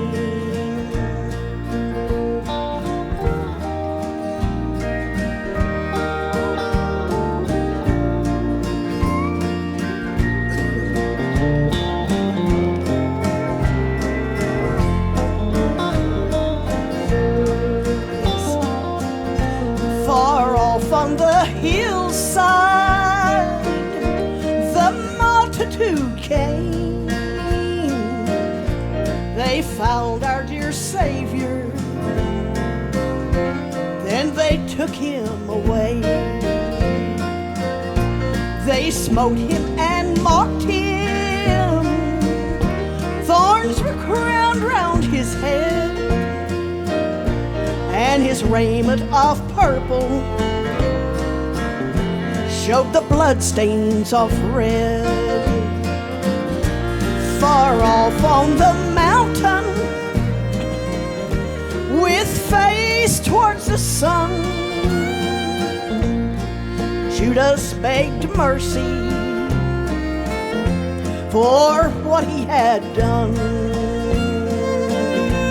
He gave back the silver, for his heart filled with strife. And there in the mountains, he took his own life. 30 pieces of silver, 30 shekels of shame was the price paid for Jesus.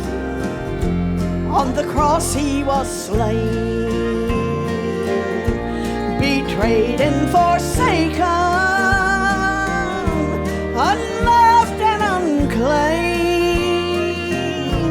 In anger they pierced him, but he died not in vain.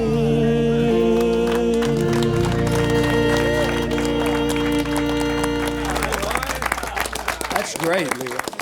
I was going to tell you about that song, 30 Pieces of Silver. Yeah. That 30 Pieces of Silver bought our first potter's field. Your first what? Potter's Field, where they buried people that. Uh-huh. In the Yeah. scriptures, Yeah. the Thank you. the Sanhedrin bought the potters. In the scriptures, the Yes, Sanhedrin yeah. bought the first potter's field. Yeah. Out of the 30 pieces of silver that Judas, because it was blood money and they could not put the blood money back into the church's treasury. That's right. Thought I'd give you a little scripture lesson there. While you've got your microphone, we need a good song out of you. We haven't heard. I know you were singing "1,000,001" a while ago. Yeah. Let me And I get think over here and that's get my guitar. probably what we need to hear. Only I gotta have a microphone. Willie, is that while he's getting this ready? Is that the same melody as On top, is of, Old Smoky? Yes, it is. Tom T. Hall's favorite, Carol says he told her. Really? So we'll do it for him. Am I ready? You going to sing this to Jimmy Dean? Don't you kiss me on the mouth again. Dickens gonna get mad. Dickens, I'm not trying to take your place, Dickens. You ain't seen me sitting on his lap.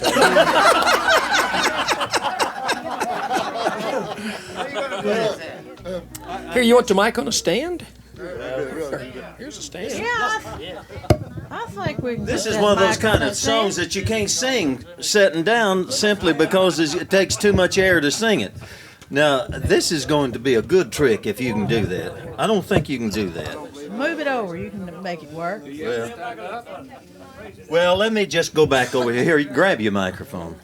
Let me go back over here and cause I've got one of the best microphone holders in the whole business right here. This old boy right over here in black.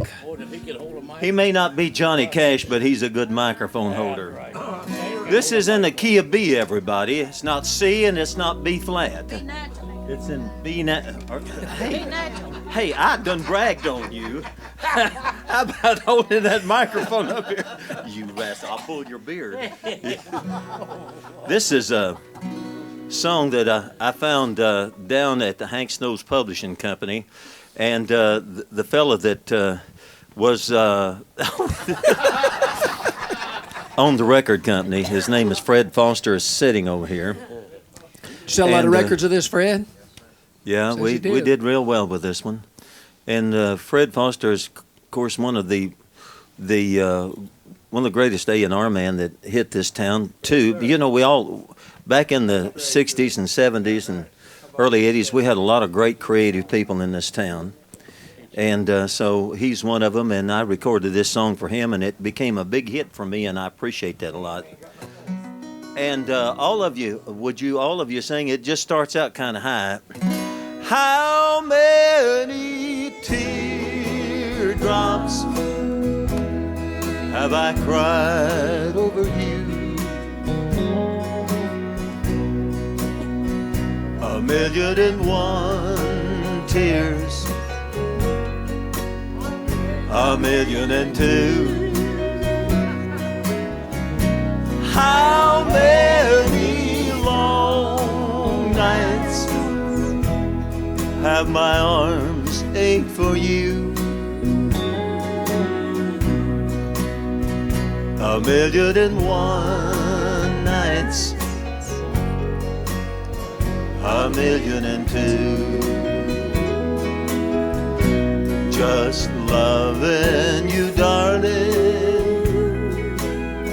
while I thought you loved me, only me. But you were just fooling, and the fool you were fooling was me. How many sweet dreams will never come true? 1,000,001 dreams, 1,000,002. Just loving you, darling, while I thought you loved me, only me. But you were just fooling, and the fool you were fooling was Jimmy Dean. How many sweet dreams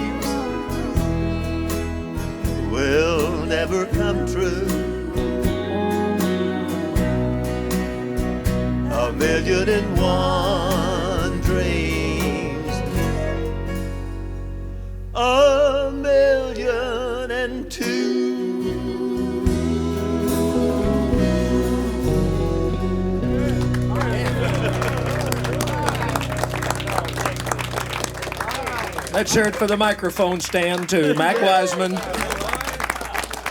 Long time before Charlie Walker was in Nashville at the Grand Ole Opry and singing, he was down in Texas working as a disc jockey. I'm sure you've got stories about songs and records and people.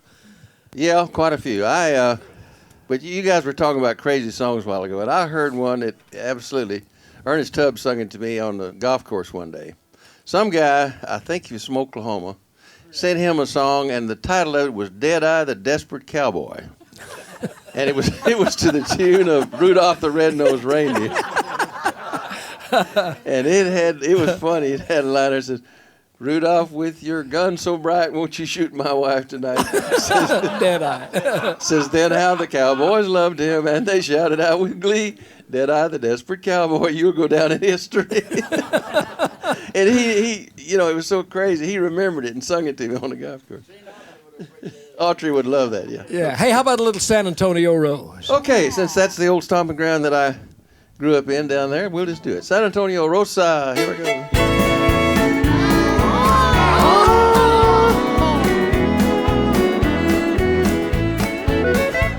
Deep within my heart lies a melody, a song of old San Antone. When dreams I live with a memory beneath the stars all alone.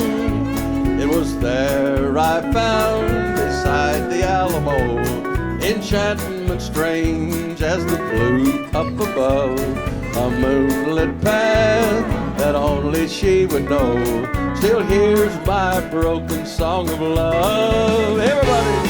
Moon in all your splendor knows only my heart.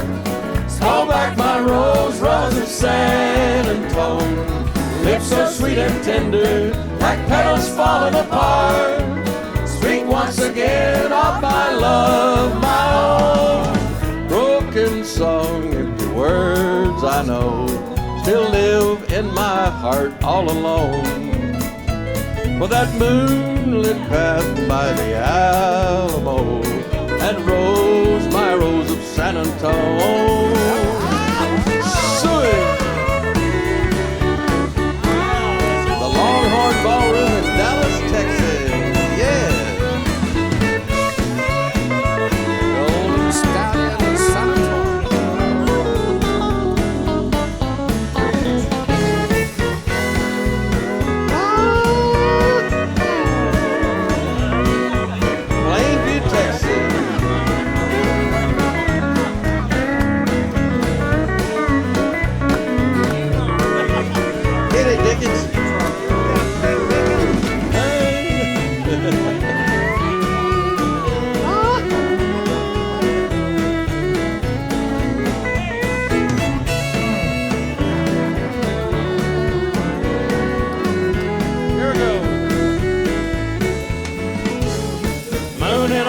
Splendor knows only my heart.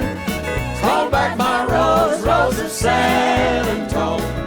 Lips so sweet and tender, like petals falling apart. Speak once again of my love, my own. Broken song, empty words I know, still live in my heart all alone.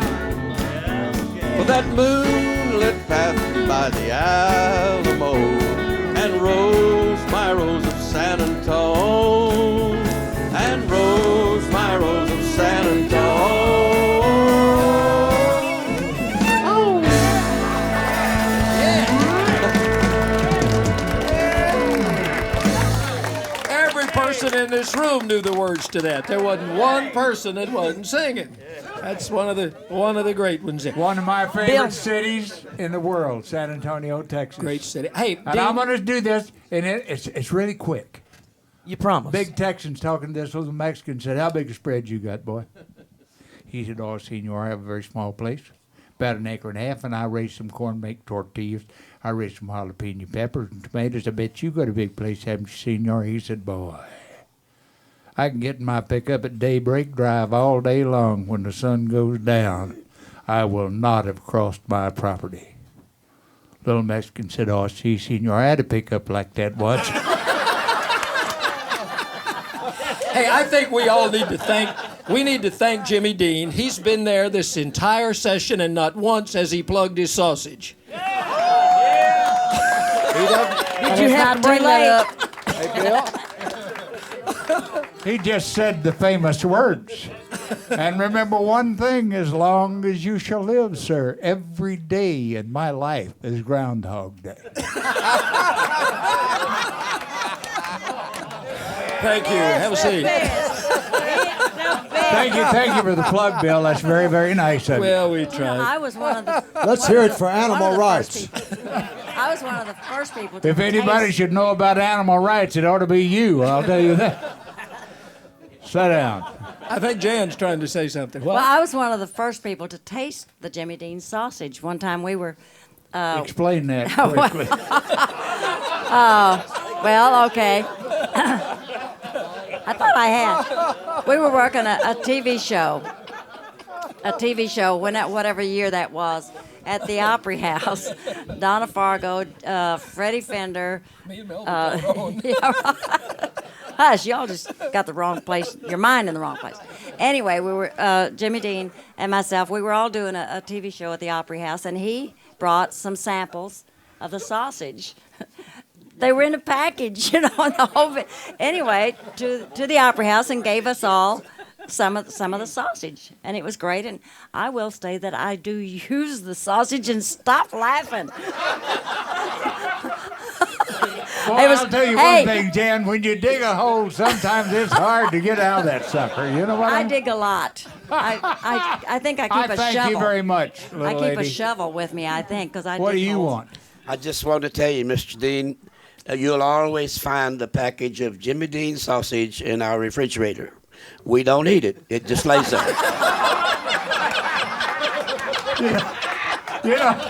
You know, and what that reminded me of one time I was doing a thing, and Ollie North was campaigning, and he was doing a television show with me, and he came in, I'd sung a song, and he said, "Boy, I'll tell you what, I had rather hear Jimmy Dean sing than eat." He said, "I've heard him eat, and that's just terrible." You got that poem with you that we were talking about earlier about I that do. you wrote about aging or whatever I it sent is. home for it, and my husband brought it out a while ago. Somebody need to hold the microphone. I need to hold it for this. I appreciate it. Well, She's got something to say about Jimmy Dean sausage. Okay. Or one more thing about Jimmy Dean I'm sausage gonna- from Goldie. This was Tell it, Goldie. this was in the newspaper, and I have the clipping at home. Someone had robbed a grocery store, and it was in the freezer department that they had this big picture. They had taken all the meat, but they left the Jimmy Dean sausage.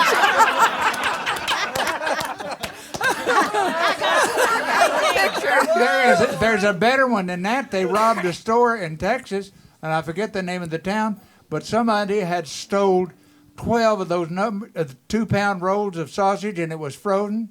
And they sent the store detective out to get it, and they dang near beat him to death with the sausage. So there's I know a lot of sausage stories. Don't get started. How about recipes, Dean? I fix your sausage with black-eyed peas. You can't beat it. Oh, it's so good together. Of course, it's Put good a to little make sweet gravy relish with it. in it. Oh, it's good. Sausage gravy over biscuits is about Uh-huh. as good as it gets. That's about as I'm good. sorry, Bill. We were thanking you for not plugging your sausage 15 commercials ago. You see, I had shut up, and Goldie hopped in, and I don't know. Let's go back to Jan's poem. You're not plugging anything, are you? No, I'm not plugging a thing. I'm not plugging a thing. I think going to play "Darling, I Am Growing Old"? if they insist. Okay. Yeah. No, I think it would be very appropriate, just very softly. Okay, I looked in the mirror one day. Shut up, Billy.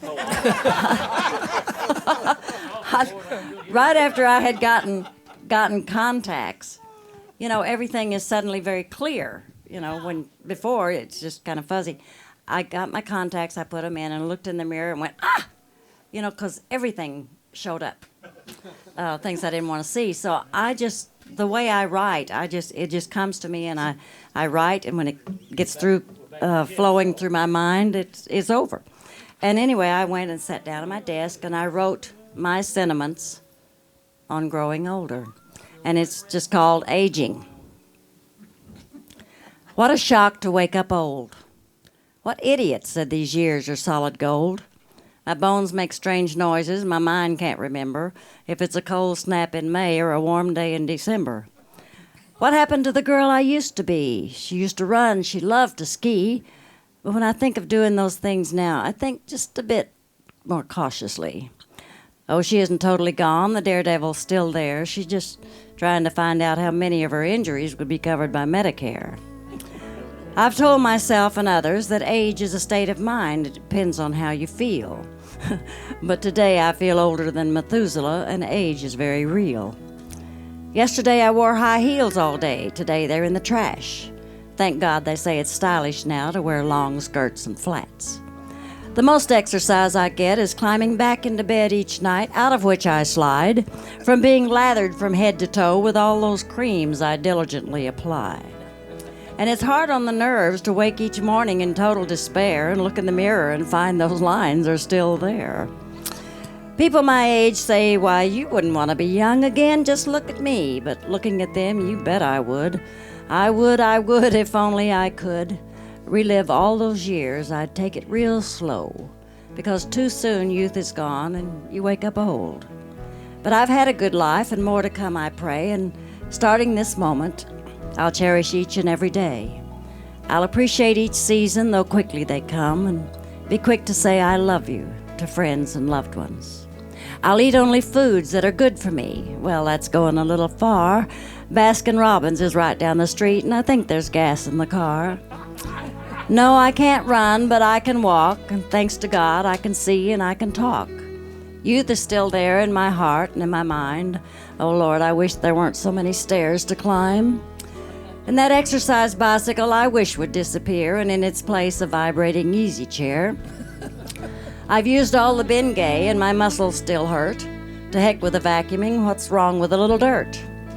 Now, I've been thinking about this process of aging and all the positive things I've been told, but I have a question. How come all these articles are written by someone 25 years old? I've canceled my subscription to Cosmo and subscribed to AARP. More of the articles in the latter seem now to apply to me. I hadn't meant to write a book, and I don't want to get anyone depressed, but at least mine would have some humor, and that's more than I can say for the rest.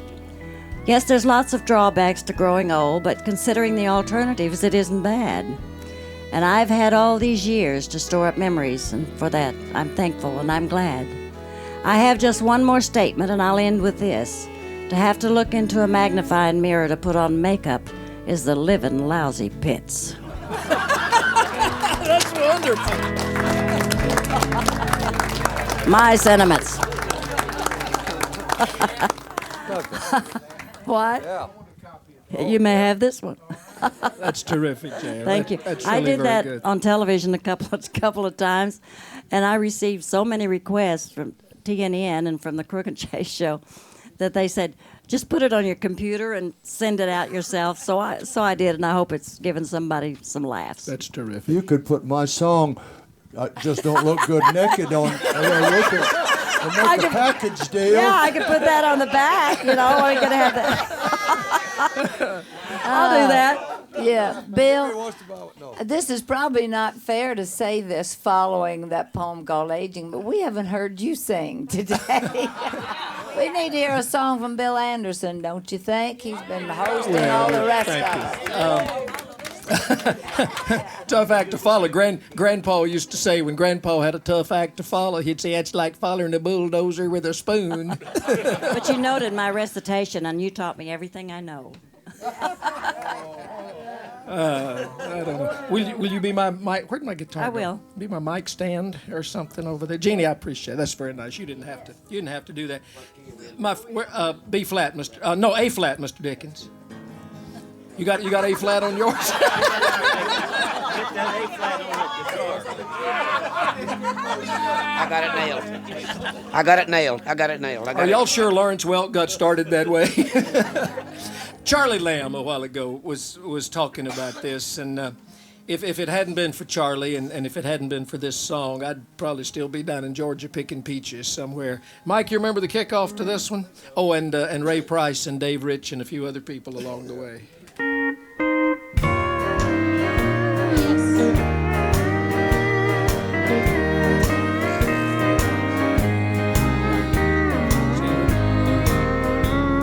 The bright array of city lights as far as I can see. The great wide way shines through the night for lonely guys like me. The cabarets and honky-tonks, their flashing signs invite a broken heart to lose itself in the glow of city lights. Y'all sing with me if you know it. Lights that say forget her name in a glass of sherry wine. Lights that offer other girls for empty hearts like mine. They paint a pretty picture of a world that's gay and bright, but it's just a mask for loneliness behind those city lights.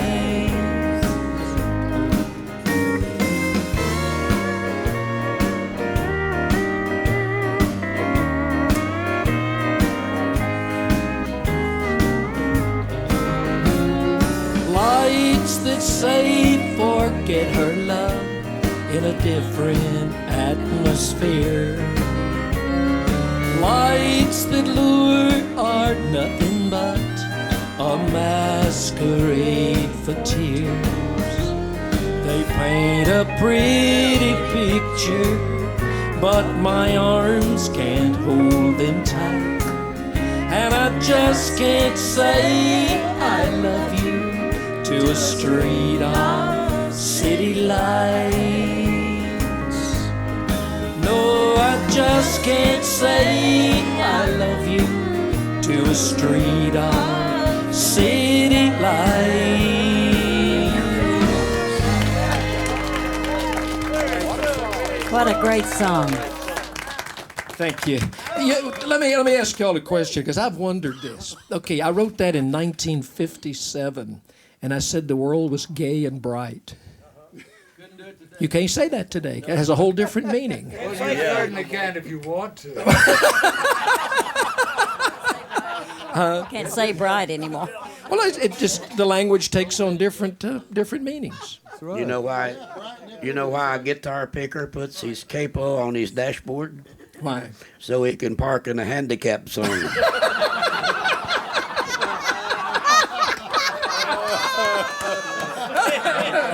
Thank you. You got me out of something I shouldn't have gotten into to start with. And I appreciate that.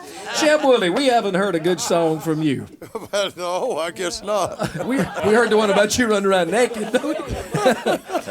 How about That's My Paw? You still do that one? Yeah, I'll do it. I got to stand up to do this. We should all stand up to sing. It helps. It's the seventh inning stretch. Oh, you got it, Caps?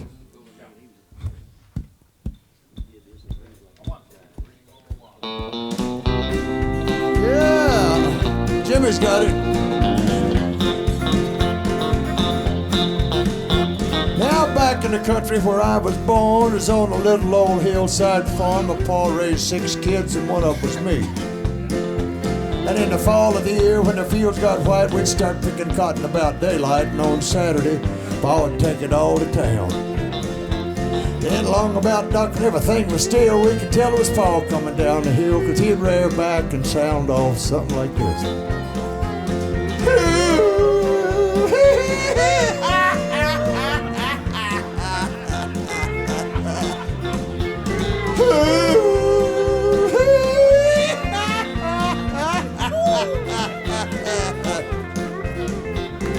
go out and meet him with a lantern light, 'cause the roads got crooked on Saturday night. And he'd come on down the hill and he'd stop in the yard. He'd sit up there on that old wagon seat and he'd say, boys, I'm hard to beat. 200 pounds of steel and twice as hard. But I'm wild and woolly and full of fleas, and I never been curried below the knees. And then he'd rear back and bellow out a chorus or two.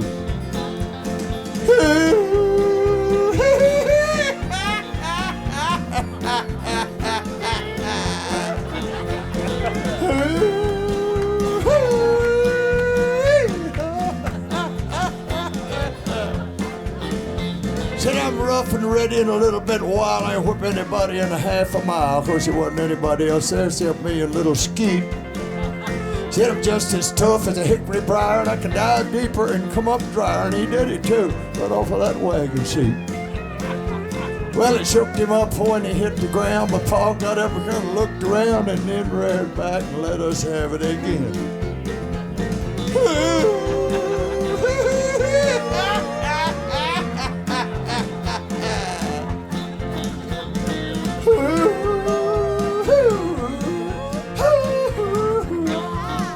That's my Paul.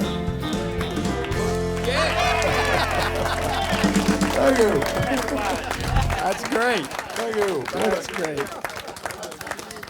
You know, we talked a lot on this session about one guy that was here with us the last time we did this. We talked a lot about Grandpa Jones.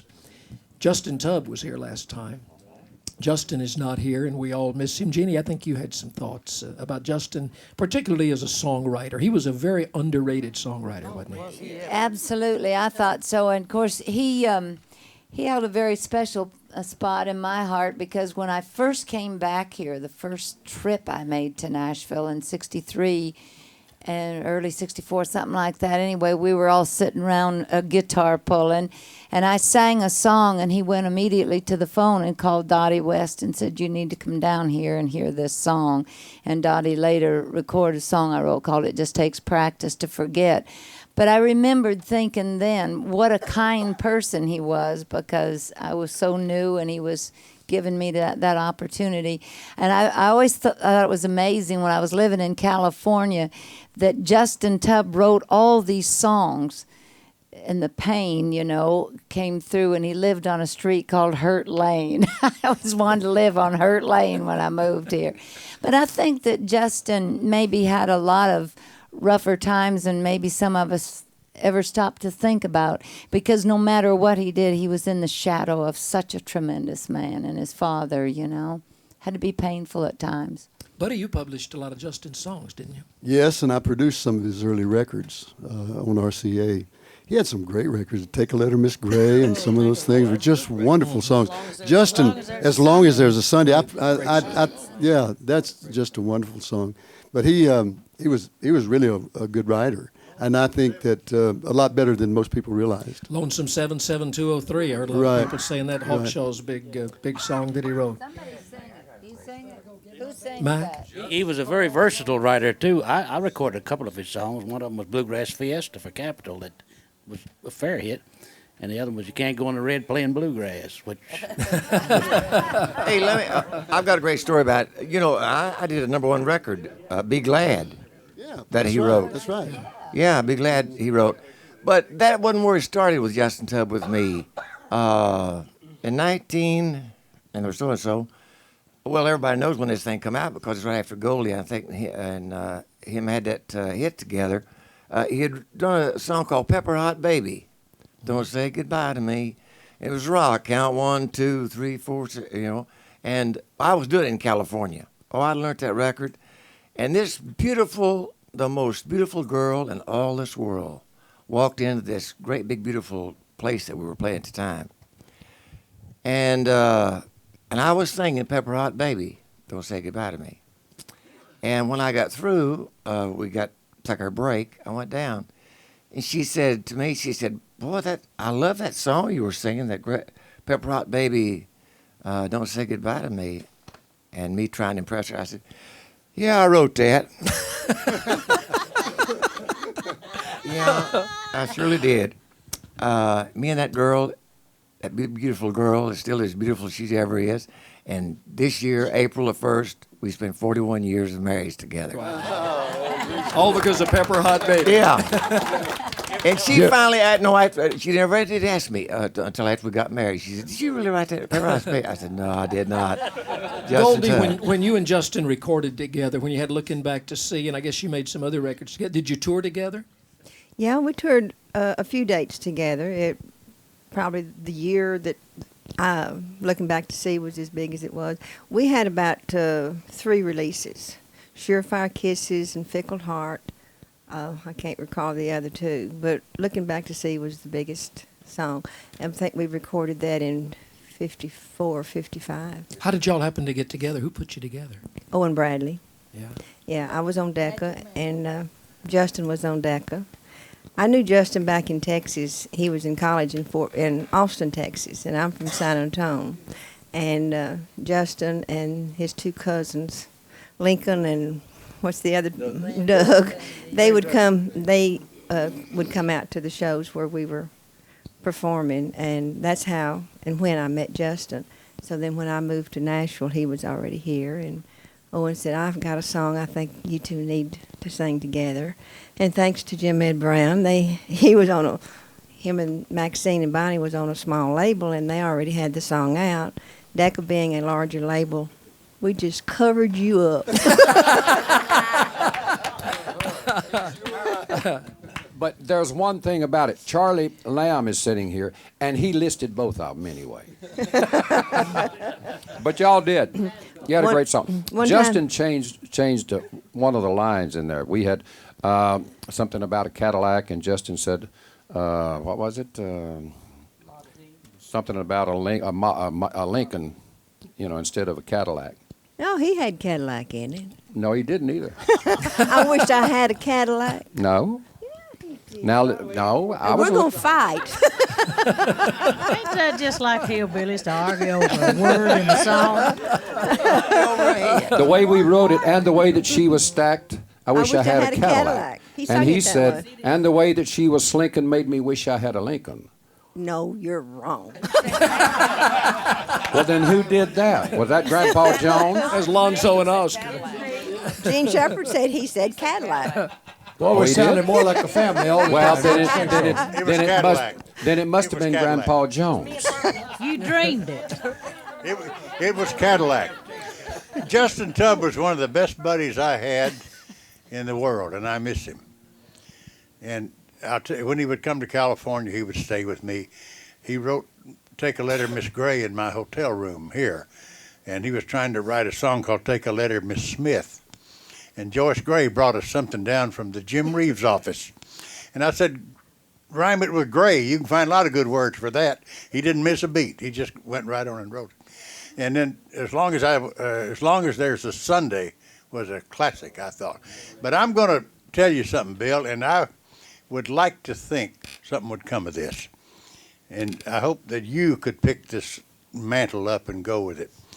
He was sitting right here where Fred is during our last show. And at the end of the show, he said, I want to sing you a song I've been working on. And he sang me part of a song that he's writing. It's one of the cleverest songs he ever wrote in his life. It was called I Don't Do Windows.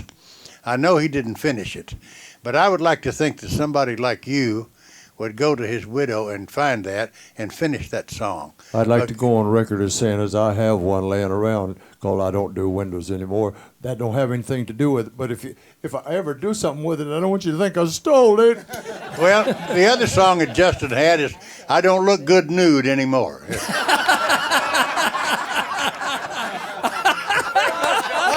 Touche. Del Reeves, you've been bugging me all day saying you wanted to do a recitation. No, well, forget it now. He's here. Well, he's done one. He's done one and would be glad to do another one, but I thought maybe you wanted to do one. Ain't nobody can do anything like him. Well, you're right about that. Jimmy Dean is a master at doing the narrations. Will you? Just don't plug your sausage again. I got Owen to shut up. I ought to do some impersonation, but I won't. Let's do one. The guy's got, this must be the bottom over here. It's got some So you're not going to do a recitation then? No, I'm not going to do one. Okay. All right. We'll get Jimmy to do one. No. Yeah. See, this is my good friend here, and I don't want to outdo him. Wait till Jimmy gets his Jimmy has lost his capo. Where's the capo? Oh, goodness, the orchestra cannot continue. Jimmy Dickens' Just capo right is at the missing. right of the, He threw it over here and he's lost it. I know it. The maestro. Can't lead the band. Say, Sorry. Go ahead. You go on there. I found it, folks.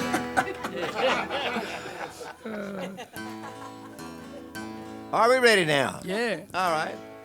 We had this a long time ago. 1968, I believe it was. Starts kind of funny, man. Doodle doo doo doo. That's different. I doodle doo doo doo. I do. Where's he at? Doodle doo doo doo. I doodle doo doo doo. I doodle doo doo doo doo doo. Well, I lost my job, ain't got a dime. I need a shave and I need a shine. And I'm all hung over. I got a mouthful of cotton. I guess I've arrived. It must be the bottom.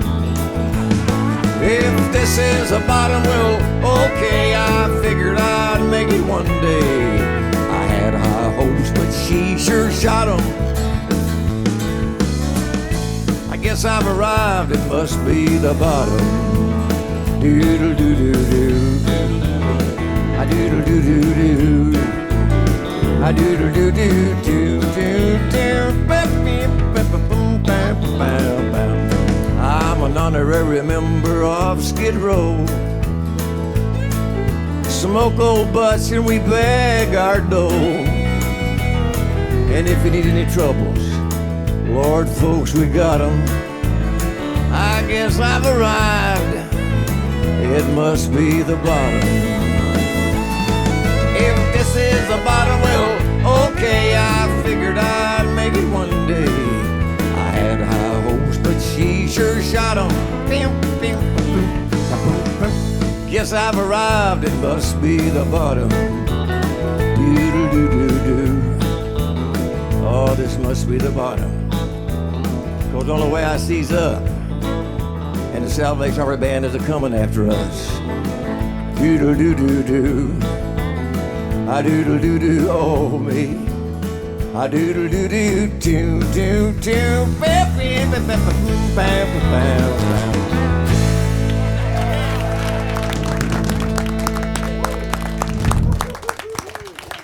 Now can we get a recitation from the Sausage Meister? Thank you very much. I've been using these razors now. No, I'm sorry. That's not what. Sorry. Do you ever have a serious moment? Yes, I do. Other than when not you do very often. recitations? Sometimes I do. Once in a while. Okay, we'll do one. The boys in the control room says, "Well, if you got to do something." Well, there wasn't any. No, it's a funny thing, but here of late, in the past few years, people, when I'm interviewed, will start to talk to me about success or wealth. And to me, those things have always been a state of mind. My granddaddy was the wealthiest, the most successful man I ever knew. And I doubt if he ever made $10,000 in his life in a year. But his rows were straighter and his fences were tighter. And his house was whiter and his barn was redder, and he raised 9 kids. Got them through school. And he had a wonderful relationship with the man upstairs. And that gives one a marvelous inner peace, and he had that. And if you want to talk about success and wealth, that's it, right there. But I'd like to do a little thing that reminds me of him, that Oh, goodness, Jim and I put this thing together more years ago than I care to remember. Can you do just a little sweet hour of prayer? And don't play too loud, just real soft, because a little respect for antiquity, all right? Thank you. But this is called The Farmer and the Lord, and it reminds me of my Papa Taylor. I was resting one evening by the side of a road, and I saw an old farmer in a field he just hoed, and his face was all brown and wrinkled by the sun and the wind. And he was talking to the Lord just like he'd be talking to a friend. Well, sure, he said with his voice calm, quiet, them corn tassels need sacking, got no string to tie it, and hadn't a raining so long that the field is mighty dusty. And, well, it's been so unbearable hot that the kids even getting fussy, and that grass down in the pasture, if we could just have should be knee high, and if we could just have a little shower, Lord, might keep the cow from going dry.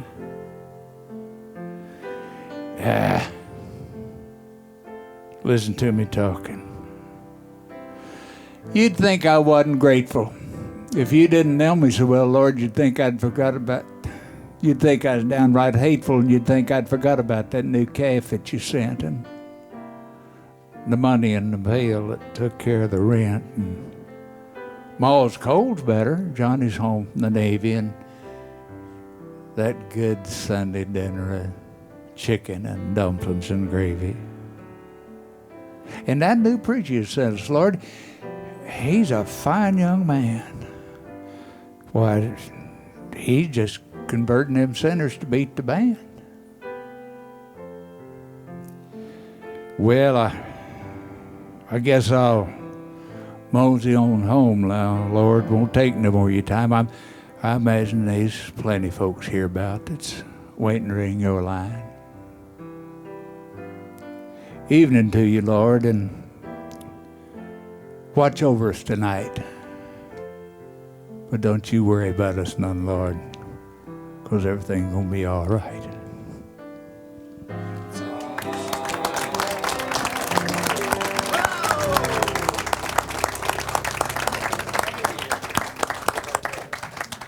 That's beautiful. Bill, I've been. May I say something here? I don't know of anybody that's done any more television than you have, in your time. But we were down in Myrtle Beach one year doing Nashville on the Road. And Jimmy Dean was our special guest. And what I'm leading into is one of the greatest entertainers that this business has ever known is the fellow that just did that reading. And not only is he a lot of fun, but he's just an all-around entertainer. So we told him, Jimmy, we've only got about 5 minutes left in the show. And Jimmy went out and he did the 5 minutes, and the people wouldn't let him off. And I mean, the show had to be over. We had to end it, because it's a 30-minute television show. Jimmy stayed out there for 45 minutes entertaining those people. And let me tell you something, he entertained them. I mean, just him, because the band didn't know what he was doing, but he was talking to them. He may not have known. But Jimmy Dean is truly one of our great American country artists. And it sure is nice to have him here today. Were you the first major country artist to play one of the major showrooms in Las Vegas? Yeah, on the Strip, yeah. And you were talking about Dottie West. She was my opening act there at the Landmark. Yeah, sure I remember was. seeing you there. You had. I was brilliant. You were. And modest. I think about it now, and I say to myself, Self, and Self says, "Dang, you were good." I say, Didn't you have the four guys with you? We had the Imperials for a long time. Oh, I remember one time. Dottie West, bless her heart, she didn't know any better. But you mentioned in the group, the Imperials, they were Elvis's favorite vocal group, and so he came in to see the show, and he did that a lot. But Dottie was the opening act, and she saw him, and she introduced him. And anybody knows anything about that, the opening act does not introduce anybody in the audience, but Dottie didn't know, and that stage manager jumped on her till I went over and jumped on him and said she didn't know any better, just shut up. And so he let her alone. But boy, that sweet thing really got chewed out on, and it was my fault. Well, what happened over? She introduced Elvis. Yeah. And yeah, she introduced Elvis to the audience. You know what, Bello? EP, he was a good guy. He really was. You know, as I said, and I will say it, you know, I don't say it behind his back, but I seriously doubt if he had the mentality to cope with the degree of success that he attained, but I don't think I would have either. But he used to call when we worked the Desert Inn and he worked the Hilton, he used to call and say, "Hey, Dean, hang around. I'm gonna cut a couple of numbers and I'll be over there. Probably be there by the time you get." A lot of times I've looked up, finished my show, and there he's standing in the wings. And anybody that tells you he couldn't get away with that entourage is a liar. Okay, I'm sorry. and he would come in, and the Imperials, and we would go down to my dressing room, and just the piano player and this gospel quartet, and he would sing, and none of the gyrations, none of that, and they sung nothing in the world but gospel songs. And Elvis was kind of a multifaceted person. And I'd look at him and I thought, and he was just obviously in such delight what he was doing. And I used to say, man, I don't know if I really know Elvis Presley or not, but I think that's him. Because, boy, he used to sing those gospel songs and love every second of it. And it was fun to watch him. I believe that was the real Elvis Presley. I didn't mean to get off on anything like that. Well, that's the reason. That's the reason he got into the business, is because he wanted to be a member of the Blackwood Brothers Quartet. That's what he always wanted to do, was do that. And Jimmy has seen the same thing. I used to whenever he was first getting started, we would play down in East Texas and all. And I remember one particular night in Gilmer, Texas, a little small town, you know, out of Gladewater, and Gladewater is out of somewhere down there. But after the show that night, while the boys were packing up their instruments and all, he came back in, and there was a little piano out there on stage, and he sat down at that piano, and he didn't really know how to play the piano that well. He just played from, you know, whatever. But people started standing around about 12 feet from him. They wouldn't get close to him. But and he just sat there and sang those old gospel songs, and he loved that, you know, as Jimmy said, you know. And then whenever the Imperials and other people, you know, as he grew, but he was always one of the nicest young men that you'd ever want to know. Actually, you know, he asked Bonnie to marry him one time. Your sister Bonnie? My sister Bonnie. And Bonnie said, "I am going to marry somebody that kisses better than that." That's a true story. True story. That's a true story. Did you see Carol Lee perk up when? Yeah. Did you know Elvis well, buddy? Well, you know, the first time I met him was I was playing bass on the Grand Ole Opry, and I was walking backstage. A lot of people think Elvis never did the Opry, but he did it one time. And I see this little guy standing back there, and he's shaking. I mean, actually shaking. He's got his guitar strapped over his back, and I walked over and I said, "Hi, I'm Buddy Kell, and I play bass on Opry. What's the matter with you?" He said, "I'm Elvis Presley, and I'm scared to death." He said, "Those people are going to hate me." I said, "No, they wouldn't do that." He said, "If Sam would let me leave," he's talking about Sam Phillips, he said, "if he'd let me leave, I'd leave right now. I'd walk right out of here." And but so I stood and talked to him probably for 5-10 minutes, just calming him down, because he was fit to be tied, scared to death. I mean, the Opry, just the name of the Opry back in those days, just, you know, frightened you to death. And so he went out and did Blue Moon of Kentucky. because that was the other side of it was That's All Right, Mama, to rock and roll. And he got a really wonderful hand from the audience. And if someone had worked the audience just a little bit, I think he would have gotten an encore. But boy, was he scared. He was so Well, nervous. is it true that when it was over that Jim Denny, who was the president of the opera then, told him not to give up his day job? Or? You know, there's some people say yes and some people say no.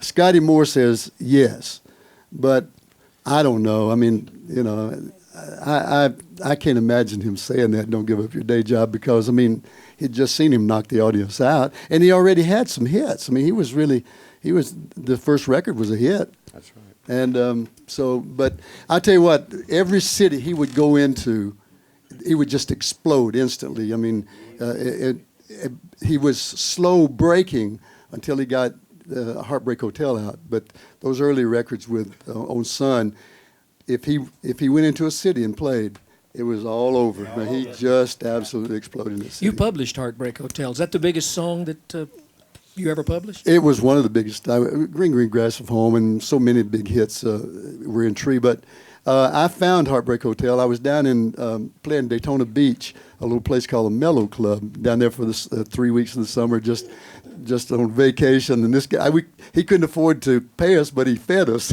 so we went down and we'd work in the club that night, you know, and then lie in the sun in the daytime. Oh, and bless its heart. And, Poor thing. And Mae Axton lived in Jacksonville, and she came up. There was a package show the Colonel had there with Elvis and Hank Snow and some other people. And so she came up, and somehow Mae always knew where I was. I mean, wherever she come to Nashville, she'd always look me up. And I was over at the Mellow Club, and she showed up during the day. And I asked her what she was doing there. She said she'd come up to get with the Colonel because she did some PR work for him. And she asked me to go over to the show with her that night. And so I went early but I had to get back for our first set. And Elvis was back there, and I talked to him for a while backstage, and he was still just marveling at everything in country. You know, he thought Hank Snow was the greatest thing since sliced bread. And so Mae comes back over to the club that night, and I said, "Hey, you know, I'm working for a publishing company now. You've written some songs. How about writing something for me?" She said, "I've got one song." I said, "What's the title?" She said, "Heartbreak Hotel." And I said, "Who do you think would be good for it?" She said, "Elvis." And so when I got home, she said, "I'll send it to you." So when I got home from down there, there was a little 5-minute reel. And Glenn Reeves, he was a disc jockey, he was singing it, emulating Elvis. And Elvis, when we got the demo to Elvis, he copied the performance by Glenn. So the record you hear on Heartbreak Hotel is Elvis singing like Glenn Reeves, singing like Elvis. I mean, every nuance. And boy, when that thing broke wide open, that was the most exciting thing that I'd ever been part of. Because you know what? I don't know what happened to it. I would kill for that tape. I don't know what. Tommy Durden was the co-writer on it. Yes, but it would have been wonderful if Mae Axton. What a sweet lady. Long enough to be a part of this. What wonderful stories she could have told. What a great lady. I was just listening to all the songs that sucker's published. Yeah. He's got more money than a show dog can jump over, you know? I run around with him because I want to borrow some. Get out of here. I brought some newspaper clippings yesterday, but I took them home, and it shows where we were playing in January of 1955. And he was part of my package show out in West Texas. And they had his name listed in San Angelo, Texas as Alvis, A-L-V-I-S, Alvis Presley. And when he worked the first show with me and Slim Whitman in Memphis, they had him listed as Elvin Presley, E-L-V-I-N. And I have those newspaper clippings. And in San Angelo was on his birthday, his 20th birthday, and we gave him a Hostess cupcake with a little candle in the middle of it, and that was his birthday. Did you ever have to follow him on the stage? Well, we worked several days out there at the time. The first day I tried to close the show, and when Killen said that when he went to a town he exploded, Well, we were playing out in Midland, Odessa, and the next night was in Lubbock, and half the people that came to the show in Midland, Odessa, came to Lubbock the next night, and then the next night they followed us to San Angelo. So he's absolutely right. You couldn't follow the man. You're talking about Explode. Can I tell you a story about Explode? Elvis was Scotty and Bill were heading out to West Texas to do the tour that he's talking about, and they got up into Arkansas and they had a wreck. They were in an old Lincoln, and Bill's bass was tied on the top of that Lincoln, and a trailer truck run out in front of them, and they hit the trailer truck. The bass was just kept sliding right on down the road, you know, but they tore the car all to pieces. They called my daddy, and this is in the middle of the night, about 1 o'clock in the morning, and called the house, and Maxine and I were somewhere on the road, I don't remember where, but Daddy had just bought a brand new Pontiac, and Bonnie was at home, and Elvis talked to Bonnie and said, can we borrow a car, because we just wrecked ours, and we need to be in West Texas to do this tour.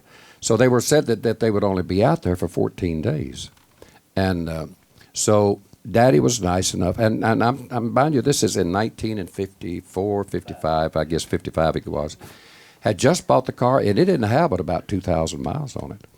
So he took the car up there, got in another car, you know, Bonnie followed him up, and they let Elvis have this car, and they come on back to the house. 6 weeks later, the car shows up in our front driveway, and this is, whenever we wake up in the morning, it's there. Nobody had woke us up. Nobody had said anything about him bringing it. We kept trying to find him to find out where he was so we could get the car. Well, my daddy was getting madder and madder and madder because he wanted his car.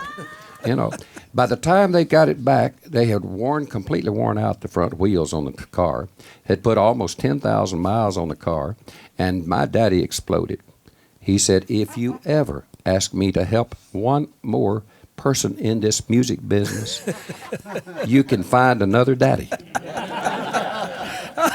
But that's...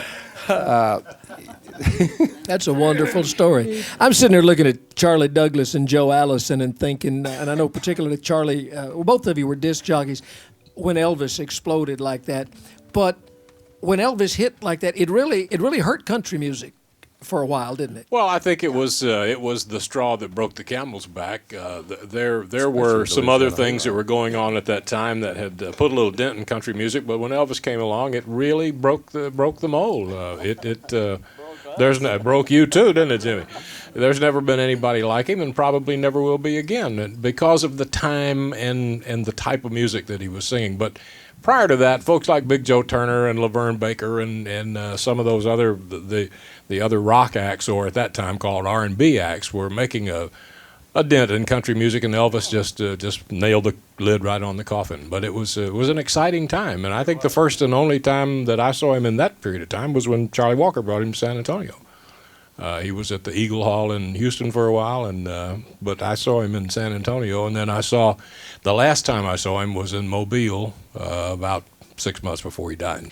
Folks, it's been a fantastic couple of days that we've been in this room together, and on behalf of everybody that's had anything to do with this, thank y'all for being here, and thank y'all for sharing your music, your stories, your songs, your smiles, your laughter, and of course our thanks to the people who've watched this and who've added these videos to their collection. Jeannie Pruitt, I know you know Amazing Grace, and I think you ought to lead us, and I think that's what we ought to wrap it up with, and hopefully the good Lord willing and the creeks don't rise, we'll get to do this again and again and again. Amazing grace, how sweet the sound that saved a wretch like me. I once was lost, but now I'm found. Was blind, but now I see. 'Twas grace that taught my heart to fear, and grace my fears relieved.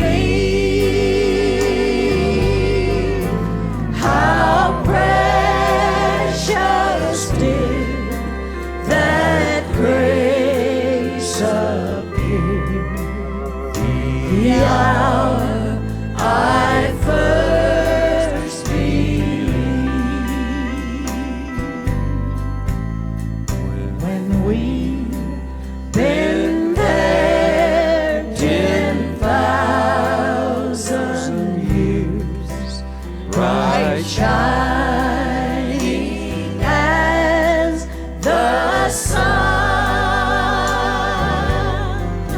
We've no less days to sing God's praise than when we first begun.